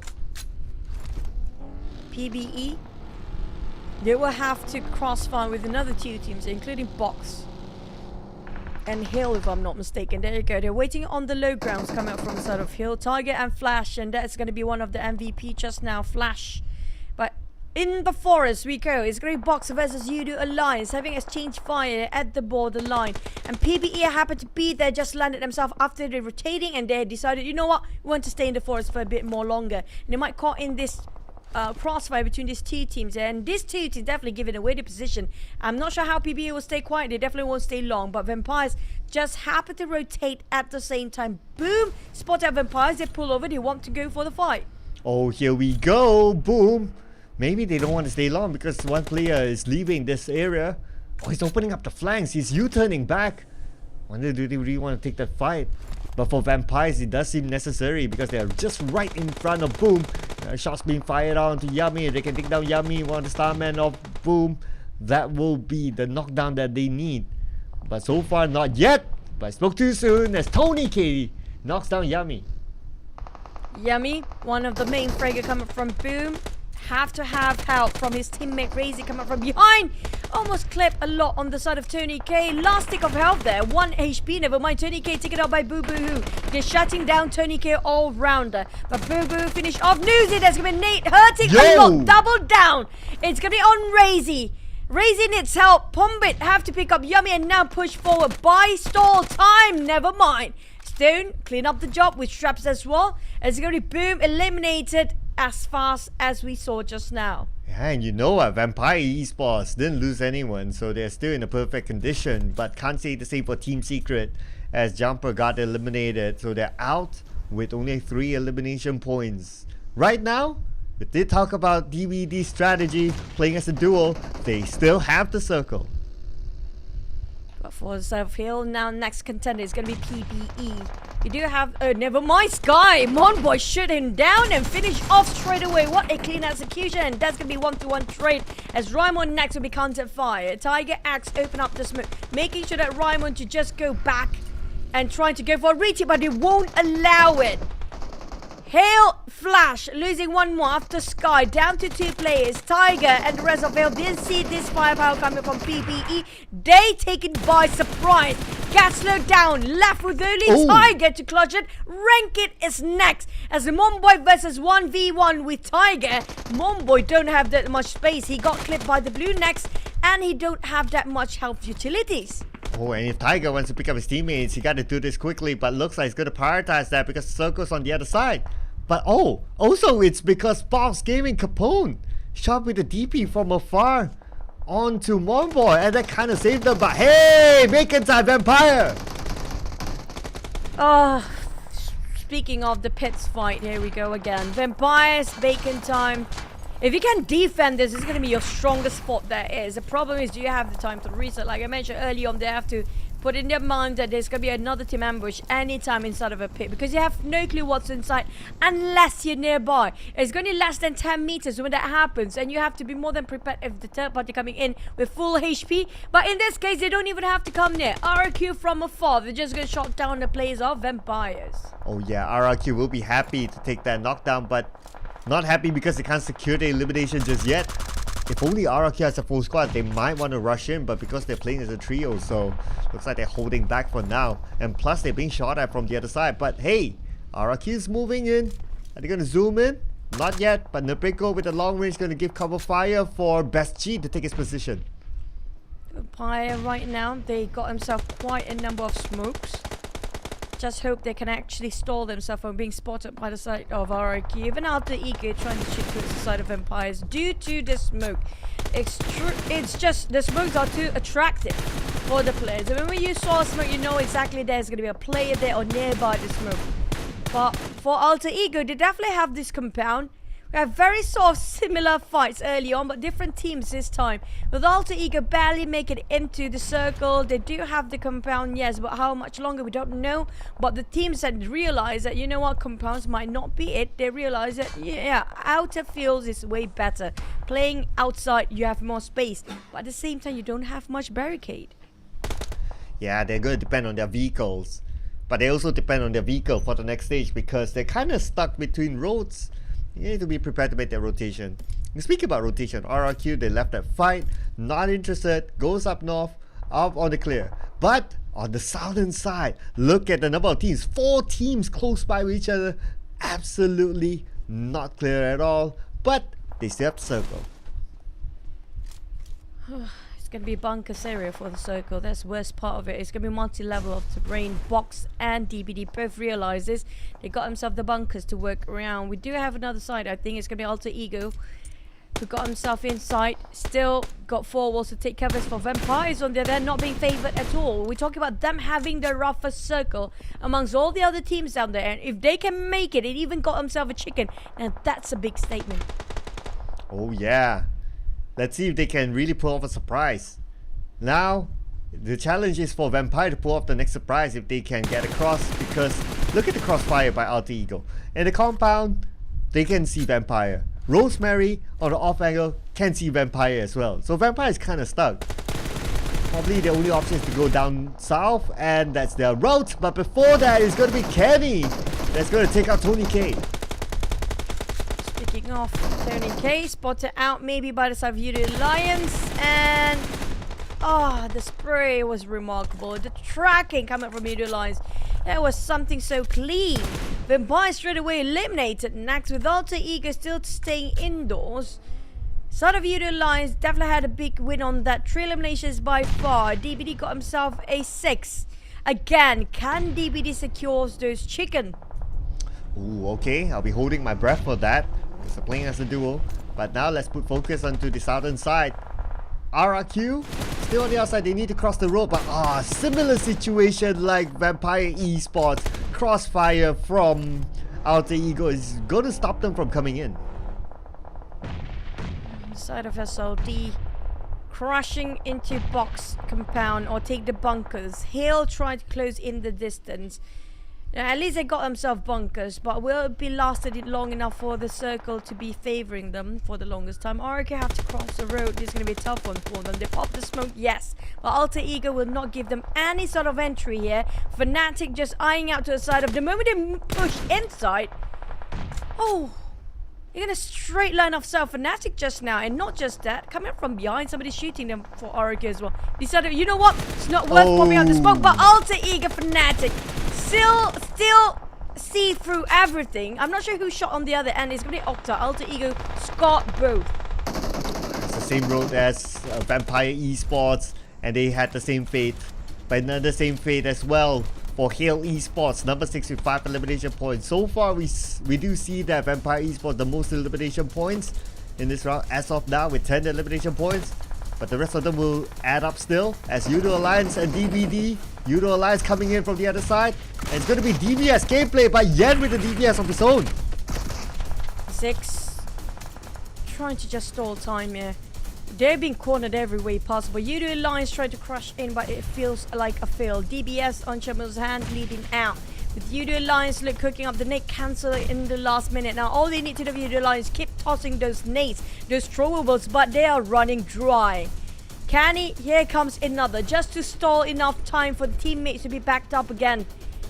But DBD decided, you know, we want to go inside, we want to go into the bunkers, we want to get into the tunnels. It's just so tough for Yudo Alliance to find those eliminations there. They're just blocking the entrance with their vehicles, popping the smoke, while the side of Alter Ego, I feel like this is their game to win. Yeah. They are the only one being favored by the circle and the furthest away from the fight. Whoever wants to get into the circle, straight away the elevations of Alter Ego will let them spot out the players running into this. Yeah, it's pretty much clear shot now from what we can see. So 4 teams will fight it off each other on the other side. Now Boss Gaming coming up onto Yudo Alliance, and Winnie wins the fight. And that's going to be another point in the bag. 2 points so far for Boss Gaming. They still have Shamil though, but the nade, ooh, that was close. Canny, AKM. 5 teams to go. SLD a full squad. Same goes for Alter Ego, a box. They need to leave. They don't have space here. DBD just gonna go underground, while Box gonna go on the high grounds, on the outside. But Yudo Alliance cram in between. Box Capone spawning out. Winnie have to stand as well. Canny shot one down. One more on his right side. Randomly spraying the smoke with somebody else shooting him from behind. He couldn't even stand for Kenny, but Box Winnie how to get in. Ooh, maybe he needs to take Kenny out, because Kenny is actually looking at Winnie. So Kenny stands up. Winnie definitely heard that. The time is not on Winnie's side. He'll need to stand up at some point as well, but the entire Yudo Alliance waiting for him. SLD as well. He'll be caught between the crossfires. But now Kenny will be knocked out by Winnie. But finally, Winnie be taken out by Kwang Ji from SLD. Here comes SLD waiting on the other end of the bunker. Waiting for DBD to show themselves up. But here goes Yen with the DBS. Again with the DBS game. And he's getting 6 fine with that UMP. Giving a bit of support fire. 1-to-1 trade. Yudo Alliance heard those footsteps. He chasing the heck out of DBD, but now trap himself with This- Udo Lions. SSL Yo! waiting about 6 minutes to make it out, clutch it out. Udo Lions last member, but Parajin, oh my god, they just passed. They just rock takes, but never mind. Still, Parajin wins that over. Oh, he managed to recover that quickly. That was good move there by PUBGM. But looking at Alter Ego, they're coming in by Rosemary knockdown, so that should buy some time for SLD. Right now, SLD, could this be their chicken dinner? Because now Alter Ego left that compound. Potato looking through the long range. Can he get someone there? He sees Gosu on the left. Shots fired out by Octa. Octa counter fire back upon. Oh, Yo! Rosemary knocked down. That was so close. His HP happened to be so low. If not, it's going to be half HP down. At least Fnatic got a bit of reset. But it's just such a hard hike for them to be frontliners of Fnatic and Rosemary right now. Mission failed for the side of Rosemary, but it's still fixable for now. But as LD do have the elevation, they're split into 2-2 formation for now to support fire. But the double nade down was huge coming up from Fnatic. Ooh, nice one onto PUBGM. Right now they're just trading it back and forth, and looks like PUBGM can be picked up. Doesn't seem that Potato has the visual. Potato only knows that someone's on the left and there's going to be Gosu. Gosu can't move for sure. Right now the zone is closing in. Not sure if SLD has a vehicle, because if they don't, then they'll be exposed to danger. They'll be exposed to an open field. The Blues are shrinking. Yeah, definitely don't have the time. Parajin, he tried to heal as much. Then when they climbed out, Octa did support fire. Potato and Octa been playing at the back line here. As Fnatic and Rosemary try to finish off the front, they will nowhere near to be revived. I'm surprised that Fnatic and Rosemary forced a push. Maybe due to the circle itself. But Potato here comes. He got one. He got on Tranji. Gosu, 40% HP down. Try to revive his mate. At the same time, there's no more circle after this. They have to force, because the blue zone will not favor either side. And both sides, it's burning out quite alive. While Octa trying to save Potato, he got last first aid on him. No helmet whatsoever. I'm not sure how much Potato have, but he definitely only got micro Uzi. And right now for Gosu, you know what? He's just gonna go in for the push. He doesn't care. He wants to wrap around here. Oh, could it land? Yo, that was close. Oh my goodness. My oh my, Alter Ego. What? SLD got the chicken dinner, Alter Ego. Alter Ego left their compound. They left the comfort of their compound. They still had space to play. If only they played the waiting game, wait for SLD to come to them, it could be a different result. I agree. It was an interesting choice coming up from the side of Alter Ego. You know, putting up Rosemary and Fnatic at the front line. Fnatic got that nade doubled down, but SLD, they got back up to their feet due to how the distance between Alter Ego players, they cannot follow up with those knockdowns. If only if they want to push, it should have been pushed for as a 4. I think that's the best case scenario, because Rosemary couldn't even pick out. But you know what, SLD, the tenacity, they're resilient, they just paid off for their all effort just now. It was not an easy game for them. Yeah, definitely not easy, because Alter Ego, they had the compound, that long range shot had to hit, and when they got the knockdown, okay, the rest of it is just coming in to clean up. Man, SLD, and second time they get the chicken dinner today, and it's also second time for PUBGM to be the MVP. It's been an awesome day for PUBGM. Wow, look at damage taken by side of Tranji. He definitely thanked a lot for the team, but when it comes to across the board, I'm loving how everyone pulling off their weight here, coming up from the side of SOD with 7,800 over distance of traveling. But if you compare with Vampires, definitely they had a long run in that map just now. But when it comes to grenades coming up from SLD, I think this is the most nades, not just throwables, most nade per map for now. It's 30. I think I've seen a bit more, but yeah. It was smokes a lot. Yeah, The smokes probably. were a lot, yeah. Yeah. Okay, but anyway, so Vampire Esports, I just want to point out that if you remember Vampire Esports, they got eliminated somewhere in the middle, but because of the 10 elimination points that they collected, that's why they are in the top 4 of Teams to Watch. Teams to Watch would also mean that the top 4 points collected in that round. And also, on top of that, despite them being eliminated somewhere in the middle, yet they still pull off a lot of utilities. I mean, they have been just going around using everything that they can just to get the elimination points. And it's been working out for Vampire Esports. Yeah, but so far, today I feel like their final week here is all about firepower. It's all about getting those kills and eliminations, and not much of a rank. I feel they want to test their firepower in the last week in the league itself to see if they can bring forward those kind of performance, whatever they form in the 3 weeks of the league itself. Can it bring over to a side of grand finals later within that 3 days of comeback? That sprint is down to the 3 days there, but when it comes to the leagues, it's more of a bigger matter for Team Secret, for DBD, for Box even. But SLD, they're quite comfortable up there, if I'm not mistaken. They're still in the middle bracket, so I mean, like, they're not under that sort of a pressure at all. Maybe they're just trying to pull off something extraordinary in the week number 3 just to see if they can try to bring it out during the playoffs. Yeah, and I think SLD, their objective is just to collect as many bonus points as possible to get a better start in the grand finals later on. But I do agree, it's still looking very gloomy for Team Secret, even for DBD as well. So we got to check out the overall points after this. But that was a very interesting finish from SLD. We can see how excited they are to get this chicken dinner, because they know at the back of their minds is that they were in an open space, but yet they managed to win the fight. That, considering Alter Ego has a compound, so yeah, I'm feeling it for them. And looking at the overall now, GE down there, Team Secret 3 points, BTR 2 points, PBE 4 points. Those are the danger zones. For Alter Ego, that was quite an interesting sort of call coming out from the team there to actually rotate out. But for Alter Ego, we don't worry for this, guys. For DBD, it has been quite consistent for now for them to be in the top 3 so far. But can they make the last push here? We talk about DBD, Box, TS, as well as PBE. We cannot stress enough, all these 4 teams are in the zone of being relegated.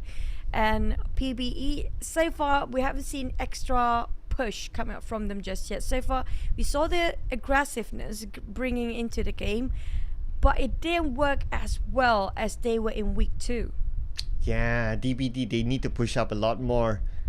Considering that we still have 4 teams not playing today, so it's going to be a different calculation altogether. They need to get something like a top 3 or something like that to get to safety. And even so, they need to kind of depend on what happens on the teams behind them.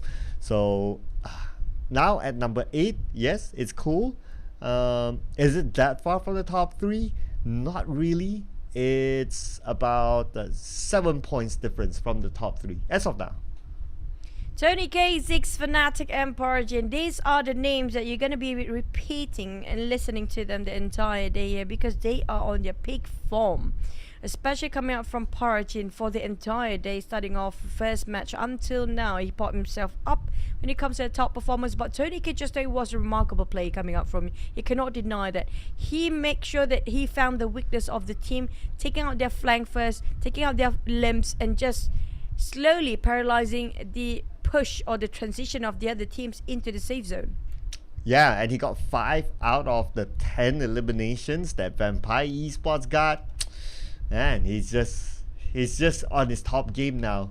Well, speaking about the teams that got the chicken dinner today, unfortunately we will no longer have like the different region for every game, because Vietnam SLD got 2 chicken dinners today. But great round for them. Now we'll be heading on to Miramar, so we'll be looking at the top 4 Miramar performers. Voin is taking a break today, but for the rest of the 3 teams that we can see on screen, they'll be playing this. Yep.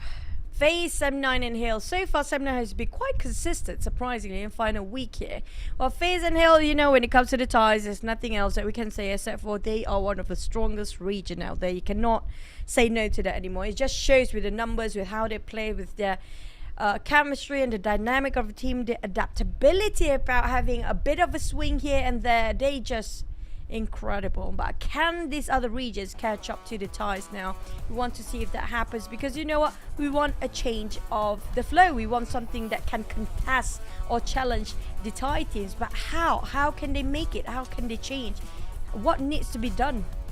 Yeah, it's still a question mark for me, even though we've been seeing a lot of rounds, right? But I don't know. It feels like the Thai teams, they're really on point. Yes, I think we can say a lot of good things about them, but to really answer a question about what does it take to overtake the Thai teams, oof, this is a tough question, because looking at how the timing of the Thai teams to really move in certain situations is just top notch. So it is hard. Even if we talk about like, oh, okay, maybe they don't move in a certain timing to be third parties and all that, but look at Vampire Esports. They can also like just crash into the compound and just win fights. Very straightforward gameplay for them. So they really have a mix of, okay, if it's not this, it's that. If it's not that, it's another way. So they have the level of versatility that this will be a huge challenge for the other regions to really catch up. I don't have an answer yet for now. I mean, like, the only Thai teams can actually take a Thai team down, it's going to be the Thai team. So far, I'm just going to say at that for now. For how much longer, we don't know, because I'm waiting for the other team to show sort of a contest here. Because you have to think about the region. If you want to think about the region later, okay, great, you're the champions of Southeast Asia, but can you beat up one of the teams out there in the worlds, like Nova, example? Now, what makes them so different with our region? What is the difference when it comes to the standards of plays between these regions and the other? I think it's all one step at a time for like GE, for like PBE. The difference, where are they stand? Where do they stand when it comes to South Asia, and how do they stand themselves compared with those one of the best in the world, right? It's like one step at a time, trying to take over one. How do I say, one stage to the other.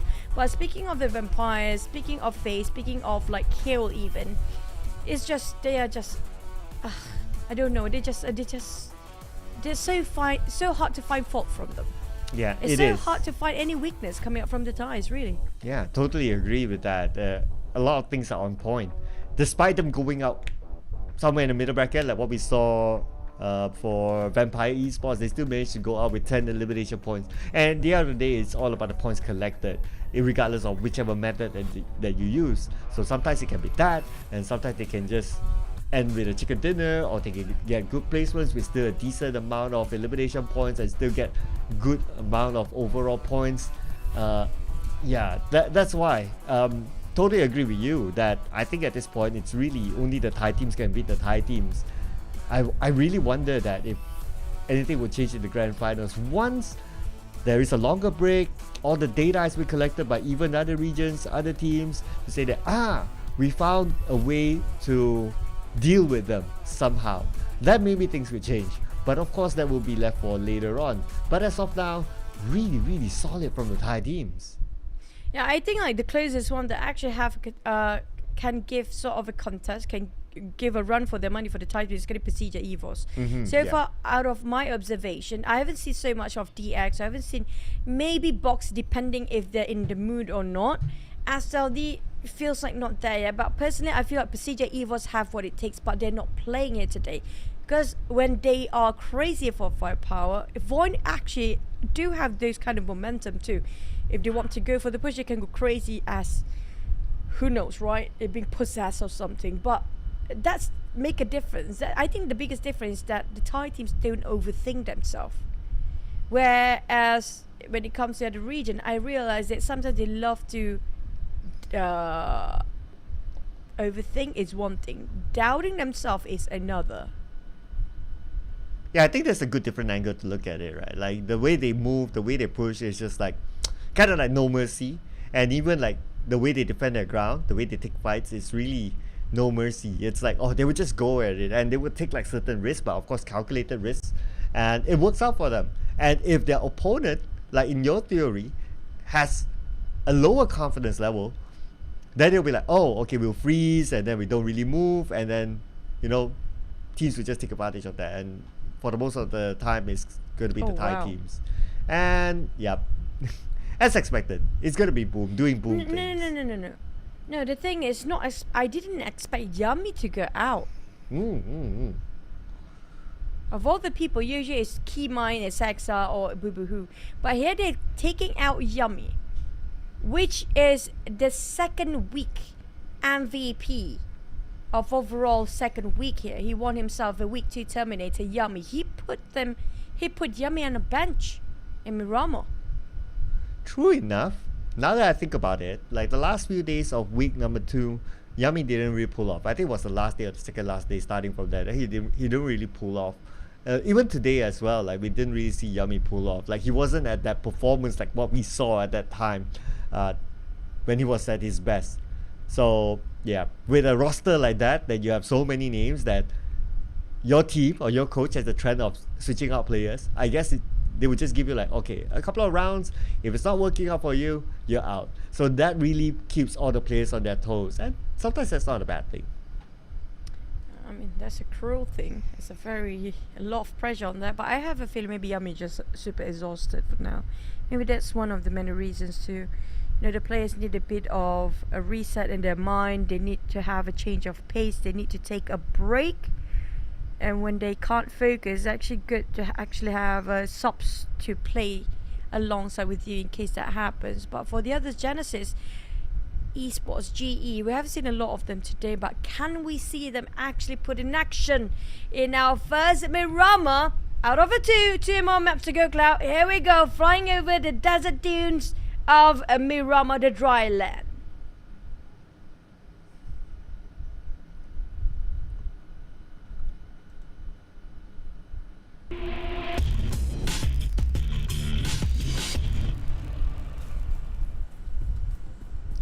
The dry land, as Chuchu likes to call it. Welcome to the first Miramar of week number 3. So let's see if anything changes. Flight path is going to be on the right, so we can expect that Udo Alliance gets a quick drop onto Lost Leonis. Will be unchallenged by Void because normally they would share compounds with Void inside of Lost Leonis. PB, as usual, they like to drop on the southern side. For Bacon Tie, it's going to be a bit of a distance to travel because they normally drop inside El Pozo, but at least they don't need to worry as much because Xavier isn't playing, so they wouldn't be taking the same routes. But of course, there will be other teams to look out for as well. Gotta be careful with that Miramar. Now, if the circle just happened to be in Monte Nuevo, that's gonna be a real fun one to watch. But if it ended up right on top of Craterfield, I mean, like those coming out on the side of Lost Leonis, it's gonna be a long drive for them.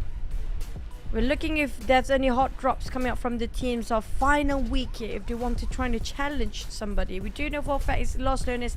It might be up to 4 teams occupying around LL, but it's within.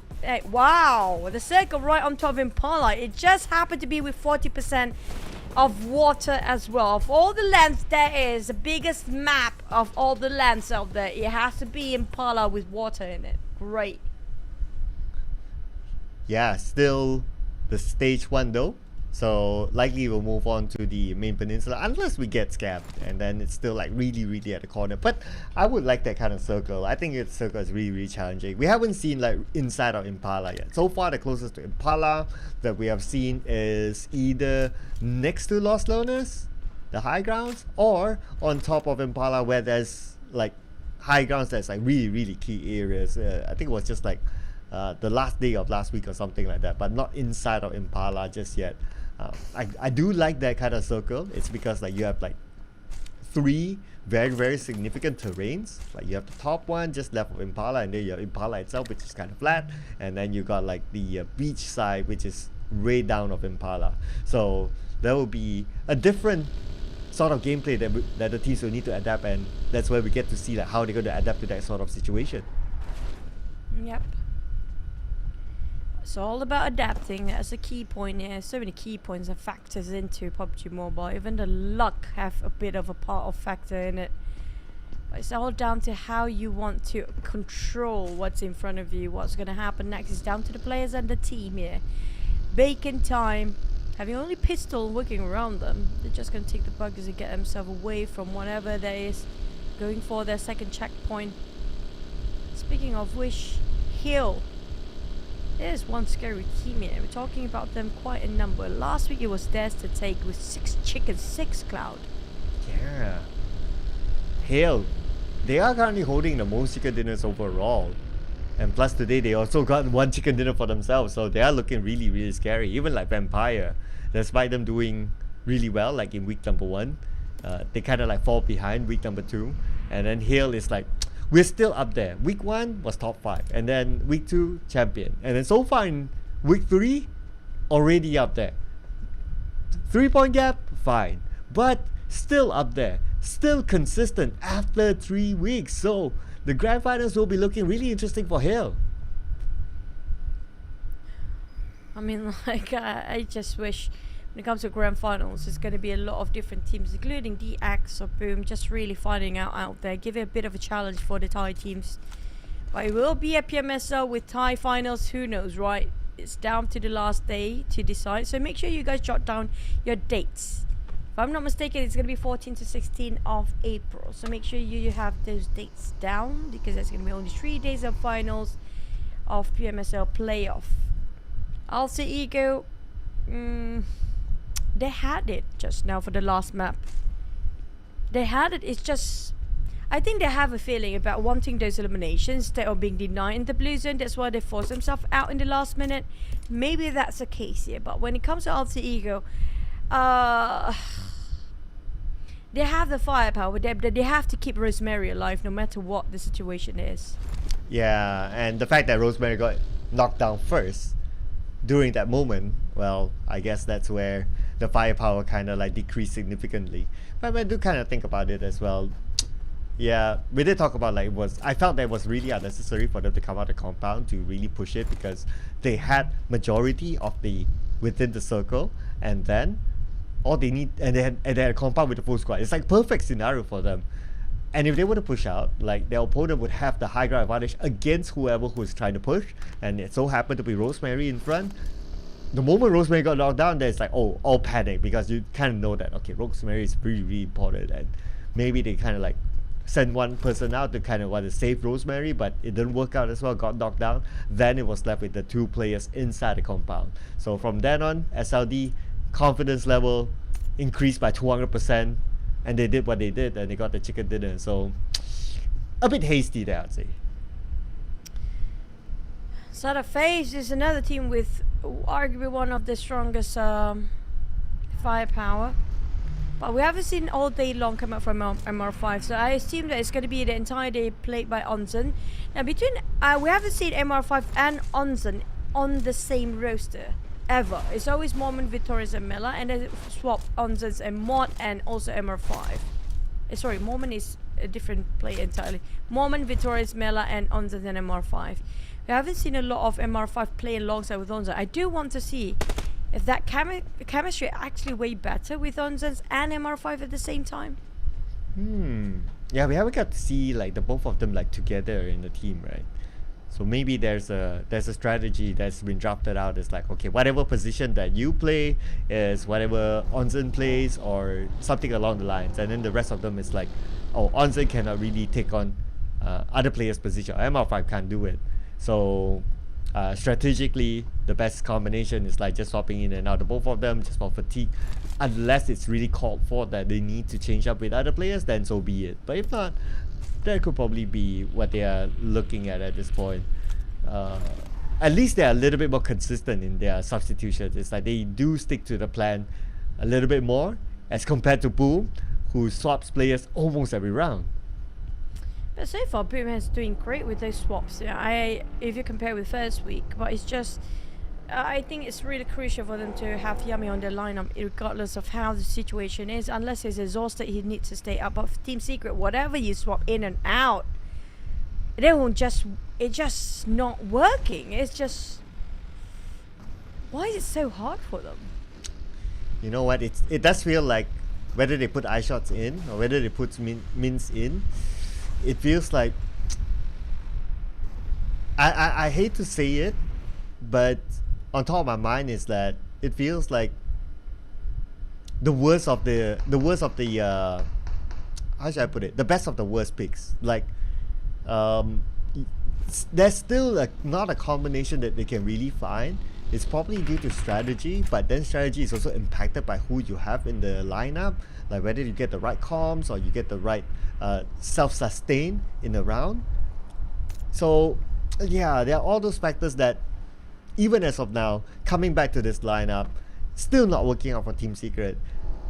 If last week with iShots in it, I'm already losing words to talk about them or try to explain why. And by them coming back to this lineup with this sort of performance so far, I mean, I'm already at the point that I have no idea. Oh man. Now the circle shifted again gladly to see that it's not comprised of any sort of an ocean ratio in that we don't have water playing that it's going to be right on top of Impala for now.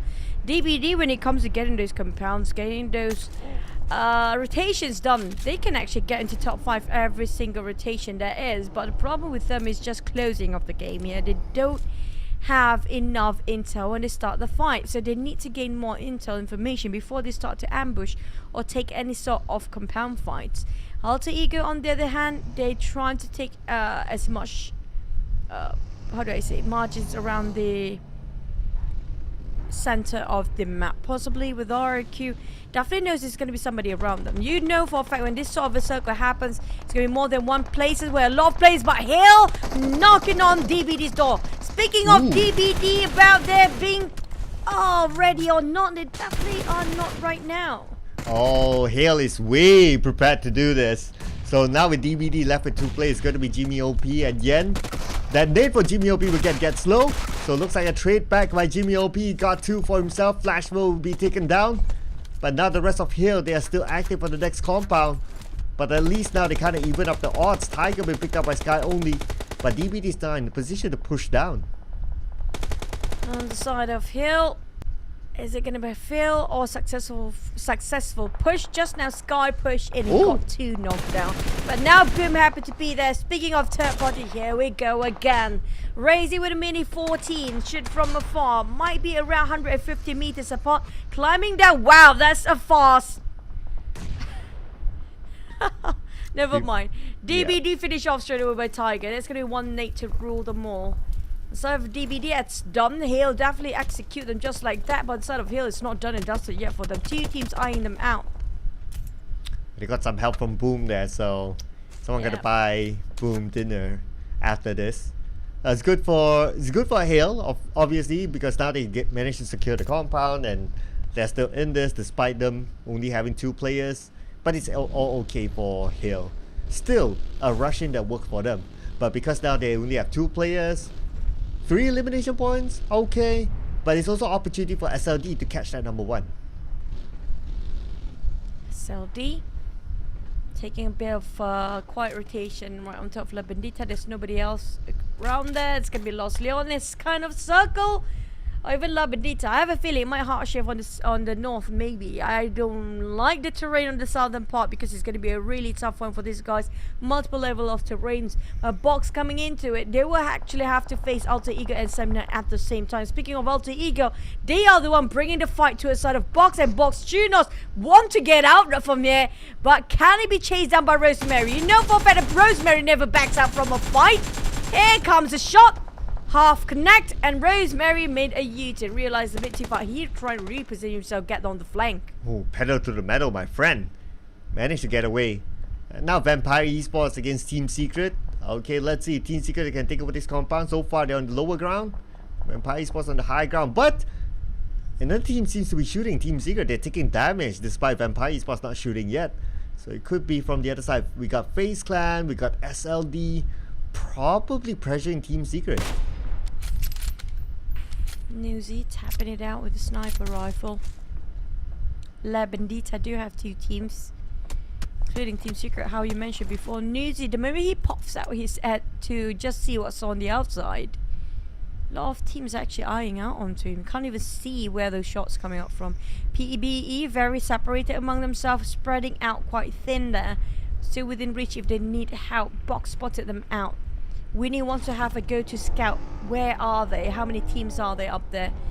And we'll relay back the information towards the rest of our roster. But BTR is so close by. If Box not being careful, they might caught themselves in a trap. Ooh, yeah. We got so many teams close by with each other in that area. But we got 2 teams here. 3 teams. Make it at 3. As PBE, they have the high ground. They can still play by the circle to move slowly still having the high ground advantage, but next circle might not favor them, so that's where they need to plan how they're going to get down. And as we can see earlier on, there's a team right below them. I believe they got the information because they saw the cars moving, so they know that that area is danger zone. They can choose to avoid it, but they choose to take the fight. Mini 14 that taps onto the side of box. These elevations, Raimon making sure they will not get an answer at all for box gaming here. But for box, all they need is just a couple of smokes. And just run around the cliff and at the foot of the mountains. Make sure he will get himself covered by those mountains for a bit. But Winnie have to get out from there. But the Blues are just making it even harder now. Raimon got one job to do. That's going to be eyeing out the advantage of box gaming. He realized he heard the audio could come up from those vehicles, but couldn't see through the thick smoke. Yeah, the smoke really saved Winnie this time, but the zone is on top of him though, so he can't spend too much time on there, and plus the zone will increase damage now. And the zone, not too bad. Somewhere in the middle. Uno Alliance has one of the best positions, SLD as well, looking good. But right now, challenge is for PBE, because they're kind of surrounded by other teams too. Raimon still gatekeeping the side of Shunos, but he's the one that actually been punished here. Play zone, finish off Winnie. As Shunos realizes no more time to waste, he need to make a move. But at the same time, the moment he realizes they need to make a move for box gaming, it's a bit too late now. The gatekeeper side of BTR at the same time. There's going to be Sam9 on the other end. But now they're closing in the distance. Alter Ego has arrived. Box, more than one team to deal with. Sam9 is up there listening as well as Lavi being knocked out straight away. Shunos might be next. Rosemary on the hunt. Just as when they got away from PBE, now they need to face the wrath of Alter Ego. And that is it. Oh wait, that nade? Whose nade was that? Was that a delayed nade by Box? No, it was Octa the Rosemary. Guys, we talked about this multiple times. Alter Ego again. I mean, like, Rosemary actually did toss out double nade down towards the side of Box just now. But I didn't see Octa coming out that way strong. I'm not sure what's the issue there for Octa, but calm down, brother. That's their own teammate this time. It's going to be Rosemary. On the side of Boom, on the other hand, they will be gatekeepers on the southern part. They did realize it's going to be more than one team due to the audio could given away towards them. BTRU High taking on the side of PBE. Right across him, there's going to be a bit of a shy peeky coming up from both teams here. Both are sharp shooters. This way it's going to be tough for PBE. Look at the amount of teams around them, including BTR. They will push in anytime soon. But speaking about pushing, it's going to be GE pushing on to RRQ. Still a 4-man squad. RRQ a duo here with one support behind. They try to take down one, but it looks like it's going to be... Wait a second. Oh, vulnerable from behind. Take it out west. So there's going to be one out for GE. They need to close things up. One being knocked down for now. They need to save him. They need every man that is. But RRQ not willing to bow out. They want to take up the challenge. They want to force the fight no matter how hard it gets. And GE have to deny their entrance here by the side of RRQ. But Team Secret, if they start to move, they can take advantage. But Octa and Potato down to Rosemary now to clutch it out. It's going to be 2v1 and that's it. Alter Ego will place himself after a 14th place. GE and RQ on the other hand, not ended anywhere soon. Oh, it might be soon now. Now that we only have Ichi left. He's within the circle though. Can he pull off a clutcher against RRQ? He still has a time, but that is it. Nepeko with the nade from the side. Takes out GE, no points at all. And GE at number 15, not good. They need the points. Sort of RQ on the other end, spotted out by Bacon Time. PBE and Boom taking those elevations right on the southern part of the Lost Learner Circle right now. And Sam9 burned off by the blue zone. And Deuce on the other hand, clipped on every angle. PBE and Sam9 squeezing both sides to the side of BTR. They are being hammed. Oh, here we go. Dap is the only man now. Let's see if can Dap pull this off. He does have to circle, but 45 more seconds before the zone closes onto him. But Ryzen will not wait that long as Ryzen goes in, but he's going to be victorious from the other side, taking advantage of it. That his time is bought. Oh, Sam9. Saying this for Liquid. Slither of health remains, but PBE are forcing this so hard for both teams. Make it even PBE kind of in a death trap right now. They're not making a move to a side of a circle, they're going to be doomed. 11 more teams to go with only 10 seconds remaining till the 6th stage of the circle.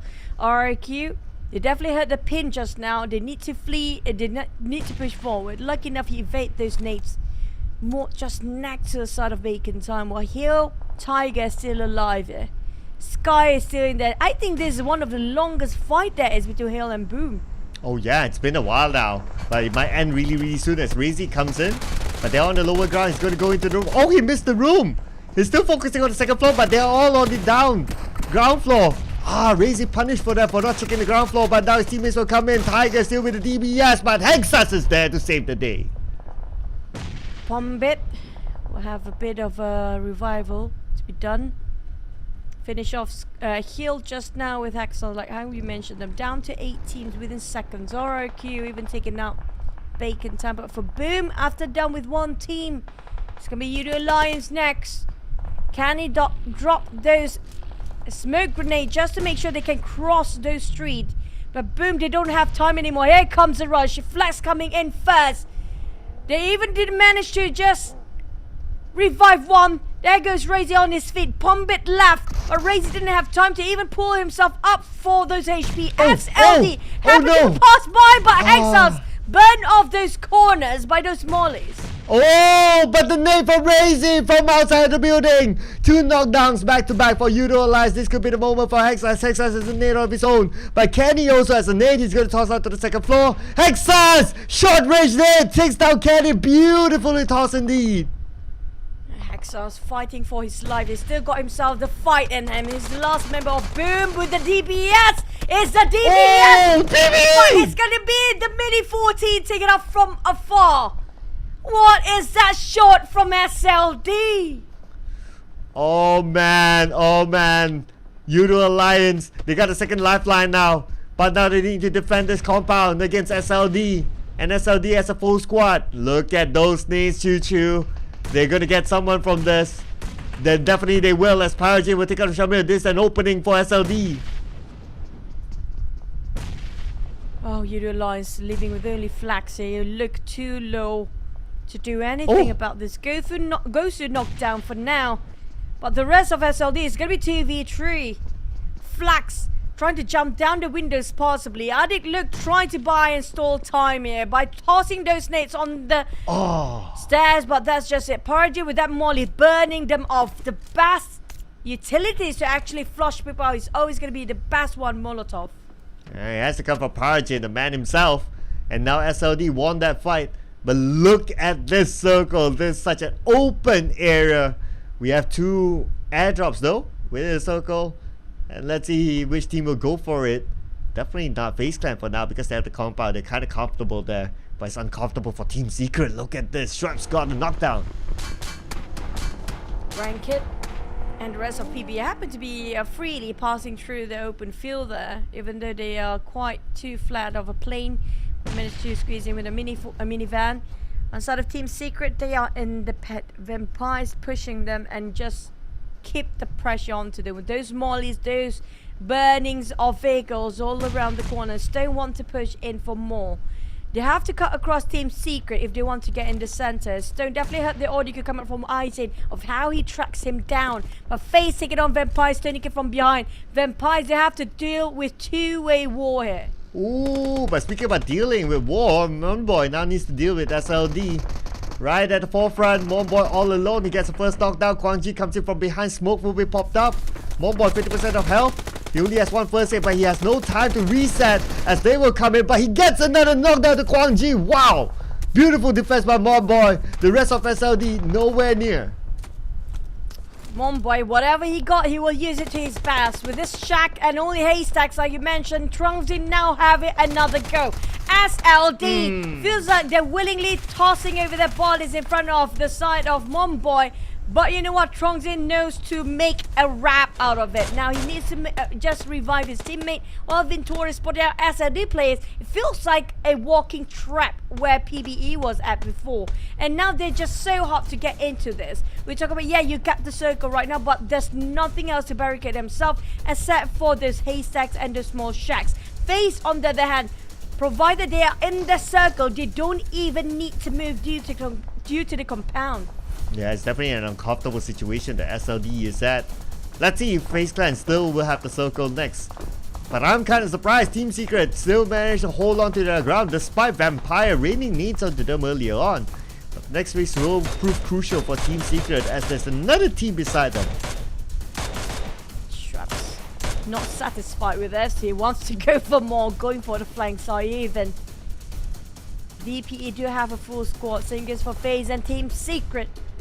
Having a last push here, nowhere near DBD for today for this map in Marama, but for FaZe on the other hand and Vampires, the Ties have full squad for both of them. And for FaZe, they all have to wait for the right timing here, waiting for the next circle, while Mormon just trying to take out the players coming from PBE. Team Secret, sorry, there's going to be SLD. Coming up from the side of a Team Secret, I think they're kind of in the center as well. Yeah, they're okay for now. I'll be holding my breath for the next piece of the circle though. Let's see. Ooh, Team Secret has a little bit of circle, but won't be enough to fit all four of them. So the fight with Vampire Esports, well, they might not want to let go of that, but they need to be careful as well because on the other side there's RRQ. Gosu. I just hope they do have enough ammunition for the side of SLD right now.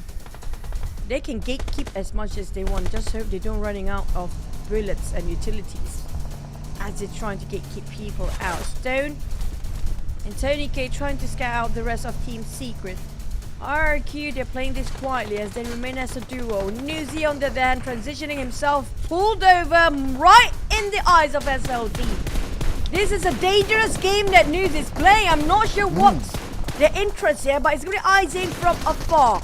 He's out in the open just now. Now the rest of Vampires rush into SLD. They want to take out the people that's so obvious right now. It's going to be SLD for now. But the one getting those eliminations, it will be Team Secret from afar. Oh yeah, Team Secret now starting to pump it up.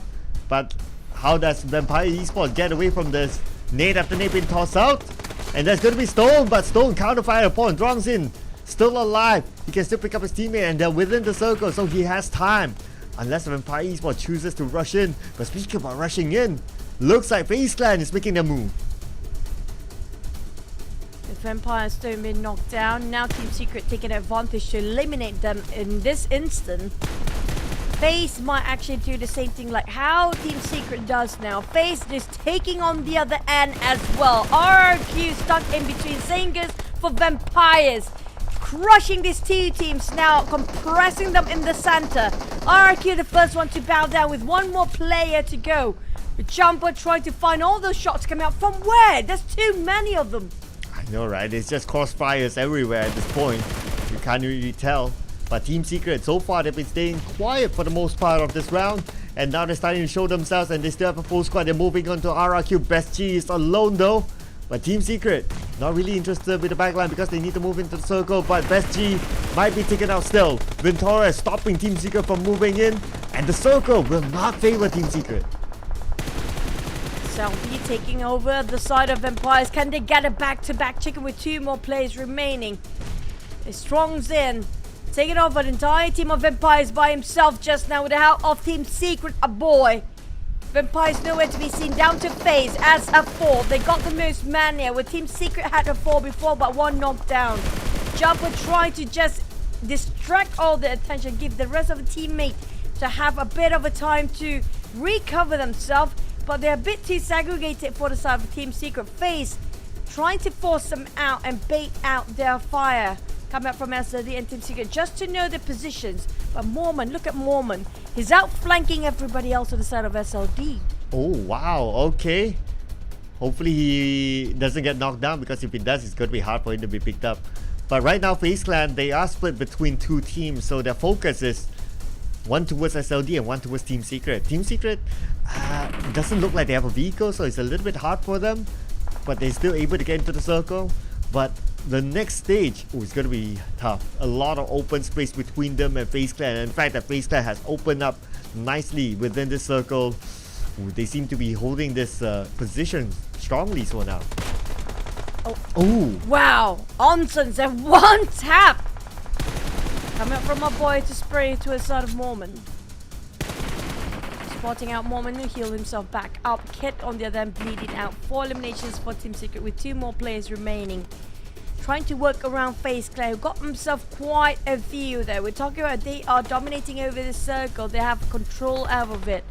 Team Secret always got a bit of a tag team, but FaZe right across that picks the shot one more down Team Secret player. SLD goes to try to take advantage on the side of Team Secret as well. If they're dominating on the side of Team Secret, but they have 8 on the side of SLD. I'm not sure how much they have for FaZe, but right now feels like they're being caught on both sides. FaZe and SLD both are eyeing out to the side of Team Secret. They decided, you know what, we need to take this mini event, find ourselves a couple of FaZe sets to take covers from. Yeah, and they're going to let our boy go, but now they're just going to rush into the middle of the field. Now SLD and FaZe Clan between them, as Jumper will be knocked down to the last man. There's going to be Kid, and Vintorius knows exactly where he is, but before he's able to take him out, it's going to be Mela that secures the point for FaZe Clan. Vintorius prepping the nade out. 2v2 between SLD and FaZe. They're both having equal ground, but goes and knocked down first. Vintorius make the opener for the team. It's going to be Mela and Vintorius. Is 1-2-1 trip back to square one. Krongs in versus side of Vintorius, but that's a FaZe. The 1-8 last one popping off at the right time.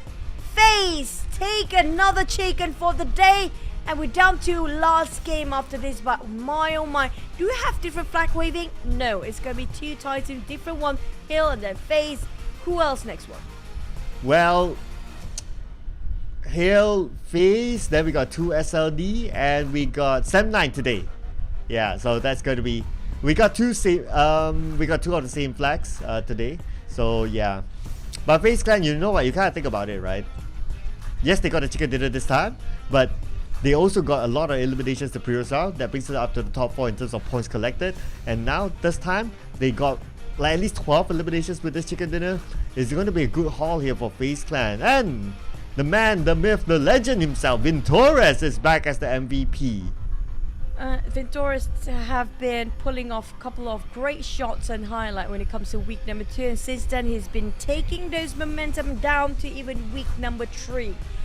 Definitely one of a force to be reckoned with. And speaking of the tide, this is one of the strongest. There is FaZe as well as Mela, Mormon, Onzen and Vintorius. So far I have seen a lot of MR5 the entire day, but everybody pulled out equal amount of roll. You have to give it to Vintorius. Look at those eliminations, look at those damage, and look at those knockouts. He's breaking his back for this match. Oh yeah, all the stats do favor him. Now, and okay, one of the least throwables used as well. Well, nothing can beat that 1 smoke, but then again, it's still 6 smokes and 5 nades and no mollies at all for them to get the chicken dinner. And it's not only the chicken dinner, they did get a decent number of elimination points. It should be about 12 or so. But it's been also a long time since we've seen Team Secret as part of the teams to watch. You know what? I wish PUBG Mobile one day gonna put another stat which gonna be vehicle use, because I saw just now FaZe were running amok with those vehicles. When they're trying to go for rotation, trying to go for the push, might as well put it in the utility side, right? Because it feels like these days the vehicles is one of the meta. You have to agree, we saw so many teams are actually being denied entry by forcing them to go and back off with those vehicles, plus the splat moments. Yes, I mean, like, that might be as well called as utility, right? Yeah, that'll be a nice stat to have. How many splats that we've seen? So far we've seen in the PMSL, there are tons of it. Almost starting to lose count now. But yeah, it does show that how important vehicles are in this season and how it's being used, especially with the splat. And this is another example of a vehicle like 9 Noise using it as a quick barricade there to win that fight. Beautiful fast play there by 9 Noise. Yeah, and 9 Noise never failed to deliver. We saw this guy quite a number when it comes to week number 2. He's been popping up quite frequently when it comes to MVP of the map. So we saw them, we know how he can pull it off, how he has to offer, and how much he can actually deal with. We've seen that before. We've seen it a lot. But on the side of FaZe, I mean, like, when it comes to this caliber of gameplay, when it comes to this tournament, it's down to teamwork, really. And FaZe, they had a 4v4 down to 2v2, but it's just the projectile, the trajectory of FaZe nade was just remarkable. Yeah, the nade was a beauty. One nade, take out one, and then they know they have the advantage. They just move in. All they need to do is open up the flanks, and it's hard for SLD to challenge. But anyway, SLD, they should be happy with this performance. So far, it's a consistent day for them. And considering that Hale only got like 3 points, meaning that SLD will take that #1 spot. But I really want to know how close FaZe Clan now is to the top, considering they got this amount of points, 22, looking good for them. But I can't say the same for DBD and GE, 1 point, 0 point respectively. I'm more concerned about GE and BTR, honestly. They're being swapped down or not by the side of DBD, because DBD has been more consistent compared last week. But if they keep this going, they can actually push down some players up there, and even some teams in the last minute to make it to the playoff. Now here comes the overall ranking where everything matters here. SLD still taking #1 spot. It's going to be 9 points of a difference between Hale and SLD for now. Vampires staying at number 3, 4, 5, 6 is going to be stagnant for now. But Box at 10, that's going to be the minimum bar for now. But the side of Void, Persija, DX and Geek, they're not playing, in case you guys are having a lot of questions behind it. GE and BTR. Now BTR, worried about them because yes, they secured the top 16 for now. But if they keep this going, they might actually be pushed down here. Yeah, it's a scary time for BTR, considering that they're such a big brand. So yeah, so BTR. But anyway, yeah, I was trying to process like the other teams as well, but it's okay. We'll look back at the overall charts later on by the end of the day. Now head to head, we gotta put Vintoras and Throng. So they're going to be compared with each other, because I guess it's because their eliminations are fairly similar. It's just that Throng, he worked a lot more with those throwables used, but the outcome that matters do favor onto Vintoras with that amount of damage. At the same time, it makes me question, are the trays used including smokes? I guess it is, because if you compare with damage output wise, or it's just he been tossing a lot of grenade, but nothing of it actually dropped right on top of it. But so far, we're starting off Malaysia as the first chicken in off Sunhawk, and then it's just alternatingly between the Vietnam and the Thai. So far, nothing coming up from the Indonesian team. Maybe we have to wait for Persija Evos for that tomorrow. But are we having an ending of today with last round by another Malaysian team, or it's back to its the side of Vietnam flag, or I ended up with the usual Thai teams? Oh yeah, really look at the flag pattern. Yeah, I do feel that now that you mention it, I was like, oh yeah, I do feel that level of OCD as well. It's like, if there's a pattern there, that'll be nice. But if it does happen, we are still hoping for DBD to get it, because DBD, again, as of now, still no chicken dinner yet, and we're still gonna put this up here. So DBD, come on, you gotta do it for us, man. And not just that, just now SLD scored themselves a double chicken. That's the first time ever coming up from Vietnam team to have a double chicken in a day, if I'm not mistaken. Correct me if I'm wrong. And nowhere near to stopping their momentum, as still there are teams that are not even having any chicken, and while others have 6 or maybe we haven't seen any like straight 6 game by one team, right? Let's put it out there. No. And so far the highest is gonna be triple chicken in a day, was it? Yeah. I think that's the most. So Yep. I'm waiting. You know what? The team that don't get any chicken, that actually learn from the team that actually have too much chicken on their side, and try to have themselves a bit of that chicken, just a tiny bit of it. Yeah, it's basically DVD learning from Hale Esports. Yeah, Hale Esports now still holds the record for the most chicken dinner, and DVD, obviously. Now I'm starting to worry, if we will ever see a chicken dinner from DBD before PMSL ends. Honestly, I don't know anymore. I don't know too. I honestly can't tell, because if they want to do something experimental, it's going to be done within the week number 2. But right now we're down to the final week here. There's no more space for these guys to experiment on stuff. There's no room for error. Right now all we see is just errors coming out from them. One time they're just being bombarded, entirely flushed out. After one tragedy on top of the other, it's like, it feels like DBD crumbling down. It feels like they don't have space to make that chicken. Even though they can get those positions right, they got themselves at the top 5, top 3 every single time. So it's about the closure that they have problem with. It's like they're not prepared with their firepower. It's not that they don't have. They do. That's why they're here. But feels like their lacking of confidence just shows with how you control your barrels. Well, like how the previous round they lost the fight with Hale. Of course, Hale got some help from Boom from the other side, but it's still a matter of like, okay, a team crashing into your compound and then you're not able to defend it. So that seems to be the pattern here for DBD. When it comes to really taking fights up front, their win rate is fairly low. So that's something they really need to work out. Looking over at DBD as we're talking about them, no Moss Goku in sight still. So they're still going to maintain the same lineup. But if you talk about the same lineup for today's performance in particular, it's okay. It's arguably better than the weeks before. So yeah, if this is the best that they can give out with this composition, then well, I guess they'll just stick to it. So out of 7-9, I have to say they're quite okay today. Same goes for Yudo Lions.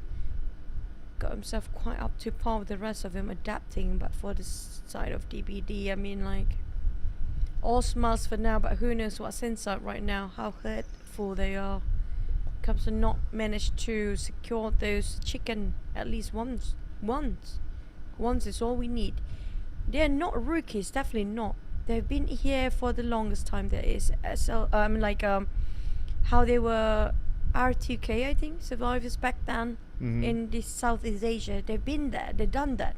Even the one that coming in very new, I mean, like GE has been here in PUBG Mobile for the longest, but when it comes to sea levels, it's one of the first offline tournament. They adapting it way better than the others. Yeah, a lot better from than DBD.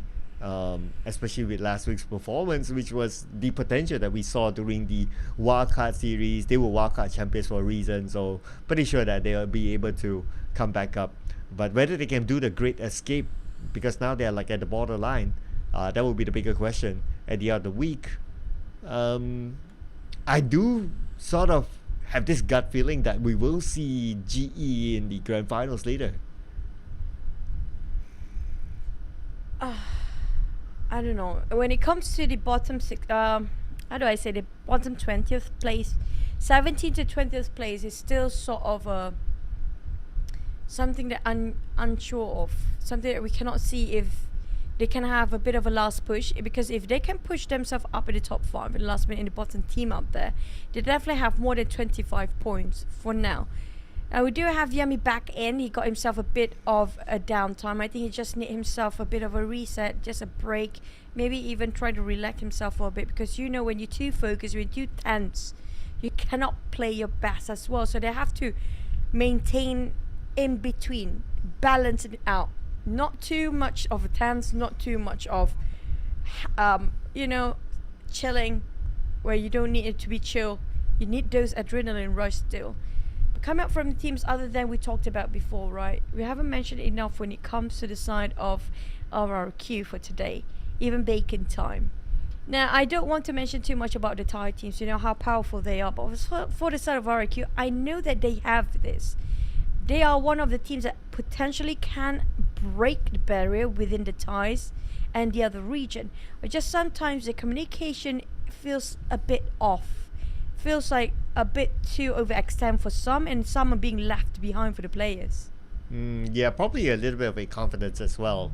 Or maybe they caught themselves in a tough position. Like if we were to take the example of what happened in Miramar round, Team Secret was below them, just beside them, and also below in a ditch.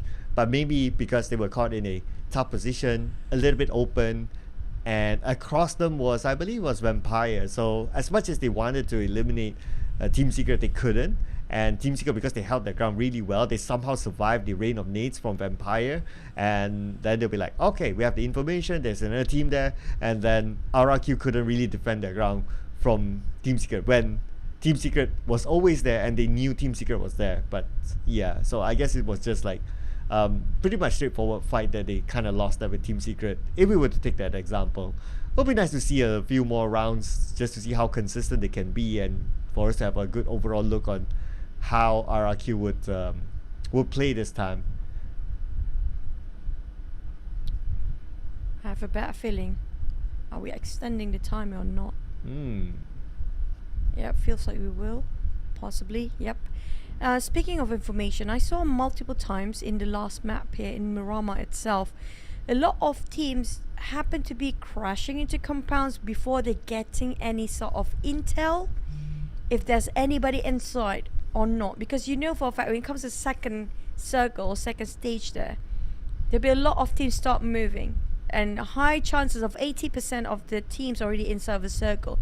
So it has to be their priority, their main focus for each of the scouts to just note for the rest of the teammate to see if the places they want to go for the second or third or fourth checkpoint, is it still vacant or not. Because that's the case here. They're always caught off guard. Multiple times, not just once, almost every single rotation happened in last map. Is that referring to like in general or a specific team? In general, because so many teams actually happen to be there. Even Hill actually got caught one time. I'm trying to think in general, right? So I kind of feel that they have the information, but maybe sometimes it's all about like, okay, like because sometimes some of the compounds have like multiple houses, right? So maybe like, okay, that one house, about 2 people, and then it was like focusing on that house. I'm just theorizing, and then the others were like on the other house, so it became a tough situation. But I think what was the toughest situation is still the on-pointness, if that is even a word, and the on-pointness of the third parties that come in. Like the first 2 teams can fight, that's fine. Whoever wins, that's okay. Then you have the third person who comes in and just wipes everyone out. That happened multiple times. It just shows that how on point the timing is again. That's true. It's all about timing, really. Impeccable timing for some teams. And sometimes it's down to luck. We cannot disregard the luck side of it, of this battle royale. It's always down to if it happens at the perfect timing. Yeah, sometimes you get to know like there's gonna be this team, checkpoints, and so forth. But sometimes the timing is not always the same. So that's where the luck plays its part. Where the luck sometimes the circle as well, but it's just down to that 5% that makes such a big factor for the game as well. But for the players, look at how they focus. I think they were more ready to go for our next match, which is going to be our last for our final week in day number 1. We still have 4 more days to go. I'm trying to think of that point, right? So in practical sense, maybe it's also not only like from what we have learned like throughout like 2 weeks plus today, is that yes, the compound is one. But if we were to learn from like, oh, there's so many third parties happening after we finish one compound, like another team will come in. It's also like to gather information around there. Like, is there another team that could potentially be a third party, and how they're going to deal with that? Then that might give better planning to whoever who's starting that fight in the compound. So far, that's what I observe. But let's see if the teams do observe the same and do adapt to that situation inside our final game today. Miramar, none other than less.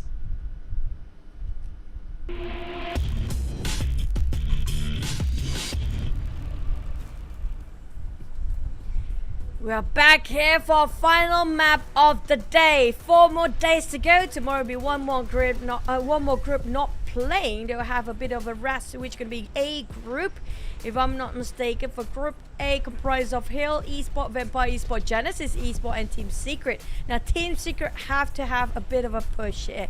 They are the ones that will not be playing tomorrow. I won't worry as much for Hill Esports and Vampire, but Genesis and Team Secret. Genesis barely make it in for the playoff. Team Secret, on the other hand, they are the 20th spot right now. They need to make a big impact this entire week. Yeah, they're rooted down there. So big, as in like really, really big. Yeah, totally agree to that. That's like maybe not even a top 5, maybe a top 3, just to like have some hope of them getting across that 20th spot or that 16 spot line. But yeah, it's been 4 rounds and we haven't seen the best of Team Secret. The best that we saw was the previous round, because they held on to the ground, they were really disciplined, they waited for the right moment, and they were okay from there. But that was that one round. Can they do it again this time around? Considering that now, okay, we're gonna get like not too far of a circle from the previous, but Team Secret, they changed their drop spot into the areas of Hacienda. So this is where the adaptation plays a role. It feels like it's going to be sort of I think Lebanita or maybe around their circle. But Picardo definitely taken by the side of FaZe now. Coming up from Team Secret, I mean, like, they have only 3 more days to go for the run. Each team will play 4 days max in the entire week. For them to actually push back up on today here, it's still doable for them. They are at the 12th place. At least this is one of the most point gathered by the side of Team Secret in a day. True. By far. Yeah, that's a good point.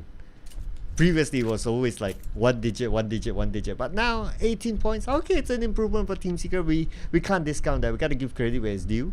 But because Team Secret, they put themselves in the spot where, they need to be really, really up there.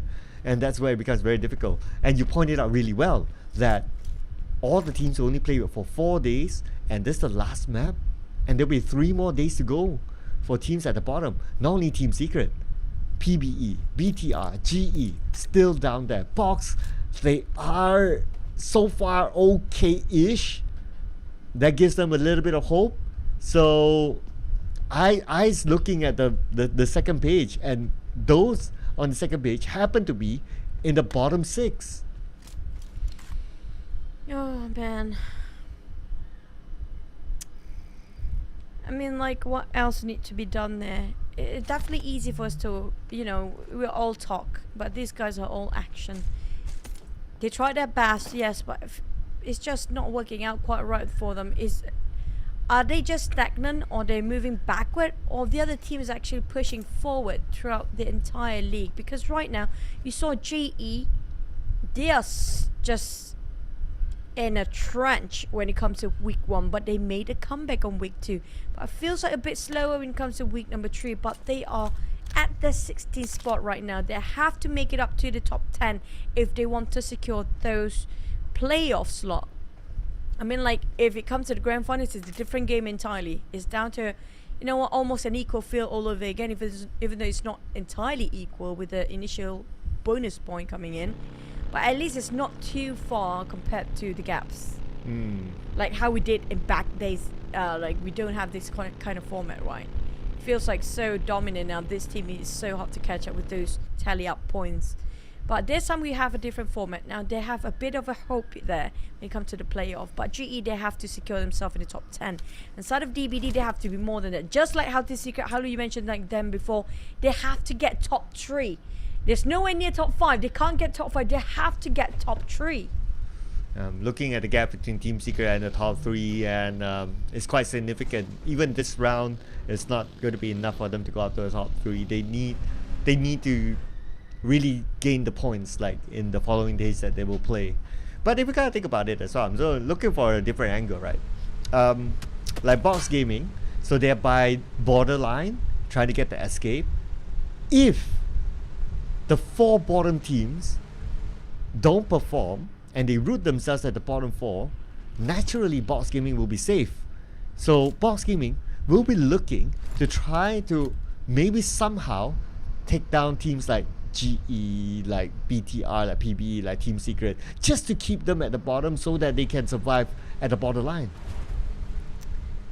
Oh man, but do you have to resort to that at the same time? Now Box do play up the blue zone, right on top of Los Leones. We've seen DBD, I mean, like this, we're waiting for that chicken to happen, right? But whenever they try to get a chicken, the DBS shut them down. I don't know, it's something to do with the name, or DBD and DBS just don't mix well. Every single time, if you notice DBS, they always lost those CQC fights, Cloud, because it's always ended up there. Multiple times they got a top 3, but always a DBS to shut them down, because it just shows that how much of a distance between them for the last few circles. They lasted long enough to be in CQC, but I think if they actually try to play with long range or long fight, they actually might do have a shot to get those at least once that chicken. Yeah, you're right. Maybe it's about switching it up now for DBD, because they could pull off the great escape as well, but they really need to be up there. And you gotta think about it as compared to the other teams at the below in terms of bonus ranks. They are currently on top, doing okay-ish, but okay won't be enough for DBD, of course. They need a lot more than that.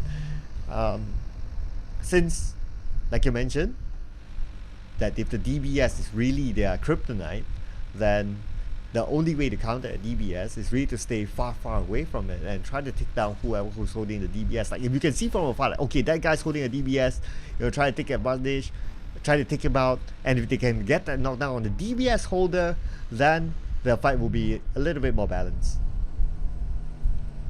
Speaking of balance, another team that's quite questionable is going to be BTR. I mean, like, so much expectation coming from this team. So much fans screaming out their names here. We're talking about big names under BTR banner. But they just... I don't know what happened, because it feels like... It doesn't feel like it's a change of era, right? Because if you mentioned about, oh, new blood is way better when it comes to response and reaction, and better judgment call, maybe the veterans have to call it quits this day. That's not the case on the side of Vampires. They're having the veteran players playing again. So why is there such a gap? Even though they have veteran players on the side of, including teams like BTR here. And that's not the case for Precision Esports as well. So if you kind of think about it, right? Like, okay, BTR with this lineup, they're down there, and Precision Esports with the previous partly lineup of BTR, they are doing a lot better than BTR itself. So meaning that the key player has always been like Luxy Zuxi. I think that's the case now, because when they play, generally Precision Esports, they do perform. So by them leaving the BTR lineup, coming into Precision Esports, performance-wise it downgraded BTR, then I mean the stats don't lie. The numbers and the performance show themselves that they are still the key players despite them playing like since the dawn of PUBG Mobile. So then probably the same case on the side of Team Secret then. The shuffle. It's all about the shuffle. Then how is it like... I don't know. I don't want this to sound bad, but there's no way to make around it. But never mind that. Udo Alliance and DBD making a bit of a warehouse brawl between these two teams. Yen pushing in, Flax OP bleeding out. 1-to-1 trade for now, but Adik Luke cooking up the nade at the back line. Yen trying to buy time. Couldn't stop Shamil coming in, but Udo Alliance. Flax was bleeding out. Denied a point by Adik Luke. I'm not sure what are they... how their comms are working right now. I felt that he could still be safe, but okay, maybe they have a different idea of denying the point like what you mentioned. So right now, Udo Alliance have to deal with DBD as a trio. But one player of Udo Alliance on the other side, DBD still holding their ground as Jimmy OP gunned down by Ade Luke. So now they even up the odds within this compound. Plus, Kenny can still provide cover fire from afar. This warehouse has a lot of open space, and because of Kenny's position, DBD cannot play on the outer side of the warehouse. And Udo Alliance knowing for a fact that DBD is not that confident with their CQC, close quarter combat. So trying to force it out here. That's why they're staying. That's why they're not parting ways, because they know it's DBD, know their weaknesses. They left with only 3 players on the side of DBD, Jimmy OP. Udo Alliance the same case, but at least they denied the point of Flax OP before. Now Adi look prep another nade. Taking this warehouse. They just arrived. They're taking over the compound. DBD straight away going for retreat. But now they're trying to fight back with Zix taking on with M416. Yen and the rest try to push forward. Waiting for them to pick out. But he needs to reload. Shamu with the DBS. We do know DBS don't gel well with DBD. But hopefully this worked out quite okay for DBD. But Udo Alliance left with only Kenny. Oh, it is working out well for DBD now. And only Kenny left, but Echo goes down, so it's going to be Kenny. 1v1. Kenny pull off a clutch against Ziggs, or can Ziggs do it? Now Kenny, we do see a Mini 14. I believe his next weapon must be an M4. Yes, it is an M4, but wait a second. GE lost to Hale Esports. Oh no, GE. It's going to be a heartbreaking week for them. For the side of Hale, they won themselves 2 points out of that. But for the side of Udo Alliance, the DBD down to Kenny to clutch out for Udo Alliance. They scored 3. Same goes for DBD. 1-2-1 between the players. Hopefully there's no third party. Speaking of third party, hello PBE. Okay, PBE passing by, still not really crashing into the warehouse, so that's a little bit of a saving grace there for Kenny. You know, it's going to be a tough position for him. But the PBE, okay, just as we thought that, okay, they're going to let this go. Nope, they're not going to let this go because they want the points themselves. PBE, then you know when you start to shoot against them, they will start to take up the fight. They don't care. They don't care if they win or lose in this fight. They want to just fight. They want to brawl. Yudo Lions being eliminated at 15. As they say, Balak Bagan fight there today is for PBE. They want to finish off DBD. But same 9 taking on RRQ at the same time in a different compound. They are on top of Fascinati Patron. But in the meantime, the police are shrinking in. They realize that, you know what, we need to flee. They got themselves one elimination and now they start to move. But the fight against PBE, I'm not sure how that turned out for now. Ooh, okay. 7-9 so far from the minimap is in the clear. But I'm really curious to see what's going to happen here. Okay, we're back here onto DBD versus PBE. But Ziggs all alone. Chances is tough for him. He only has a UMP. But Vampire and BTR, let's rock and roll. Deus coming up from behind, but Stone definitely can get those angles guarded. The rest of BTR in a club. Now Svavel indoors as well. I'm not sure that's a wise decision. He make it out anyway. Couldn't save his mate here. Straps already waited on the window. And let's go one player of BTR down, leaving only Deus or Liquid here. Liquid cannot even make a peek. Stone definitely being shot down by the side flanks or off angle coming up from Deus. Here comes the nade. Being pressured by the side of Tony K. Look at how he just angled himself up there. Look at the high drop. Woo! And that's Tony K counting like an Einstein. Oh, but Boss Gaming counted like an Einstein as well. In order to come into this compound, they're going to be a third party after the fight between DBD and PBE. And now, the rest of PBE, Momboy and Raimon needs to get away, but on foot. No vehicle, no time to grab that vehicle because Boss Gaming got that area secured. And without a vehicle inside Miramar, still stage 3, it is not good news for PBE.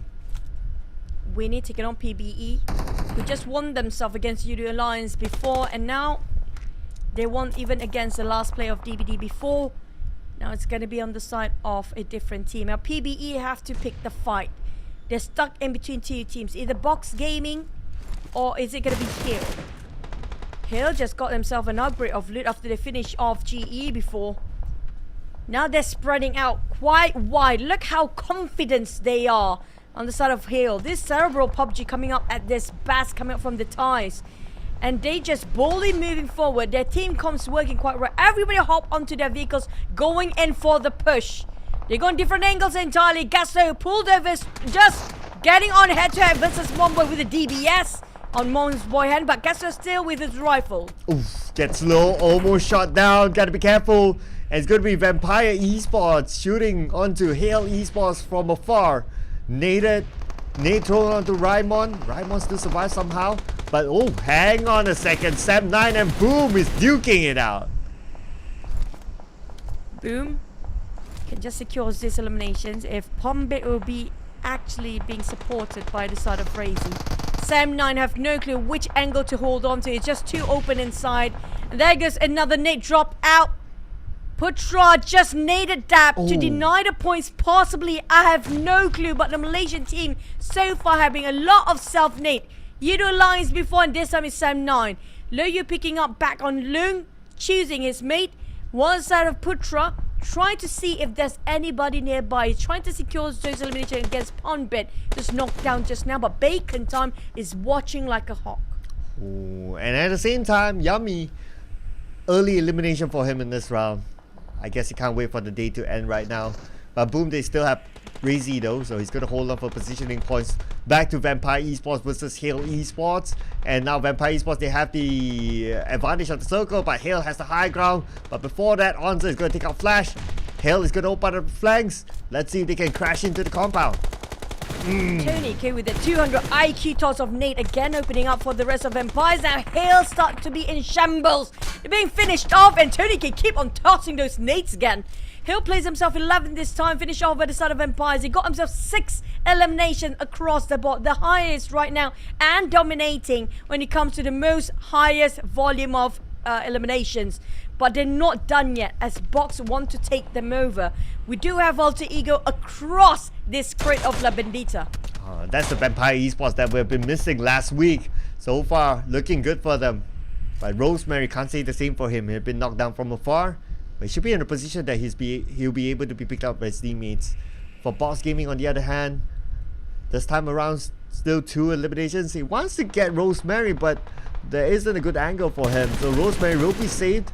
So he'll be A-OK. But I do notice that, Box Gaming, they're going in for his Junos at the front.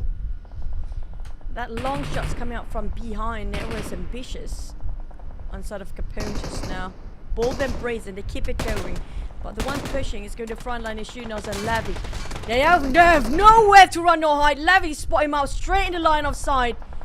On the side of Alter Ego, nowhere to go. They have to build this compound entirely and make a rotation across the crate on top of Minas Generalis. Have to bait out on Octa. There's no more other choice than that because Box is just tailing them closely behind with Vampires. Do want to have a bit of Box Gaming too, but at the same time there's Vintorius and the rest of FaZe Clan. SLD on the other hand happen to be moving on the west side of a circle. You do have Minas Generalis kind of circle right on top of everything else. There are a couple of uneven grounds here, so they can make work with the terrain for now. Just as when we thought, where's Team Secret? Well, they are coming inside from Graveyard. And this knockdown will be their opening for this round. So far, Team Secret, they have an open entry into the circle, so they're okay for now. In fact, they're in a position that they can take long-range shots. So from there on, they should be able to secure a couple of elimination points. But speaking about eliminations, now Box Gaming. They seem to be on the outside of the circle. Yes, they are still. They still have options though. They can go left, or they want to take the fight on the right with Alter Ego. That's their choice. But left will be a clean entry for them. Side of RRQ, it's a different story entirely. Down to only 2 more players against the side of Boom. There's RRQ around there somewhere. There's Bacon Time watching. Such a cluster here on top of Minas Generalis compound and town right now. Around this factory area. RRQ mod and Voldemort have to have different places entirely. Just to be sure everything is clear behind and the front line. FaZe on there, then on the run. They're trying to transition themselves in the center. They want to get the best place there is in case the circle hard shift. And they will not be pressured 2 sides. FaZe very close by to the side of RRQ. In between Box as well. Vintorius so pivotal for the team. And hello there, Box. The Vintorius, never mind. Make a big U-turn and just get back up here to see what's happening on the other end. Giving back the intel towards the rest of the team, whether to open fire or not. The Vampires on the move as well. Panic there for Vintorius for a bit as he got stuck by the stone, but A-OK. Looks like Box Gaming not interested to engage as well. Focusing more onto the circle. Some of them already in it, but if they move any further forward, they're going to meet up with Vampire Esports, who's on the roll now. The anchor is going to be Tony K here again for Vampires. He's the one can actually hold the ground to the side of Vampires to take this area. But one knock from the back line. They have to go back and save him. SLD on the other hand, getting himself in a trench. Taking the slow ground just to take covers. And Hart being spotted out for the teams up there. I just hope they are in the next few circles. The Vampire split it into 2-2 formation due to how Newsy got knocked from behind. Tony K spotted out one player of Box being bleeding out. Knocked down for now, but FaZe of Vintorius might steal it away. Tony K so thirsty of getting those eliminations there. He wants to finish off the job. But the thing is, FaZe Vintorius, it will be his bane for now. We got 3 teams here, so it's going to be complicated. But Alter Ego is joining the fray. Now FaZe Clan wants to steal it away, but before that they need to take down Vampire Esports. Shots from afar, beautifully sprayed by Mela. Nice recoil control. That one knockdown could prove crucial for them. Now FaZe Clan, they're moving in. Vampire Esports needs time to reset. Circle shifted, and FaZe Clan is still in it.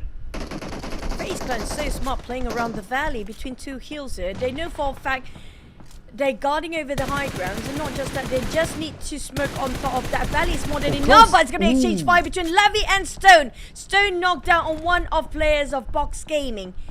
It's going to be two more to go, but FaZe on the other hand might take this advantage. They're moving towards that side, but Vampires, News and Stone slowly creeping onto this high grounds as well. One nade or that molly will burn them alive, but do they have any?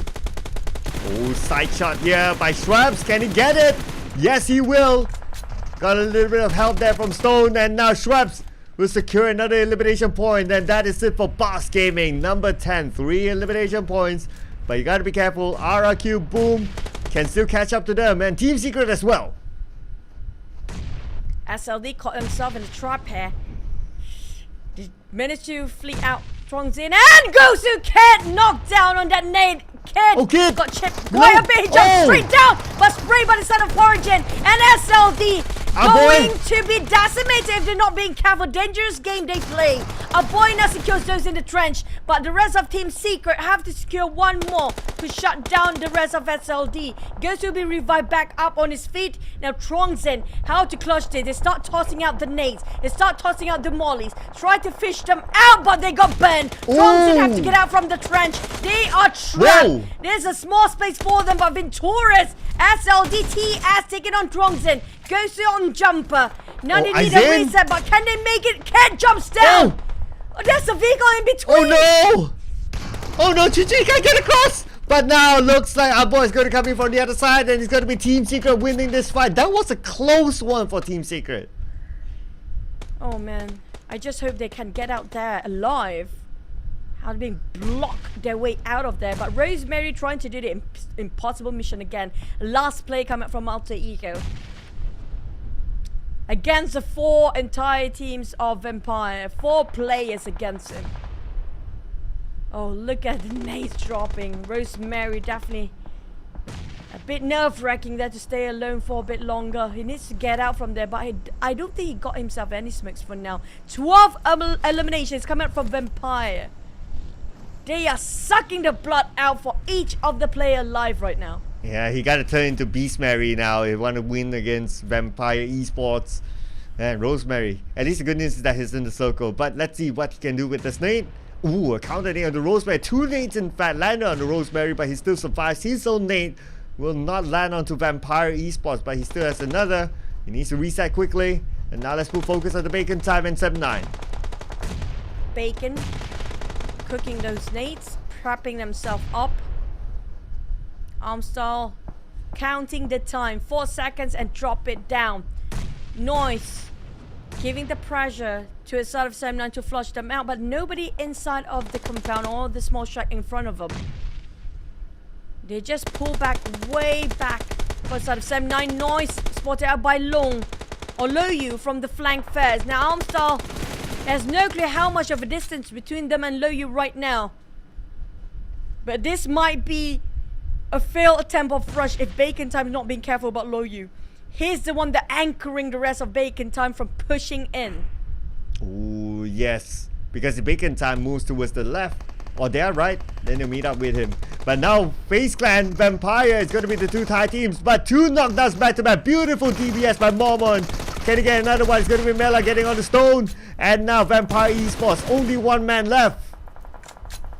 But they got themselves quite a number of eliminations. The only one with double digit 13 so far. They're still not willing to go down yet, and that's the last one. Finally out by the hands of FaZe. It's always going to be the Ties taking out the Ties again. Singers for heal just now. But on the side of FaZe, they will survive for a bit longer. Bacon Time coming out and squeezing the hack out of Sam9. Leaving with only Lung. And also, I think it's going to be Putra. Slither of health remains. Razy taking on Bacon Ice from afar. Bacon being shot 2 ways here. Those indoors and those outside by Boom. Ooh, okay. Second floor here for Lung. And he has a DBS. And we know that kind of distance, that kind of angle is always very good. But he's been flushed down with a molly. Now Bacon Time has a DBS of their own.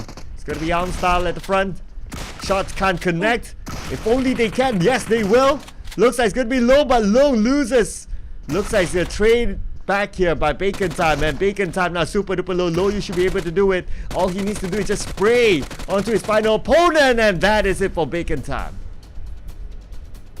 You have to agree the DBS has been nasty for the past couple of weeks. I mean, like, can you put that back in the airdrop for now, please? You don't even require to just aim it. You just jump and shoot with those DBS, and they managed to secure a couple of eliminations from that. On the side of Long, that was a different story, and Low Yi, they were spraying the heck out of it. For the side of RRQ, on the other hand, they're leaving with only 2 men. None of the teams out there having a full squad for now.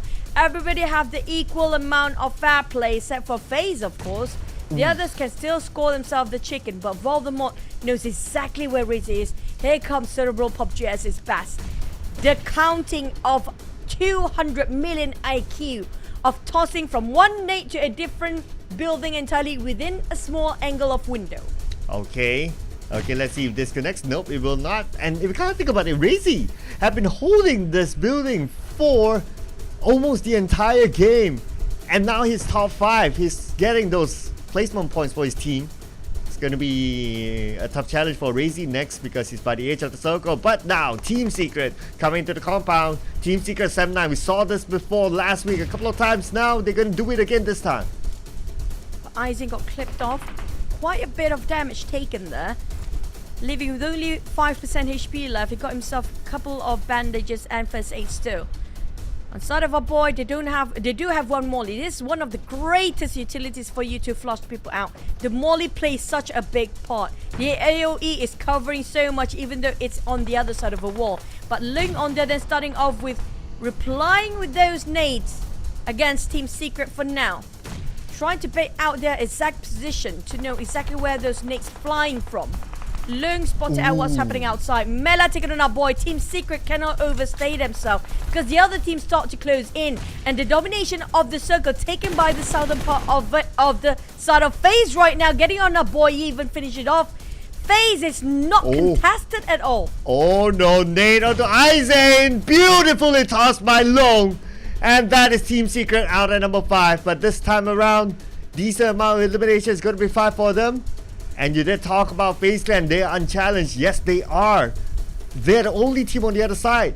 Whereas on the bottom side on screen now, there are 3 teams. So FaZe Clan just need to play the patience game. FaZe at the same time is not on their side here. We're talking all teams who will be closed off by the blue zone with no circle left. Last 3 minutes in. Moment and FaZe have to think about how to cross the road to finish things off. There's a wall in between them. They have to make an entry regardless of how difficult it will be. It will be only one entry point. If Boom just decided to eye out on that entry point, that's going to be the end of FaZe. And the rest of the team are having the same idea too. FaZe Moment start to push in, but Boom occupied with RRQ Mott on the other end. Down to last first 8. 1 being used just now. Sem9 on the other hand have 2 players still. Razy being closed off by the Blues. He needs to jump down. And lucky enough not being spotted out by Sem9 yet. Yeah, Sem9 has to move as well. But now Razy, couldn't pull off a double knockdown or double elimination there onto Sem9. And Sem9 finally takes out Razy representing Boom Esports. Now FaZe Clan, they are still holding it here.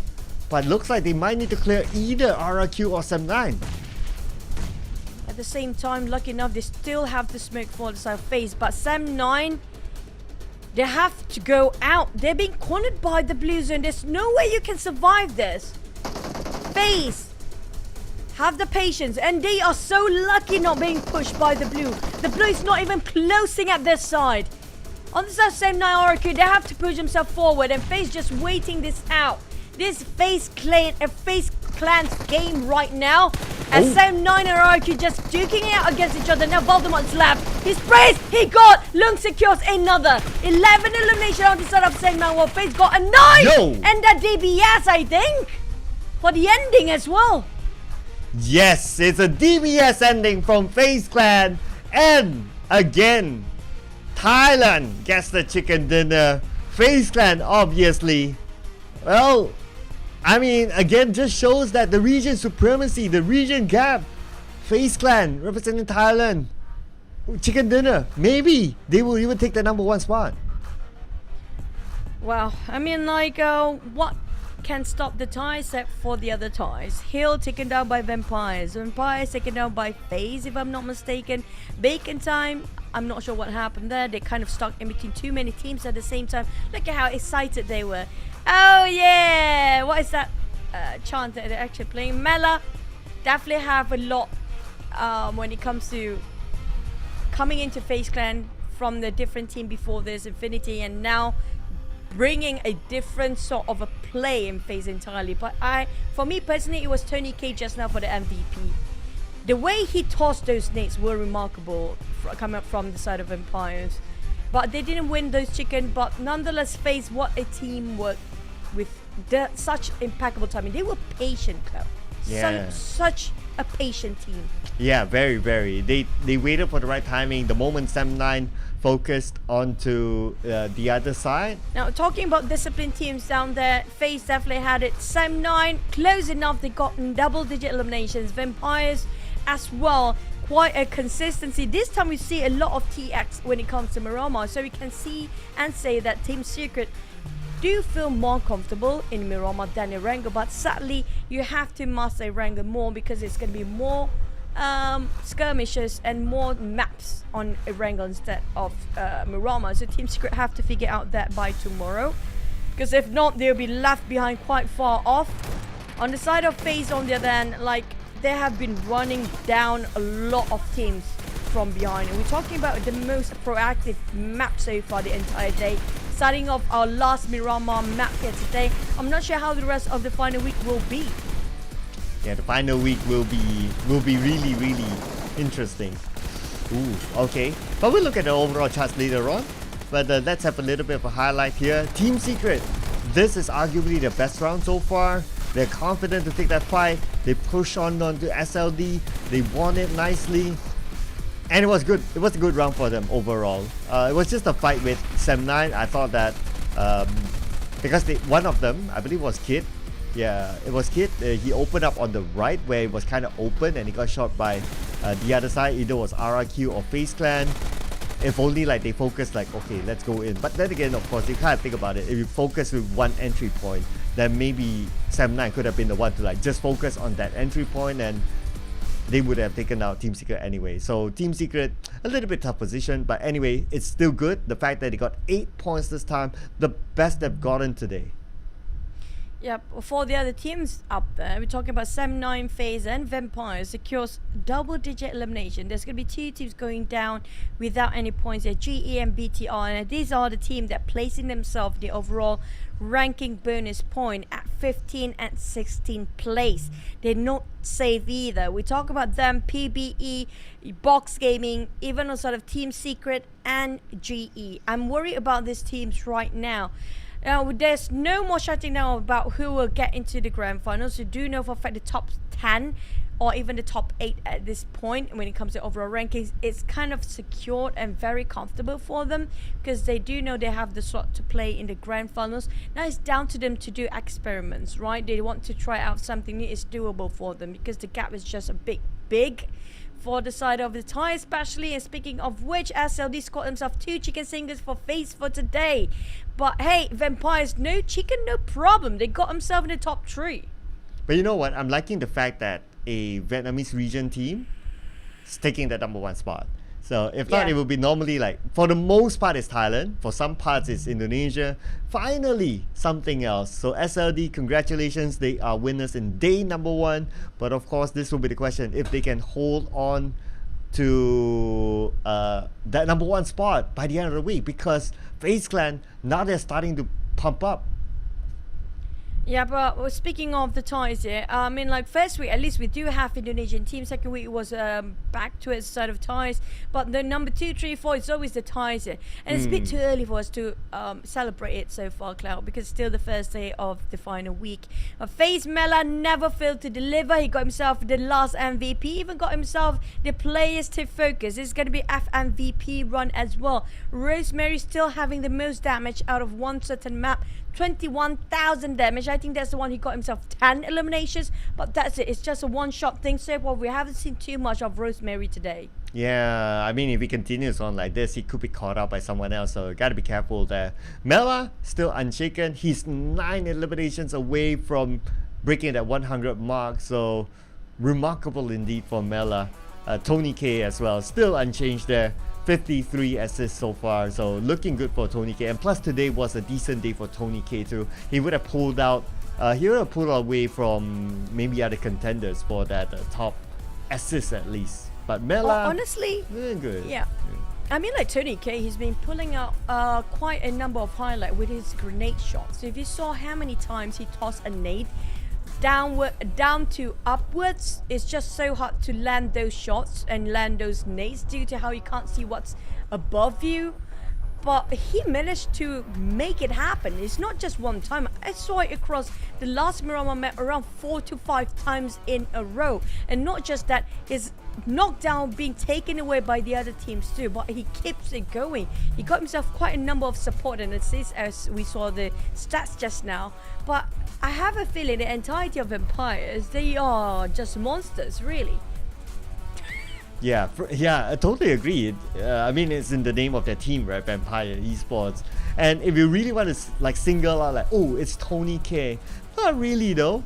Other players, they're doing well as well. So it's like they kind of like balance it out with each other. Yes, we do see like Tony K now just because he's like up on the place to focus. But I think if we like have a breakdown of like maybe 1 to 5 of each of those stats that we saw earlier on, then I think we would definitely see like the Vampire players all around as well. Yeah, even though we saw Nuzi being shut down quite a bit when it comes to the back line, I saw multiple times Nuzi always being shot behind.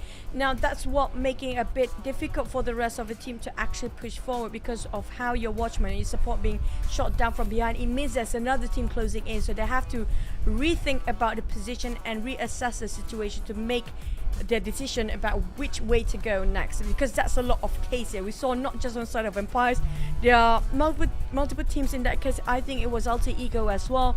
Like I mentioned, a lot of teams happen to be moving at the same time at one certain compound. They happen to clash, not just once, many times. It's not just 2 teams though, 3 to 4 teams, Cloud. Yeah, I think it's about other teams like really adapting with each other, right? Like what we hear from the interview earlier today is like, I believe it was from Hale, and then it was saying like, other teams like they are really adapting, really like looking at each other teams, what they're doing, and so on and so forth.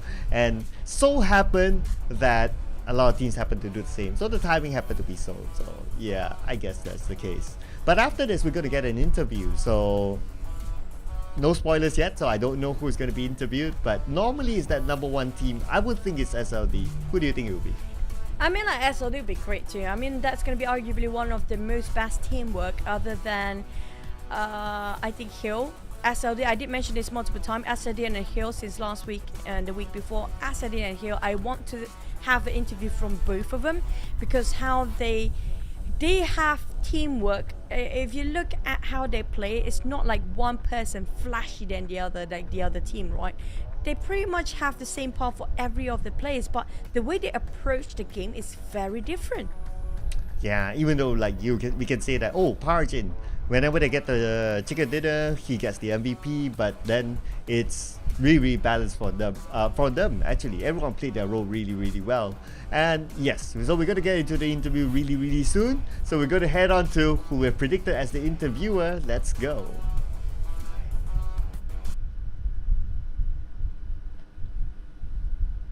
We are now at the very end of the day of day 1, week number 3, D week, which is honestly a very scary situation for some of these teams, but not for Team SLD. With me, I have Parajin, and with 2 chicken dinners in their pocket right now, Team SLD is looking great on the first place spot this week. So congratulations for those 2 chicken dinners today. Very exciting for you guys. So was that all planned? And what's the difference between how you played last week and this week?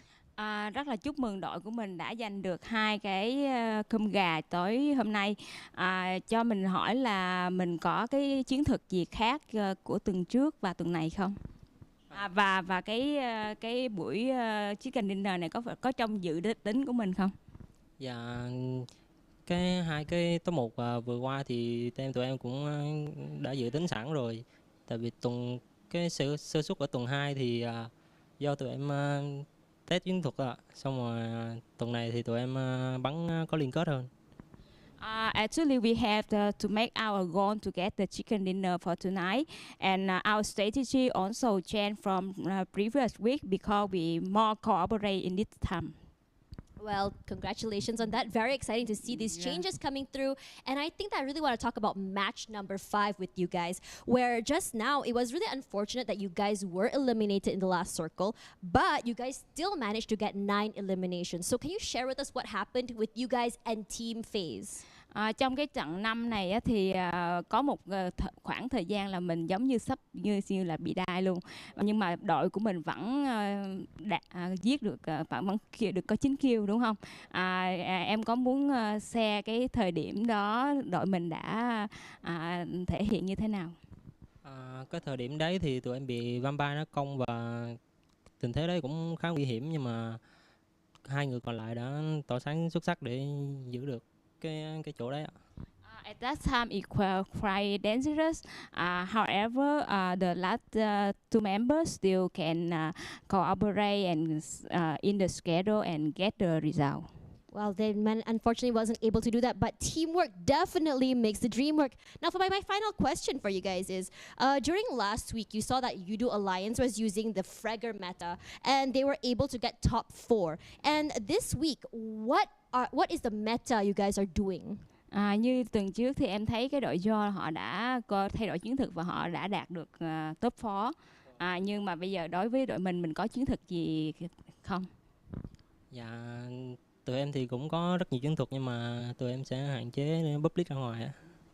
Yes, of course we have our strategy. However, we would like to keep secrets.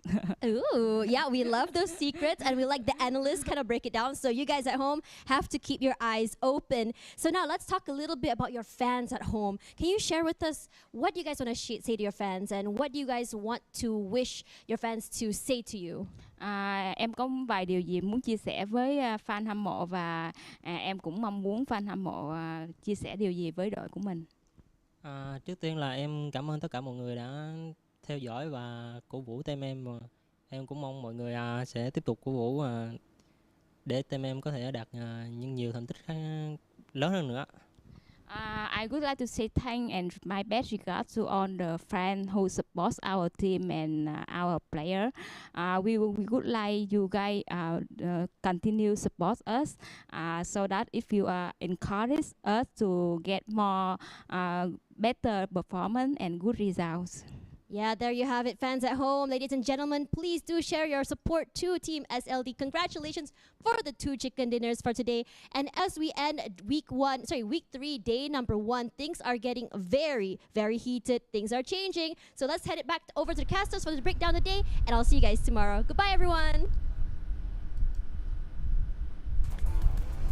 Oh boy, I mean, like, yeah, I'm loving the fact we do have a different flag flying, but I just hope it stays for the entire week. I mean, like, we are having South Asia League, right? It's not going to be Thai League only, but yeah. Speaking of which, we're waiting for the other team to step up the game, and tomorrow we do have another group playing, so Cloud.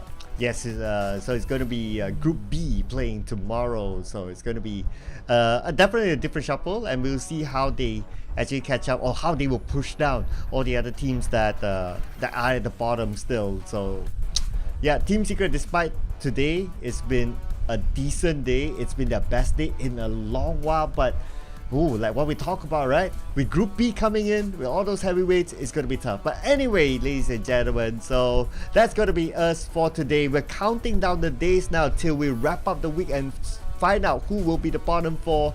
My name is Sir Cloud, together with Choo Choo. Love you all so much. We'll see you again tomorrow. Bye.